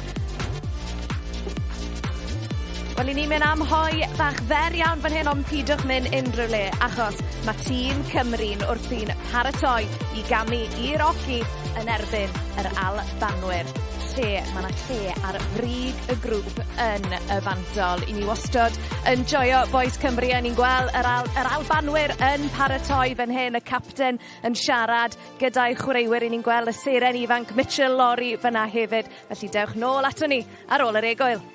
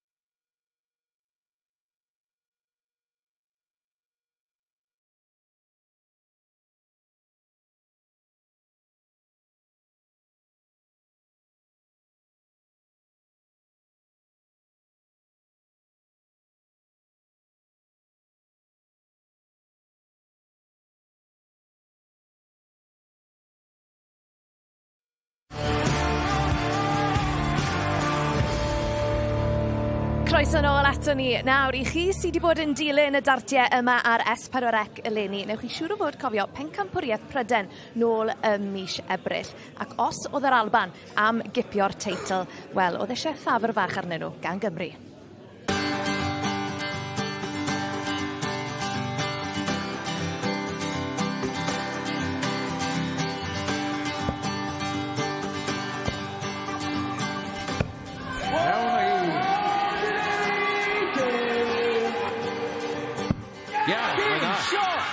Am gyfformiad gan Liam Meek.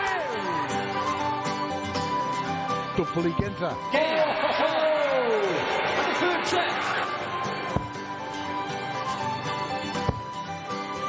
Helo. Dwbl deg I Richie Edwards. Shot. On the post there.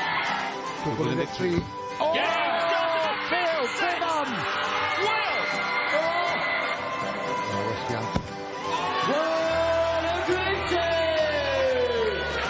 Mae'r challenger I ennill. Chwe!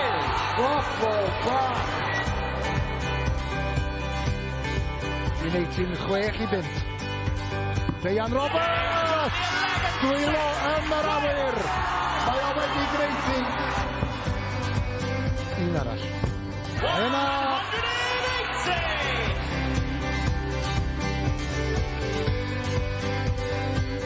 Ydi o am I greithi. Ydi mae o! Am y o! Chredwch I fe! Mae Cymru wedi curo Lloegr o 7-5 ond y bwysicach. Mae'r Alban wedi ennill y pencampwriaeth. Rwchwch adyn yn dathlu. Ie, Cymru yn meddu Lloegr a hwnna'n golygu taw'r Alban oedd pencampwyr Cymru. Pawb yn joio y Merthyr nôl mis Ebrill ac yn gynharach heddi fe nath Ieuan Holso a Mitchell Luri cael y diniad fach.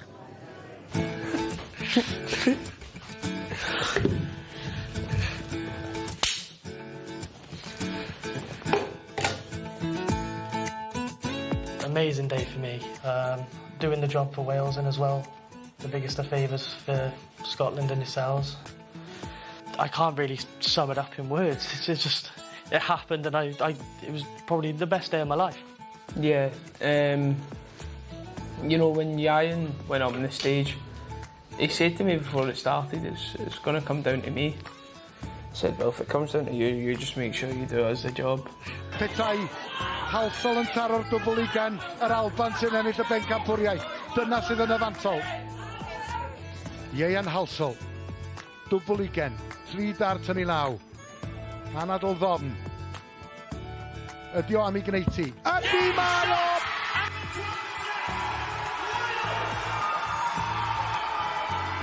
As much as we do get on, if he's playing for Scotland, I'm playing for Wales, and in darts in general, there's no friends on that hockey. Off the hockey, you can do whatever you want. But when you're up there, you've got a job to do for yourself, for the country, and for the boys as well. When we're off the hockey, we're great mates, but as soon as he's up in that board, I want to beat him. It's just simple. So. I expect a very good Wales side. You know, last year won the World Cup, didn't they? And they've added probably, he's on fire right now, Ieuan's on fire. I know the Welsh team were really good at the World Cup, so I'm expecting a very good match. James on the inset! Scotland! Well, Scotland are the team in form, aren't they? They absolutely annihilated us in the British internationals. What was it, 10-2? Yep.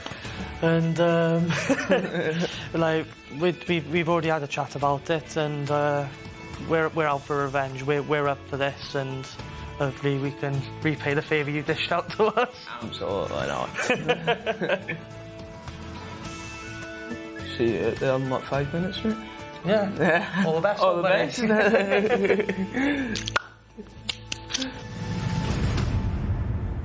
Joio Ieuan a Mitch Luri fyna, ond fi'n gadw chi, fe fydd na ddim cyfeillgarwch lan ar yr oci na hyn o'ma.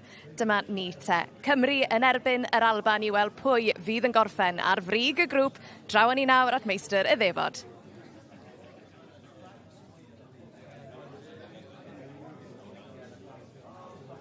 Welcome back to the 2026 Six Nations Cup. Coming to you live on S4C and the BBC iPlayer from the North Devon Resort in Ilfracombe. Our action continues in the group stages of the men's competition. Could you please welcome first Scotland, Jamie Bain, Scott Campbell, Davy Kerwin, Mitchell Luri and Scott Robertson. Well, this must be a very unique situation for both nations because of the fact that they had both beaten the Republic of Ireland in their openers. There's no jeopardy on the line in terms of going through and going out. It is all about trying to top the group and play the second place team in the other one, which, considering what happened in the previous game between Northern Ireland and the Netherlands, I'm not sure there is too much an advantage to that. Well, Scotland involved in a crazy game against the Republic. It swung one way then t'other. But that man there, Captain Scott Campbell, led the line terrifically as they sealed success in their opener. And their opponents, it's Wales, Cloud Bevan, Mark Challenger, David Davis, Ian Housel and Liam Meek. Wales haven't played since last night. They kicked off the men's competition in this year's Six Nations, getting the better of the Republic by 13 legs to 7. It was steady throughout the course of the game. Between the 5 players and across the 20 legs played, 87.43 was the free dart average, which in normal singles play is superb, let alone the fact that they've been coming on and coming off, getting hot, getting cold on the off-kick. Ewan Hawshaw, you see in your picture there, he was the kingmaker at the British Championships earlier on in the spring. And he is hoping to further embolden his blossoming reputation as a Welsh international. Well, the two teams will have their customary pre-match photo. And I suppose this must be a very unique situation, Scott Mitchell with me here in the commentary box, because both teams know that they're through to the semi-finals. There's not jeopardy in terms of who goes through and who goes home, that there's a different kind of dynamic in play because it's about topping the group. It is about topping the group and then playing whichever team may have a few battle scars in the other group in second place. But with the other group going to be decided on the last match, these guys, when they go to the hockey, do not know who that's going to be. But I'm sure that both will be wanting to win the group and go in to those semi-finals with a bit of momentum. You don't want to limp into the semi-finals having been tonked by your opposition in the last game. And look, we don't know, this could potentially be the final tomorrow night, so what you don't want to do is give a psychological leg up if you were to meet again later on this weekend. It's Jamie Bain to kick things off for Scotland, taking on Cloud Bevan in this opening leg. He kicked things off, Cloud Bevan, and their game against the Republic of Ireland, lost his opening leg against Adrian Devine. Then recovered against Damien Grimes, before then picking up points against both Dale McCarthy and Gerard McGlynn. So, of the 5 legs he played, he did pick up 4 of them in his opener. 137. As for Jamie Bain, he did show that tour card class at times in the game they played against the Republic. He kicked things off with a 13 darter. If he found the single 14 there, he would have had a dart at the ball for a dozen darter to get things started. Yeah, he kind of rushed it a little bit, didn't he? And instead of making sure the big 14, went for the treble. Bevan here, double 5. Oh, just the width of the point away to snatching the darts away. Double 15 for Bain. Gets there in the end. Scotland lead 1-0. So Jamie Bain, just like he did against Adrian Devine, has got Scotland on to the perfect start. And so Scott Campbell, second up for Scotland.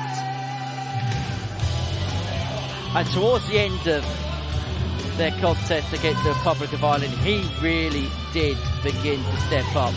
It was his leg that got them on the hill. He picked up a pivotal leg in leg 9 to stop the rot just as Ireland were just beginning to run away with the contest, just beginning to move clear. Reduce the gap back down to 5-4, and from that point onwards, Scotland were able to dominate. It began a run of 5 consecutive legs in which that man in your picture there won 2 of them. As for Mark Challenger, he also won his opening leg against Damien Grimes yesterday. In terms of his record against the Republic, 5 legs played, 4 of them won. And of course, just a reminder that because we are still in the group stages, there will be a minimum of 15 legs played, but it's first to 13 legs to pick the points up. Game on. Challenger then with the throw for Wales. I was a proud Englishman. I don't know how many times I've seen the Welsh cheering the Scottish and the Scottish cheering the Welsh against the old enemy England. But on this one, they can't cheer each other on.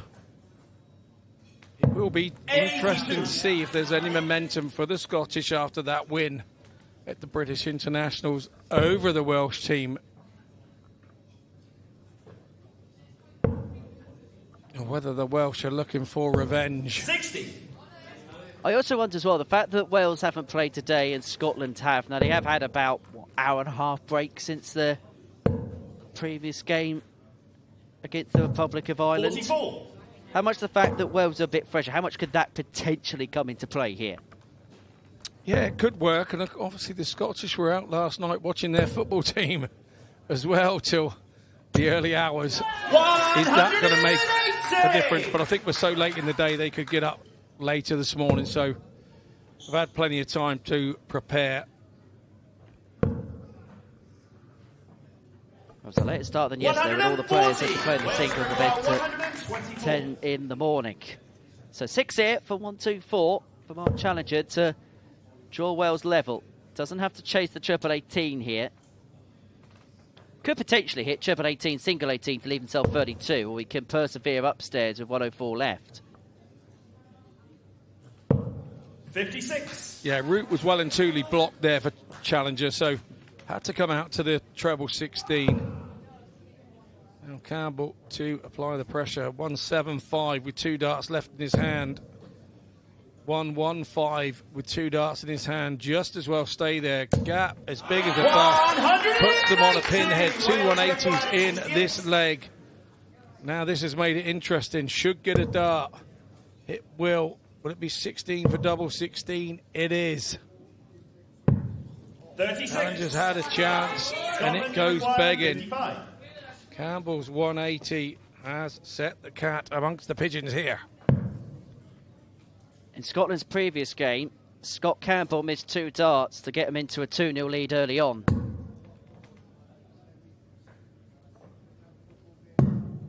And he's done exactly the same here. Darting deja vu for the Scotland captain. And so Challenger here to level us up. Double 12, having hit the single 8. No mistake on that target. Northwest side works, and we're back on terms at 1 apiece. And just like in game 1, Scott Campbell has missed a couple of opportunities to give Scotland an early 2-leg cushion. I think Scott Campbell, being a bit jovial there, said, how hard did you miss with that first start? And I'm sure Challenger's reply would have been, don't worry about that, Boyle, I hit it with the second.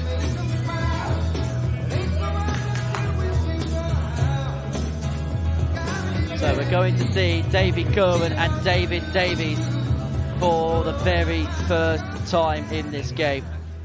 for David. We saw it twice last night, didn't we? Involved in Wales's win over the Republic of Ireland, and then in the singles tournament where he's going to be taking on Mitchell Luri in the final, having got the better of his compatriot Cloud-Barron in the semi-finals, which we broadcast to you on S4C last night. In Wales's first game, David Davis had a record of 1 loss across his 4 respective legs. So 2-2 in terms of legs won and lost so far this weekend. Game on.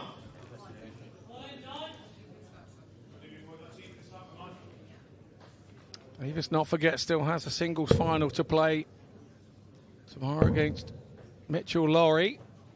60. Wales versus Scotland again. That's all about tomorrow. Today, it's all about now and being in the moment. 60.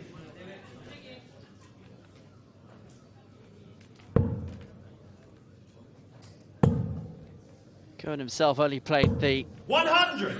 4 legs against the Republic of Ireland this afternoon, and same record, 2 legs won, 2 legs lost.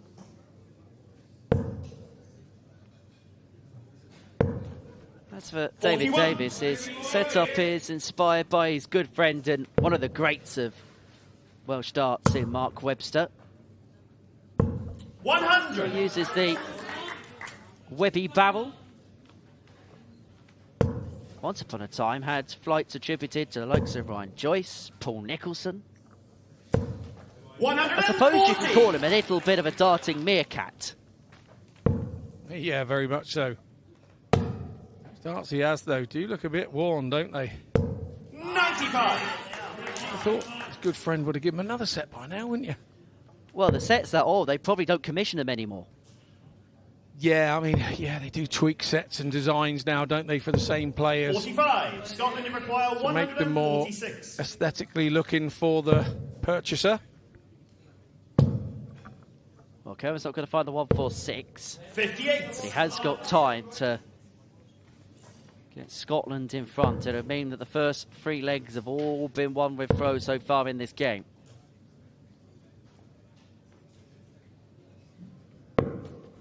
That's a look at the 25, gets the 25, and as a consequence of it, leaves himself on 150. 2 darts at double 14. And David Cohen puts Scotland in front again. 3 legs played, 3 holes of throw. And Scotland hold the early initiative. Scotland is Mitchell Luri, and for Wales, young So Scotland leads with their young superstar Mitchell Luri heading to the stage for the first time. Taking on Ewan Horsell. Saw a brilliant piece before this game. For them two talking about their trials and tribulations at the British internationals back in the springtime, back in April. And I suppose when we look at the evolution of this tournament, Scott, for players like Mitchell and players like Ewan, this is what it's all about, isn't it? Yeah, I mean, I keep saying it over this weekend. If you can play in an international circuit up on that stage and feel comfortable and enjoy it, then you can play anywhere. The pressure that's on you because it's an internationals is very different than the pressure that's, say, on you for yourself when you're playing maybe for a few bob at a singles tournament. It's a very different feel. You're not just up there for yourself, you're up there for your team. And you want to do your bit for the team. 121. And that would have set you and down really nicely, hitting that first treble 20 with the first dart. 100. Feels like one of those contests where when we're sat in about 10, 15 years' time, we could say that we saw it first here in Ilfracombe, here at the Six Nations, representing their countries. 180. Well, it took just 2 visits for Mitchell Luri to get his first maximum of this contest. 100. Got a couple against the Republic of Ireland earlier on this afternoon. And he is blown out the trap. 2 darter after 9. Ton 80, ton 40. 65. And it is the point of the contest where Scotland begin to open up a little bit of a gap. Double 12 for a 2-leg cushion. 11 darter from Mitchell Luri. And Scotland moved 2 clear. And Ewan knows there is not much he could have done about that. Left himself on a finish. Never got the opportunity. Scotland, it's Scott Robertson. And for Wales, Liam Meek. Saw that Wales had to do a bit of pegging back in the first game they played in the group. They're going to have to do it again, aren't they? Scott Robertson and Liam Meek next to the stage. And I suppose at this stage it does become an important leg, doesn't it? We've spoken about it all day long. Even in these long races, the first to 13s that we've got in these men's matches, the difference between 4-1 and 3-2 may not be catastrophic at the end of the game, but what it does do is set up the dynamic of the game, doesn't it? Yeah, it certainly does. And the dynamic of the game so far is that Scotland will be the happier of the two at 3-1 up. And in this first batch of 5 matches where all the players are played, they are going to lead it, which is what ideally you would want every time. So Robertson with the honour. This the final leg from the first cycle of, I suppose, mini matches between the players.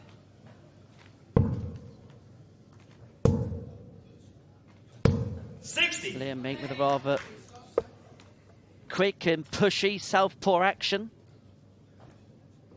Yeah, Liam likes to get on with the job. 121. Now 40 years of age, made the last 32 of the Welsh Classic last year. Also played for Wales in South Korea, and in the team event at the WDF World Cup. Was #1 in the county averages list amongst Welsh County A players. Played 9, won 8, lost 1 of his fixtures in the 140. UKDA this season. And made his Wales debut in this tournament back in 2022. 140. Scotland, you require 157. Well, this leg could be over rather quickly, just like the previous one. Well, 11 isn't going to be backed up by a 12. But Robertson's got time to extend 59. The Scottish lead to 3.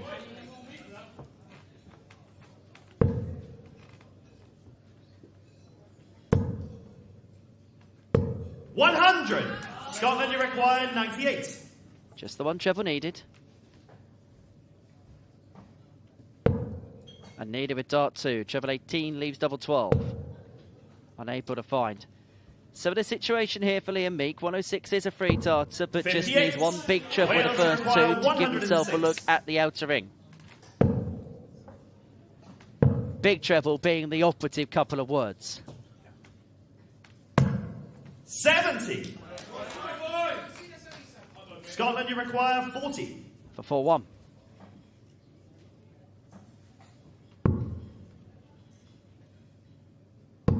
Game on the 5th leg. Scotland are just beginning to get on top of their Welsh opponents. 4-1 to the good, following the first set of legs. Everybody now has been on the stage. We head through to cycle number 2, and Wales have got a lot of catching up to do, even at these early embers.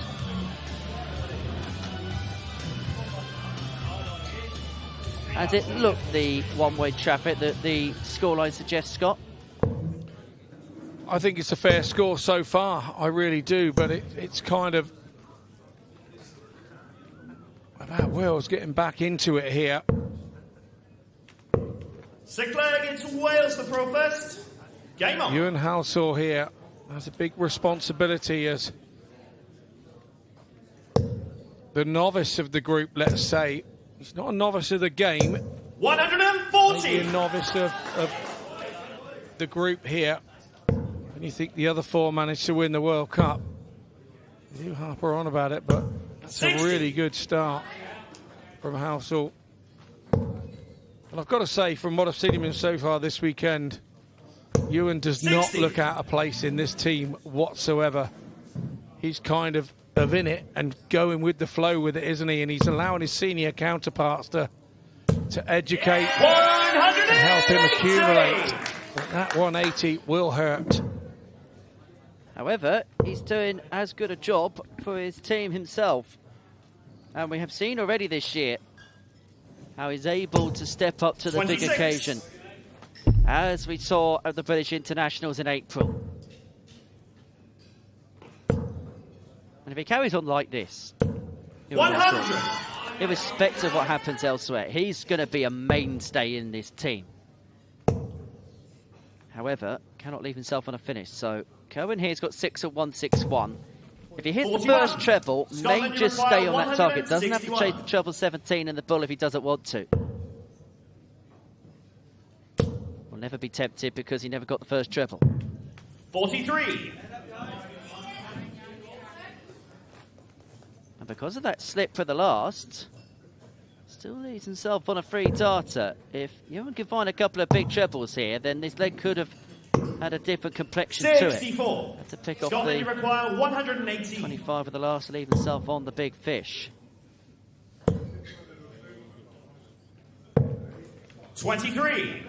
Wales, you require 170. So the big fish would provide this young man with the biggest moment of his darting life up to now. Oh yes! Oh yes indeed! The big fish is hooked. Take a bow. Ewan Housel, there he is. Reels it in. Brilliant stuff from the young man. Seventh flag representing Scotland. Ewan Hawkshaw reels in the big fish and may have reeled Scotland back in the process. Davy Kerwin looks stunned. I think everybody's stunned. How about that? It's not quite at the stage where you can classify it as brinksmanship. But if that didn't go, his team may well have been 5-1 down. Not sure about the technique though.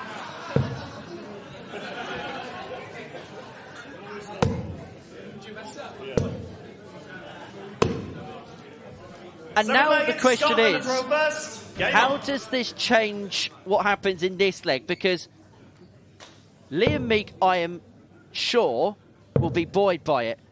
Could Mitchell Luri be 58? A little bit taken aback by what Ewan Hawshaw's just done?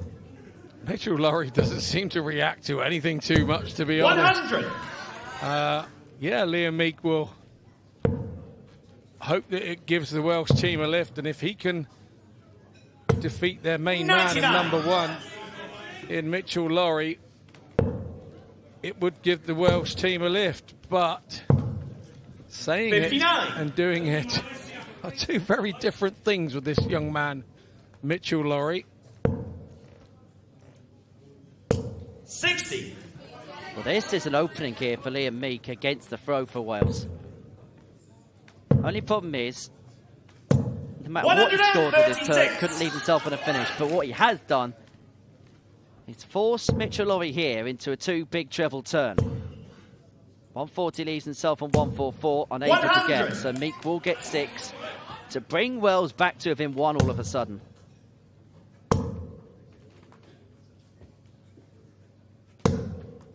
$45. Well, just about leaves himself on a finish, but all of a sudden, Mitchell Luri's favourite to win this leg. 140. Wales to require 161. The pressure, his throw just does not change. Mitchell Luri. 49. I have to say, Scotland will be happy 44. If they can restrict the Welsh chances to 161s and 170s. I'm sure of that. Game shot, the 7th flag. Normal service resumes. Scotland have the gap again. Free clear again. 8th flag representing Scotland. It's Scott Robertson. They'll be hoping that Ewan Hawksaw's 170 is just a moment for the highlight wheel and nothing more. So Robertson and Bevan next up to the stage. And Scott Robertson this weekend, Scott, has been absolutely exemplary. We saw some brilliant stuff from him in the singles on Friday. Really stepped up to the mark against the Republic of Ireland earlier on this afternoon. Got the winning leg in that 13-9 victory. England against Wales to throw first. Game on. I think he enjoys being a senior part of this Scotland side. 55. You know, being able to help out Mitchell Luri, being able to help out some of the other fellas. It's a really good team that Scotland have put out here. 140. You have a mix of experience and youth within the team. 100. And it gives it a happy blend. They're all very comfortable playing alongside one another. They have done on and off for a few years now. I'm telling you now, Scott Robertson is playing some of the best darts we've ever seen from him in the last 3 or 4 months. Well, 2026 has been a golden year. Picked up his first 2 big WDF titles in this campaign. And on the ADC circuit, over the last couple of months, he's found himself 3rd on the Scottish Order of Merit because he won 121 matches, lost just 9 and picked up 12 titles in that short period of time. 60. Scotland, you require. You know what they always 41. say, winning breeds are winning. This also for an 11 dart leg. 8-8. A 12 will do, and that's 6-2. And this Scottish team are really finding the right stuff at the right time. This, so far, Scott, is the best performance of anybody this weekend. By far, to the ninth so leg, far please in 8 welcome legs, representing they come Scotland, out of the Jamie traps Bain, flying. and for Wales, Mark Challenger. They are handling the favourites tag very nicely indeed thus far. And all of a sudden, Mark Challenger has been thrust into a situation where it feels like he has to win this leg just to keep themselves in touch. Incidentally, we could still have the minimum amount of 15 legs. However, that would also involve Scotland winning 7 on the spin. 57. And Scotland have won 5 of the last 6 legs in this contest. 135. Really getting on top. And Challenger has to somehow find a way of stopping the rot. Getting out of that rut. And in this game, it's so dependent on momentum. That is going to be a tough thing from this position to do. Not impossible, but tough. They've got to find their scoring boot. 100. At the moment, not level on the scoring front with the Scotland men, but things can swing. There's momentum. Everybody has their purple patches in the match. 98. Challenger here doing a captain's job. 135, 198 for him. 140. Switched to the wrong number for me, leaving himself on a bogey in the 140. From Jamie Bain has at least left him on a shot of 144. 60. Scotland to require 144.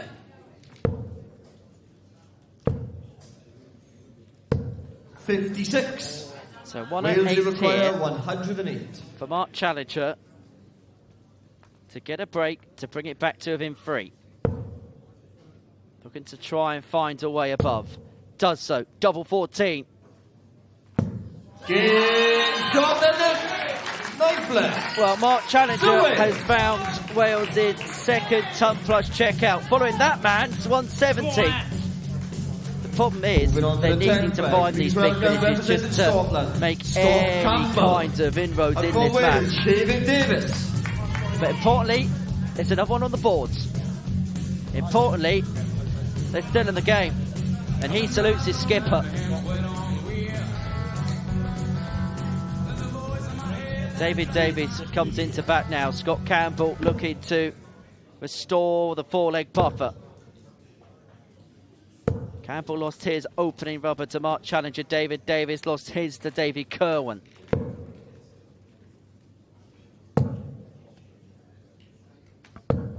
Ten flag, Wales to throw first. Game on. David Davies will have the darts.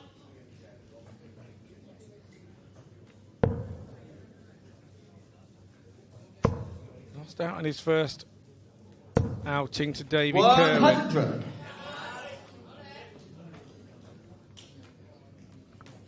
Well, if there's one player that will be suited to this kind of format, it would be David Davies. Now, 3 years ago, he picked up the Champion of Champions title in Cardiff. And that's the most brutal singles format there is in the sport. You have to go from your local pub and club, play best of 3, 140. Qualify through to the finals, and every single game from about, 512 players down to the final is all first to 2. It is the old News of the World format. Bobby George famously went through and won it 2 years on the trot. One of those years not dropping a leg. 135. And that was when there were regional qualifiers, area qualifiers, and then at Ali Pali, the grand finals. Late 70s, that one. 59. Wales require 126. Plenty of time. May just use the 19s just to pick apart this 1-2-6. Have to take it because Scott Campbell is nowhere to be seen. Tops left after 12 for Dye to bring it back to 6-4. 140. Wales require 40. To leave himself on a finish. So 6 from here. Only 2, 14 darts. Back to 6-4 following the completion of the second cycle of matches in this Moving on to the 11th flag, please welcome from contest. Scotland, Scott Robertson, and from Wales, Mark Challenger. So 10 legs down, Scotland 6, Wales 4. What's your assessment of the opening of this game, Scott Mitchell?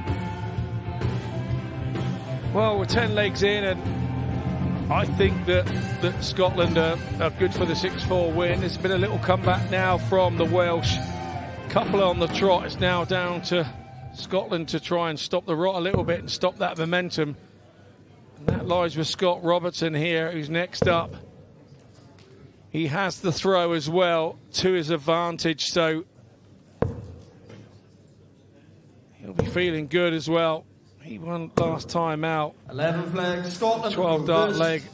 Game on. Against Lou Bevan, so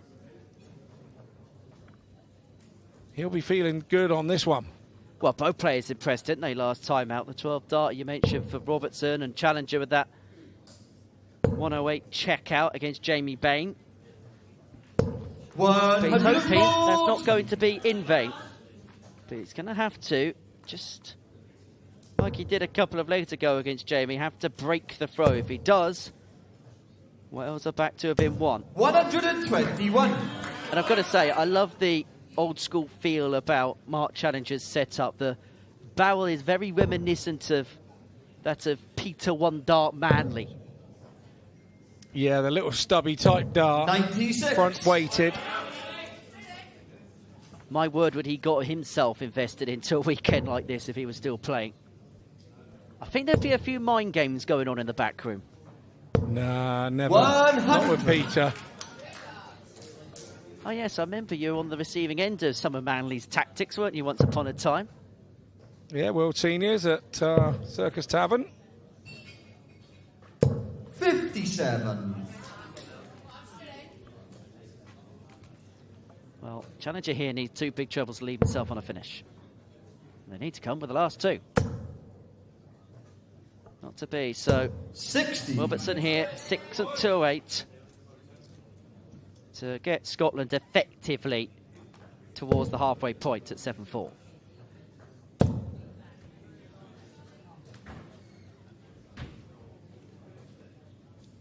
Well, if he fills it up, he leaves himself on 28. 121. And he was chasing that third treble 20.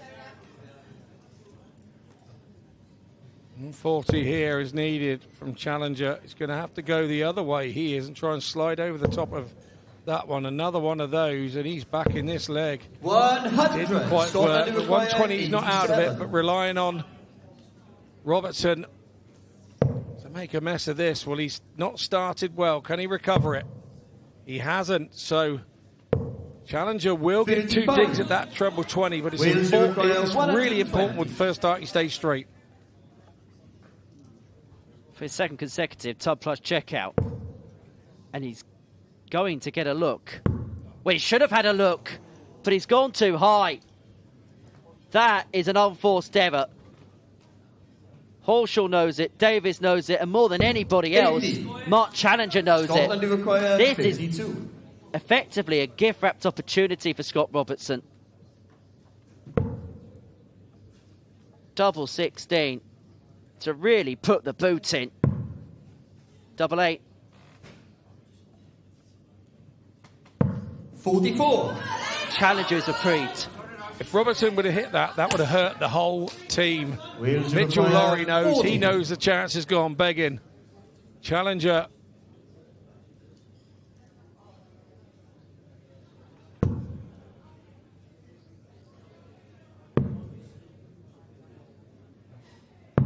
Always good with that last start. Use all 3. Challengers does a job for his team.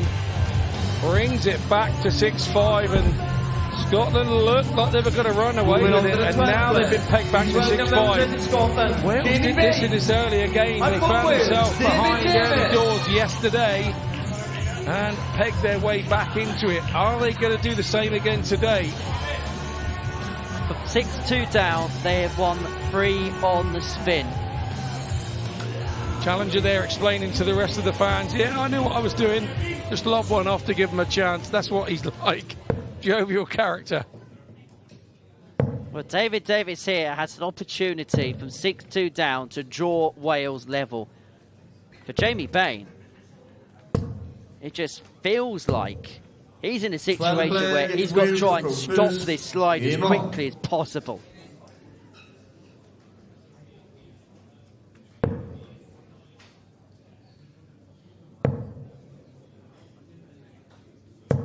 $58.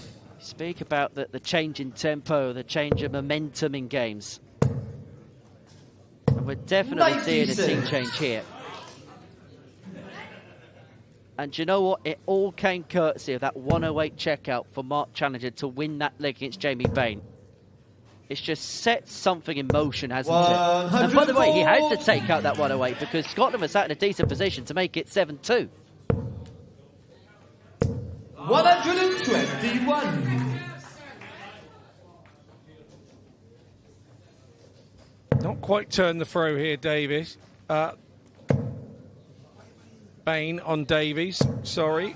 171. Really nice 171, as good as a 180.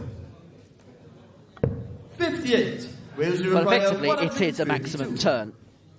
Doesn't have to chase the bullseye here on the 132. Double 12, leave double 18. 36 to 36. 96.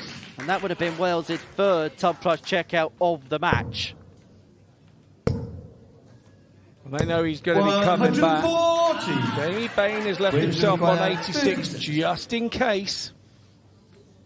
Well, that is a 13th darter for David Davis. His last 2 legs have been won in 27 darts, 14 followed by a 13. And from 6-2 down, this game is back level. Wales have won 4 on the spin. And now Scott Campbell, the captain, shoulders the responsibility, shoulders the burden, you could say now. Up against Ewan Horshaw, who has had a fair few legs to get over that big fish finish. 13 flag, it's Scotland to go first. Game on. 6 legs ago that 170 came, as we see two southpaws go head to head in its 13th leg. Halfway stage, Inseparable, 6-6.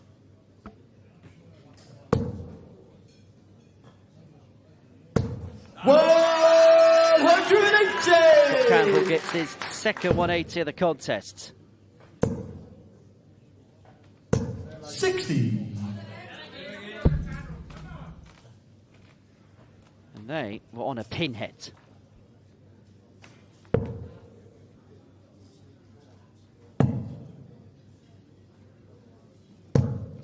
I'm sure he, more than most, will be somebody trying to eye up a potential 9 darter this weekend, Scott Campbell. 100. A little unlucky there for the young man from Wales, because 3 lovely thrown darts could have been so much more, and nobody would have had any argument with that. 41. Only a Max leads Horshaw on a finish from here. So Campbell here will have 6 on 220 to get them back on the board again, to make it 7-6. And to end a 4-leg slide for his side. Leaves himself on Shanghai after a dozen. 42. Scotland to acquire 120. Plenty of time and space. Now, if Ewan was on a finish, he would have looked at Bull here potentially, but because he's not, he's going to try and persevere still. Just underneath. 60. With the second dart. That's probably as good as 60 as you'll see all weekend. Yeah, I agree with that. 100. Scotland have acquired He's kicked 60. himself in touch, but the Scotland captain here, Rice smile where he misses 2 big numbers. Rather fortunate that Horshaw is on 140. 24. Wales have acquired 140. Well, he's reeled in a 170. We know this is in his range. Another triple 18 would have left double 16, and that would have been the second big one that Horshaw would have taken out in as many legs. 84. Scotland don't care how they win a leg right now. 36. They don't care how good or how scrappy.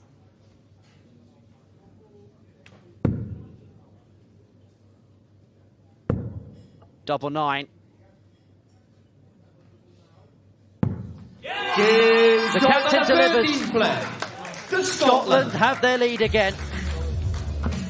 They had to survive a 4-leg burst on Wales, but Scott Campbell has got them ticking over again. Please welcome representing Scotland, Davy Cowan, and from Wales. And how important is that, Scott, just to end the rot for the Scottish team? It's really important, and the way they ended it was the fact that they didn't even give the young man a double. So it was all about that last double 9. Not the easiest double to hit, but Campbell doing the captain's job, and that's why he's put in there. He can handle pressure more often than not. 14 play against Wales. That's why he's in there as the captain, to set an example to the others.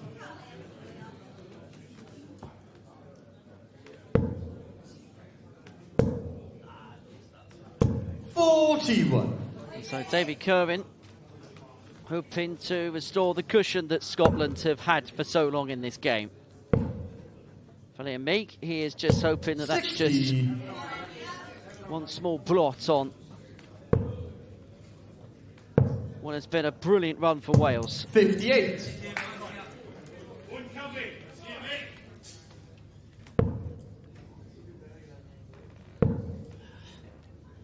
Remember, the winner of this will top the group. which means that they will play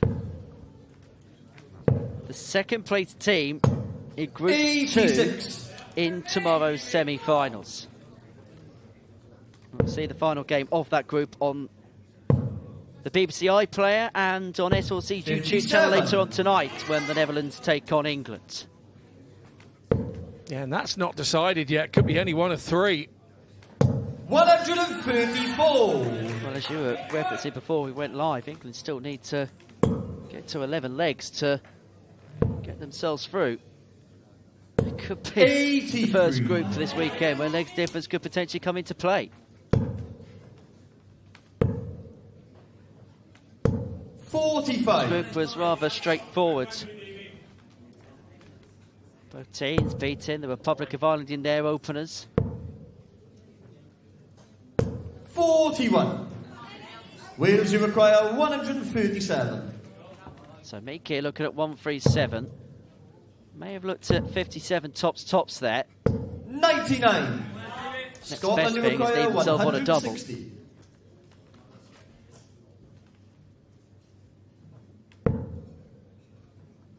Carl's not going to take out the 160.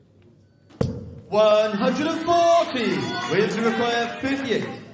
To level us up again. It's decided to split 6-16. But unable to get the hit following said split. Scotland, you require 20. An erratic visit, wasn't it, from Meek? Pretty erratic, that.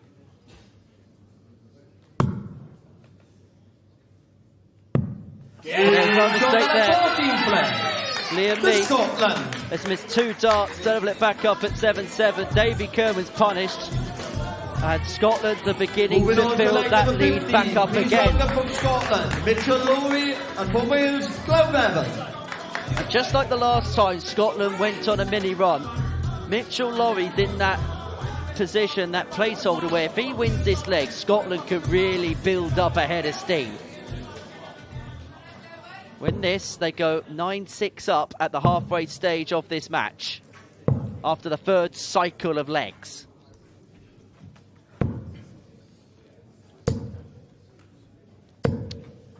$15 flag, it's Scotland. Don't really want to lose this one, but to keep the Welsh still in it.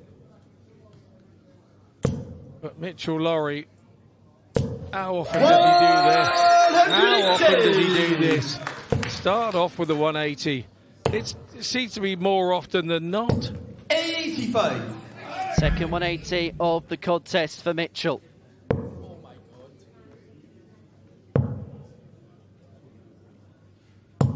$58. Kicked off his game with that 11 darter against Ewan Hawkshaw, who basically smiled in the face of the adversity in front of him, that adversity being Mitchell Luri. 96. He's himself on 167. Again, on a finish after 9. Pretty much exclusively every 59. single leg. Scotland require Well, if he's not on a finish after 167. 9, he's leaving himself handy after 12. That's incredibly difficult to beat. That's world class. 100.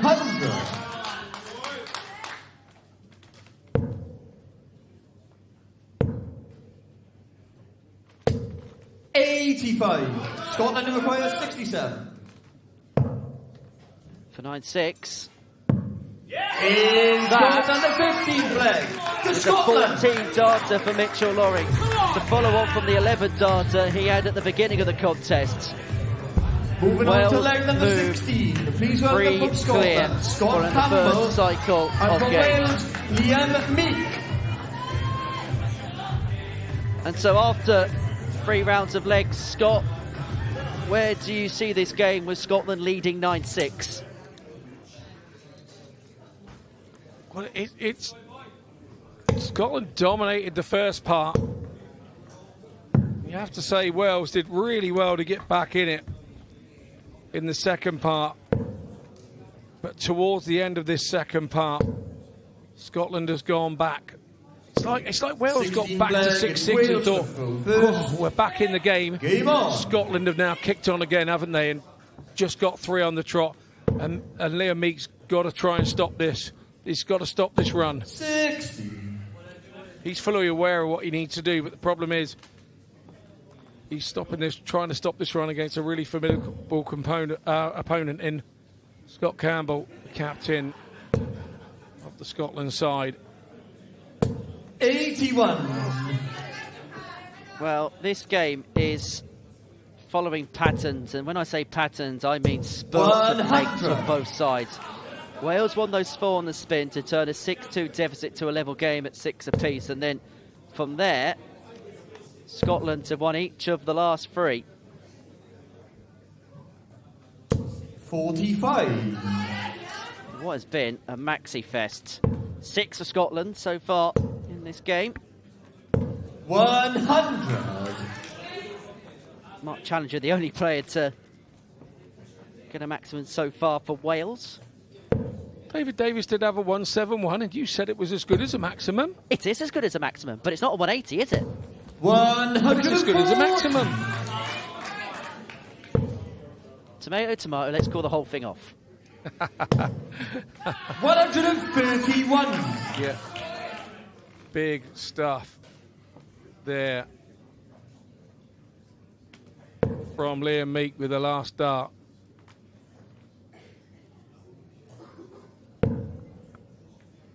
Campbell needs a treble. 65. Yeah, okay, that works. That lurks, leaves in the big fish. Treble 17 doesn't go. 48.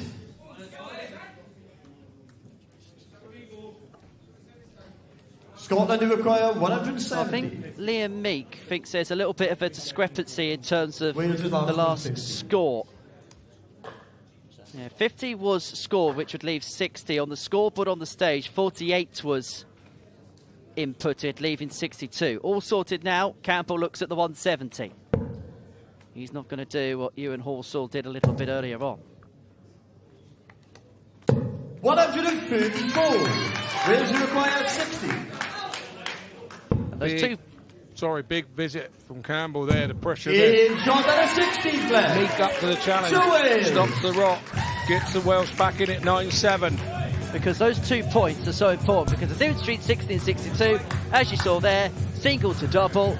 As for 62, you may only get 1 dart a double because you need to find a treble with the first to give yourself from Scotland, it's Davy a dart. And 2 darts, should I say, Wales, at the outer ring. So back to 9-7. And that is a very relieved Liam Meek. I mentioned about getting to that double figure. 10 points before your opponent and getting a kind of psychological warfare advantage. That one stopped that happening. 17 Bevan here. Scotland to throw first. Be looking to get the team back in it and take it back to 9-8. But it's Kerwin that has the darts. He's been pretty solid so far this match. 83. Now, David Kerwin typifies Scottish grit, doesn't he? Scottish granite. 134. He's not the star man in this Scottish side, but what he will do is he'll just keep ticking over, picking up legs, getting his team closer towards the finishing line. 70. You don't have to win every leg in this discipline that you play, but if you can pick up just over 50%, you're going to give your team every opportunity of winning their particular matches. 10. Lou Bevan there. I'm not really sure what that bounced off of, but it bounced out. Now leaves him a mountain decline. 95. Because David Kerwin, it's 95 to leave himself a straight ton, and you think nothing but all 3 is going to help Bevan here. 140. Like he was listening, wasn't it? Scotland, you require 100. Trevor 19, double 19. With 95 left, unable to get. Well, Cloud Bevan here, looking at 147. If he doesn't get it, 28. His team might well be needing snookers. If Few too many darts now, just beginning to veer off to the left into that single five. He's going to have to iron that out as this game goes along. 72 takes on 74, and that is a mistake. He's got to go 14 for the ball now, with Lou Bevan leaving 73 with that bullseye with his last dart. Double 11. 50. Goes wide. Wales having a big chance here. Hit two big numbers here and you get a dart to back yourself at the ball. This to return the game to throw. He's missed the big number, needed the 16 to leave himself a dart to the ball. He's missing too many big targets, Cloud Bevan. And he's been duly punished for it. Scotland are 10-7 up. And now they have won 4 of the last 5 legs. It has been a game where both teams have just been getting on runs, haven't they? And Scotland are making a push, which may well be a match-winning one here. They are 3 away from making it 2 wins out of 2 and topping Group 1 of the 2026 Six Nations in the Men's Championship.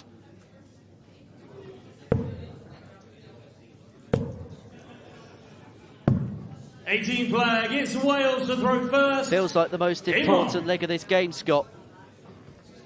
If Scotland win this, they find themselves 4 clear, needing 2 more. Wales win this, they keep them at bay and keep them to within 2. Yeah, agreed. It's one of those turning point moments again. We have the teams having purple patches of scoring and winning legs in rows and stuff, but you feel that this one is kind of super important. 81.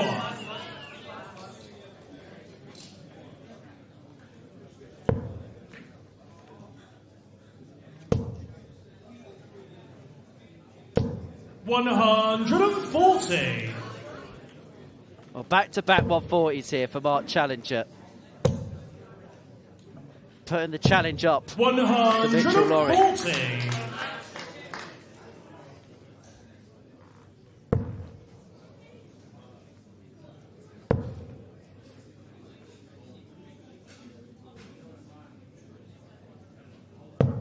$91. Good pick off with the last. And even himself on the little fish after 9 darts. Yeah, the big fish is already gone. 43. The little fish is there. And what that did from Challenger was pressure Mitchell Luri into a mistake. 6 from here. Doesn't have to go for the ball. Decides to go for the 10 to leave himself on top, which he leaves after a dozen darts. Wise beyond your years, Mark Challenger. Going to be under pressure. This kid hits trebles for fun, and he is going to be under pressure. But it's 3 darts. Surely he hits it with 1. Surely he does. That's why he's the world's captain. Handles pressure. Really nice leg of darts from him. 19 flag from Scotland, Jamie Bain. Back and from Wales, to within 2. Hassel. Game very much back on. 14 darter that was for the Welsh captain.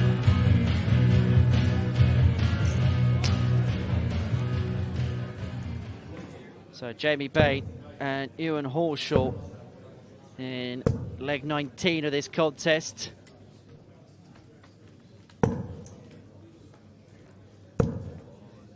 Bain has the darts here. 19 flag, it's Scotland to restore throw the first. 3-leg Scottish Game on. cushion.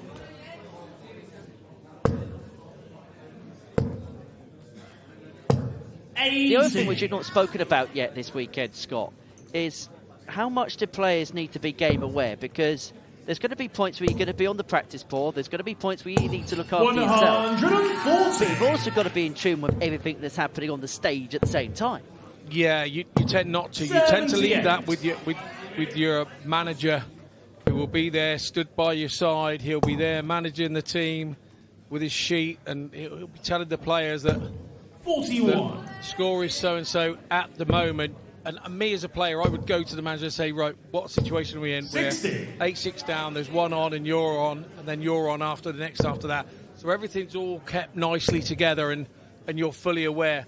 Some players don't want to know. Some players just want the manager to walk up and go, right, you're on after this one. And that's all they want to know. It's down to each individual player, but I wanted to be game aware and make sure I knew exactly where we were and what we needed. Sometimes ignorance can be bliss, sometimes ignorance can be ignorance. Yeah, absolutely. Absolutely, you're absolutely right. And again, now there's just a little discrepancy in terms of the Scotland scoreboards here. 146. All's well, 146 for Bain. Another one of them would have left himself double 16. 70 left. We've gone treble 18 to lead double 8. So maybe that's the route he's going to go when he returns, if he returns. Alsall here. 17 and the ball, double 8 now. Oh, young man, just rushed the last one, didn't he? Well, that 1-2-7 really could have been a game changer. But Jamie Bain has missed 2 at double 16. This for the break back. This to move back to within 1. Ewan Horse has already had one big moment in this match. And that could be another game changer. Scotland keeps their neck above water, but they're back to within 1. 20th flag from Scotland. And David Davis now has the darts to level this contest back up.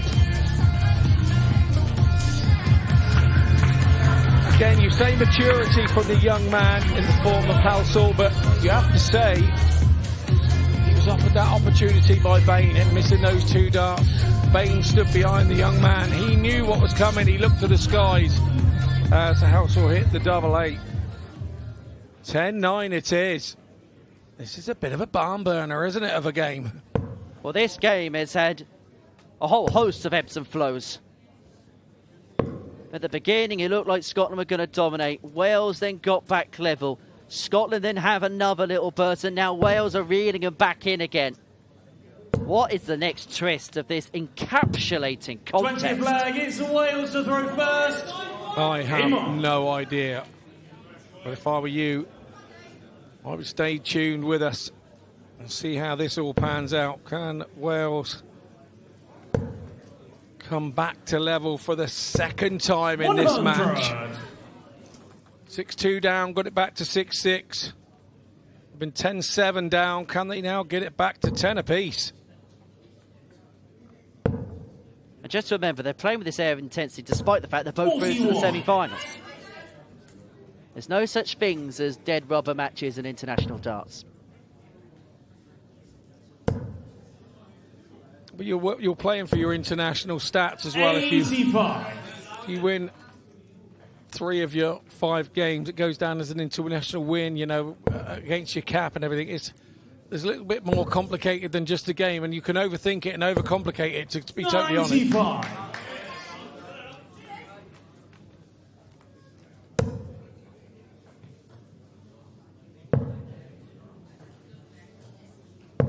96.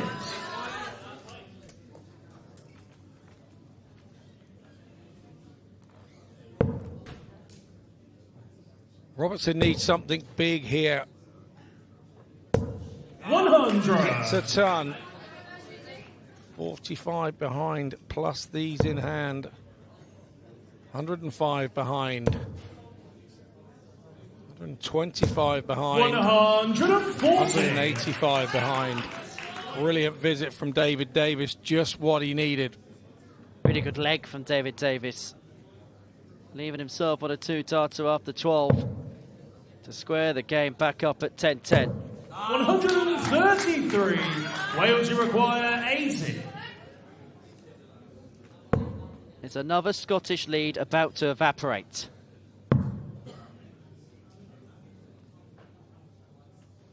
Yes, is the answer. 20th flag. 10-10. And this has now become a best-of-5 leg contest to see who is going to top Group 1. From Scotland, Davy Kerwin. And from Wales, And so here we go then, challenger. to the final cycle of legs for every player. The last chance that somebody has to affect the outcome of this game. We're not going to see David Davies again until leg 25, if we get to leg 25. And if he does, he is taking on Mitchell Luri. But Davy Kerwin and Mark Challenger are involved in a leg which will swing the pendulum one way or the other.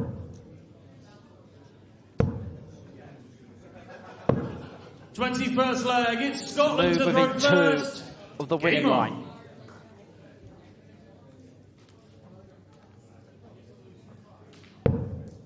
And Challenger, I've got to say, Scott, has been exemplary in this game. Yeah, absolutely. Led from the front, not asked his troops to do anything that he hasn't been able to go up there and do. He's said, come on, I'm the leader here, follow me. And that's what he's asked his team to do. Played 4 legs, won 4 legs in this game, has Mark, including that 108 checkout. 57. Which swung the pendulum back in their favour against Jamie Bain. That began the 4-leg burst in which he was responsible for 2 of them. Wales 3 legs on the spin now. 140. Again, guess who began that run of legs? Mark Challenger. He looks in the zone to me, Challenger. 99. It's more the Twilight Zone than the Twiglet Zone. It'll soon be Christmas. Twiglets aren't just for Christmas, you know.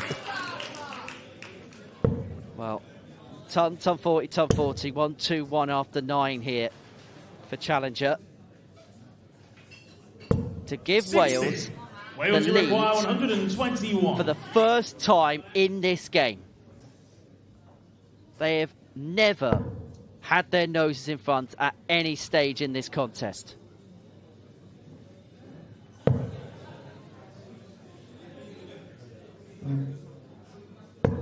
'57. He will come back for the 64, will Challenger. If he completes it, it will be 4 legs on the bounce for 60. the Welsh. Wales requires And that was 64. started by Challenger himself 3 games ago. Tops. 44. Just low. He went treble 8 there for 24. He wanted to leave himself on tops. Where does he go here, Kerwin? He's gone in the centre of the... And that's why in this situation, maybe 18s was the better shot there to leave him 107 if he hit a single 18 to give himself a chance. 55. Wales requires Under 20. the pressure in the situation, that's the way I might have gone.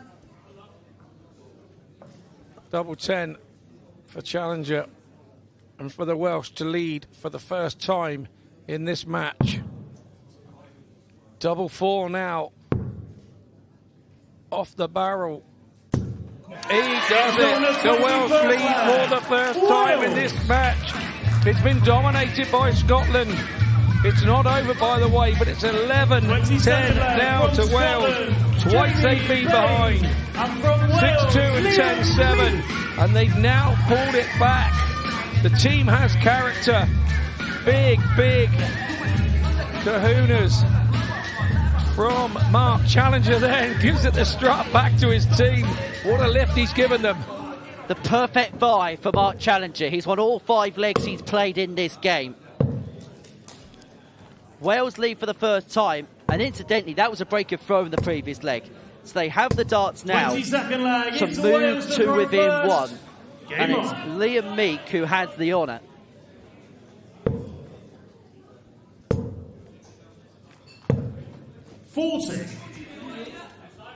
Where are Scottish heads at now, Scott?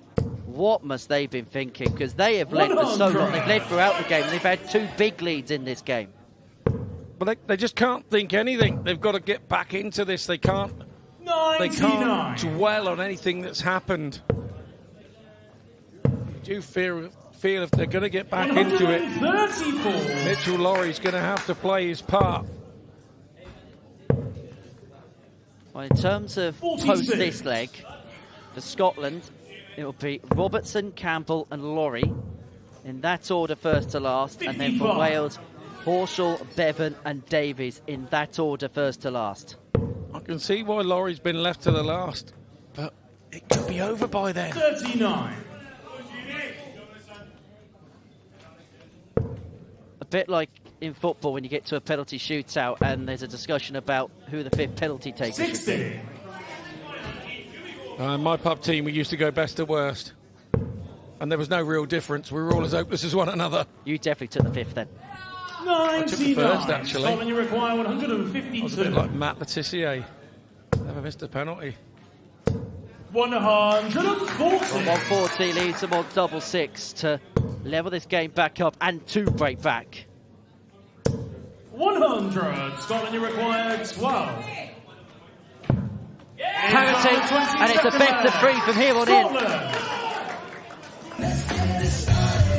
Jamie Bain has got a leg on the board in his last leg of this contest.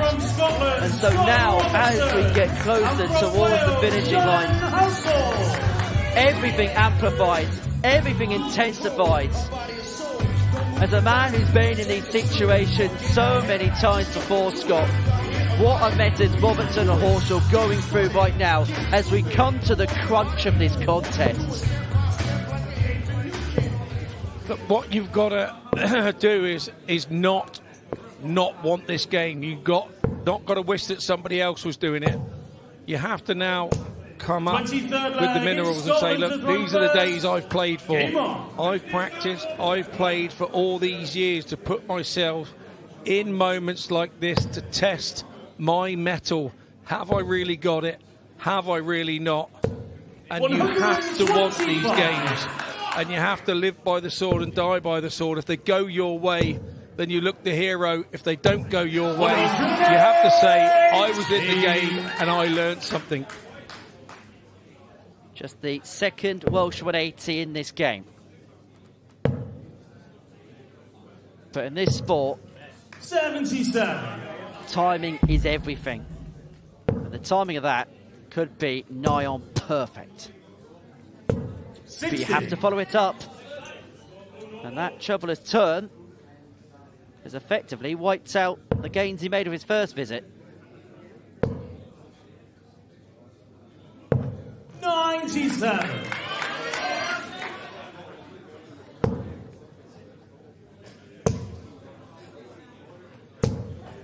100.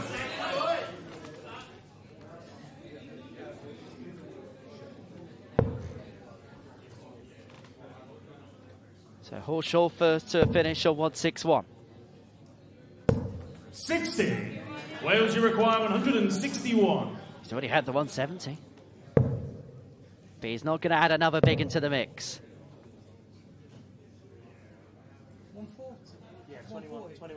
21 scored, 140 left. May look at the 18s, because look at the treble 20. Scotland, you require 140. Well, when he looked at 140 to finish on, he did start on the 18s. Another one of them. Oh, he's got tots to the 140. Tots is found for Scott Robertson. That could well be the moment which changes this game into Scotland's favour. Scott Robertson has found an absolute bruiser of a checkout. Scott Campbell, and from Wales, Gwlad Bevan. Scott Robertson has been granite for Scotland this afternoon, and he may have just delivered a fatal punch on this Welsh side. It's not a punch on the nose, let's put it that way.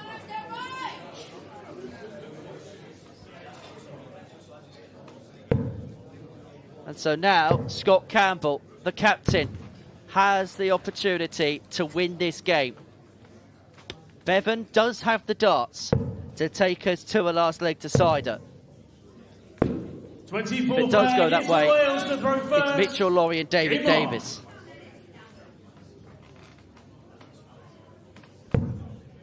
Has to go downstairs.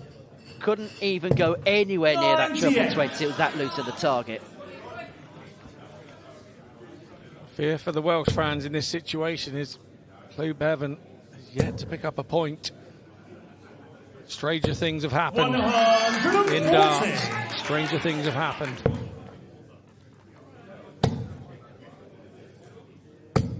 Well,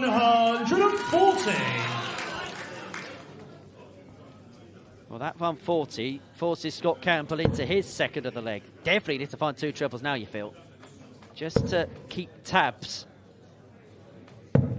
78 with his Welsh counterpart.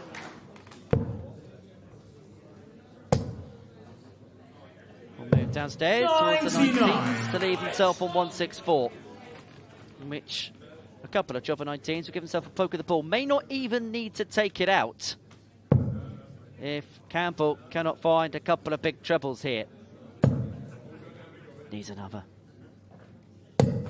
Doesn't get. 83. Wales bit of drift there, wasn't there? Bit of drift. Decided to stay there because Scott wasn't on a finish. 100. You have to say, Bevan has been brilliant here. It's not gone his way this game, but he has not mentally let that get to him. 98, 140, 99, 100. 64 to get it back in for his team. Double top. 24. It's not there. Scotland, you require 157. Campbell then 157. We've just seen a 140 in the previous leg. Are we going to see another big one? Campbell takes his time. It's all about this first dart. Getting the first dart right. You can't decide whether he's starting down or up here at the minute. You've got to be clear in your mind. Well, maybe that indecision led to a lack of execution. And so Carl Bevan here has hit the dart at double top to get us to our first last leg decider of the weekend. This is just precarious. What a fight! What a fight that is! And for the first time this weekend, we have a last leg decider in a men's match. Mitchell Luri and David Davis are now locked into the ultimate pressure cooker. I've got to say, Lou Bevan, take a bow. You've been huffing and puffing and not putting a point on the board for the team. They knew you would be there when they mattered. That's why you're in this fight. That is a sensational leg of darts from Lou Bevan, when everything in his head must have been telling him no.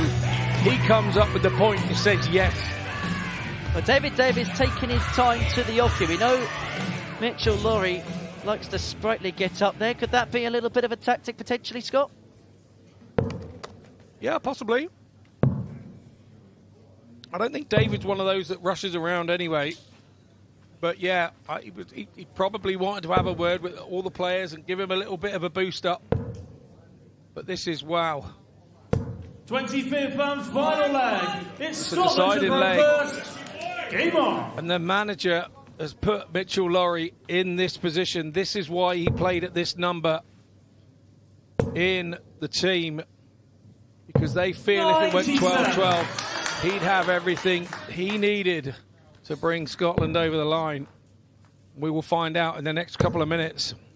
And just remember, both teams already through to the semi-finals anyway. This is to see who tops the group.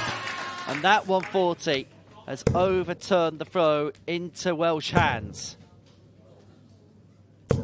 140. The trade-off of 140s. David probably needs another one here. He can end up afford to go troubleless. Mitchell Luri is in charge of this last leg. He's 40 behind now. David Davis plus these. 94. He's 134 behind.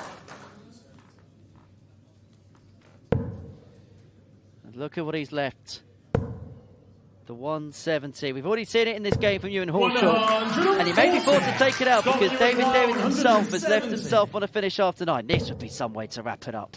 Some way to bring it to a close, but he's not going to get the second treble. 98. Now it's Davis's turn. now he's got to try and find a trouble of some sort. It doesn't go. It's advantage Scotland.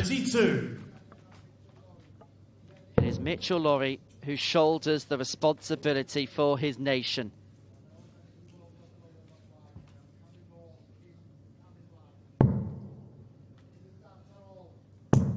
But 2-match darts at double six at come and gone. Wales, you require 104. 104 for David Davis to snatch it. Luri's missed 2-match darts. Davis is going to get his own at double top.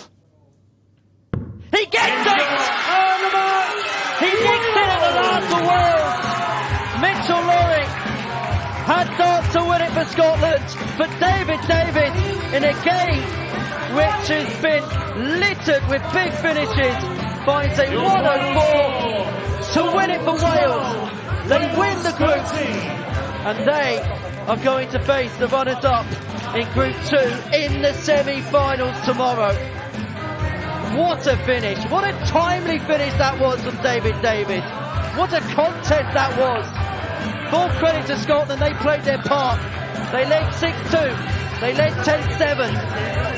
But Wales always kept themselves in the contest. Always kept their chins up. They led for the first time at 11-10.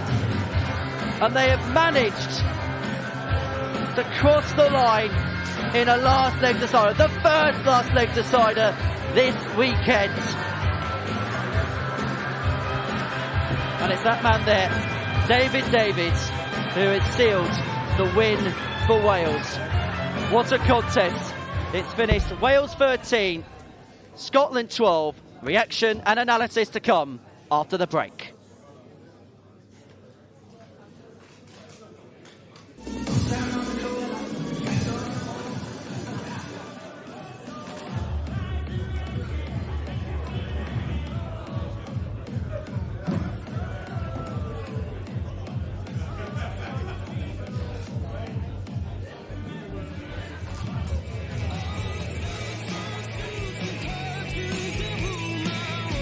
So reaction and analysis to come on the other side of this short break.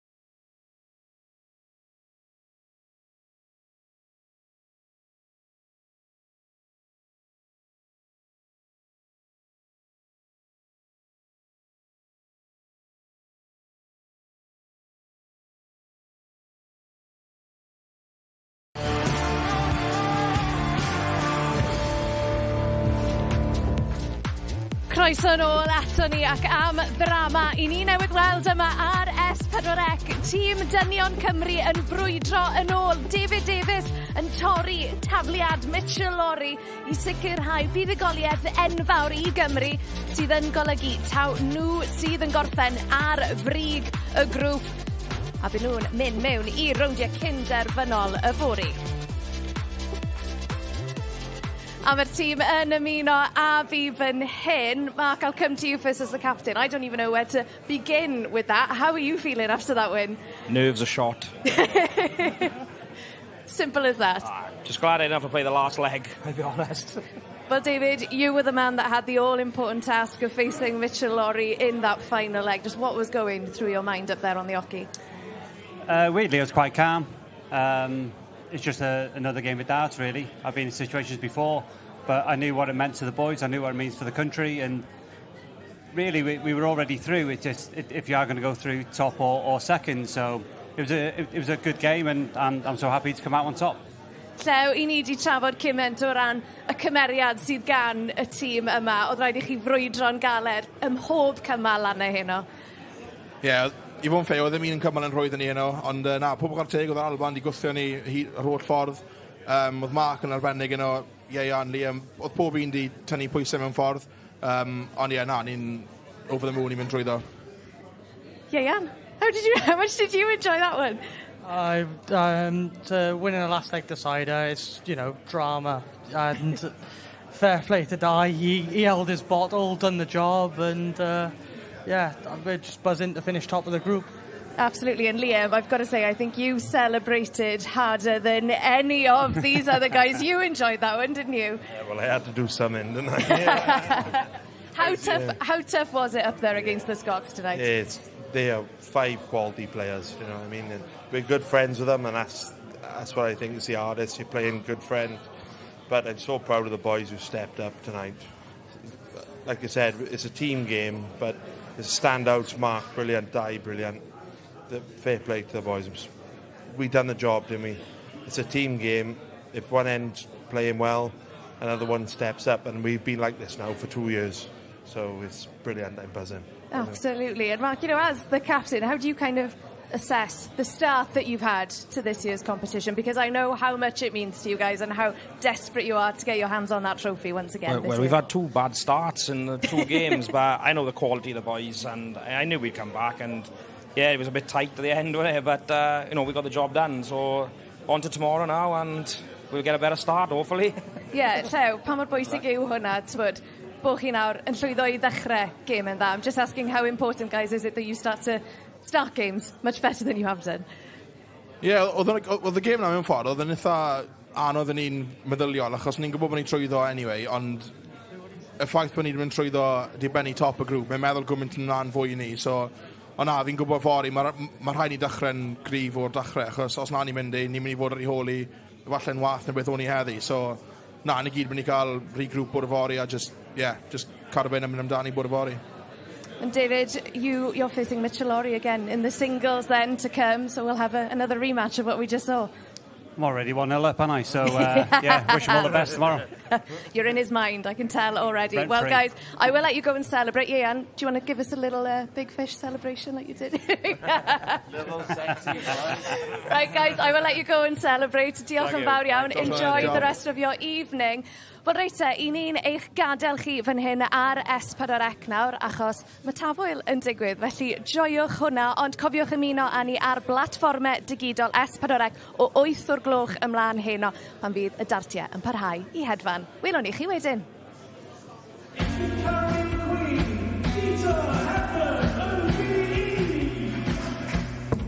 Game shot, and the match! Sullivan efo'r cwbl top gol ar y cyfnod cyntaf.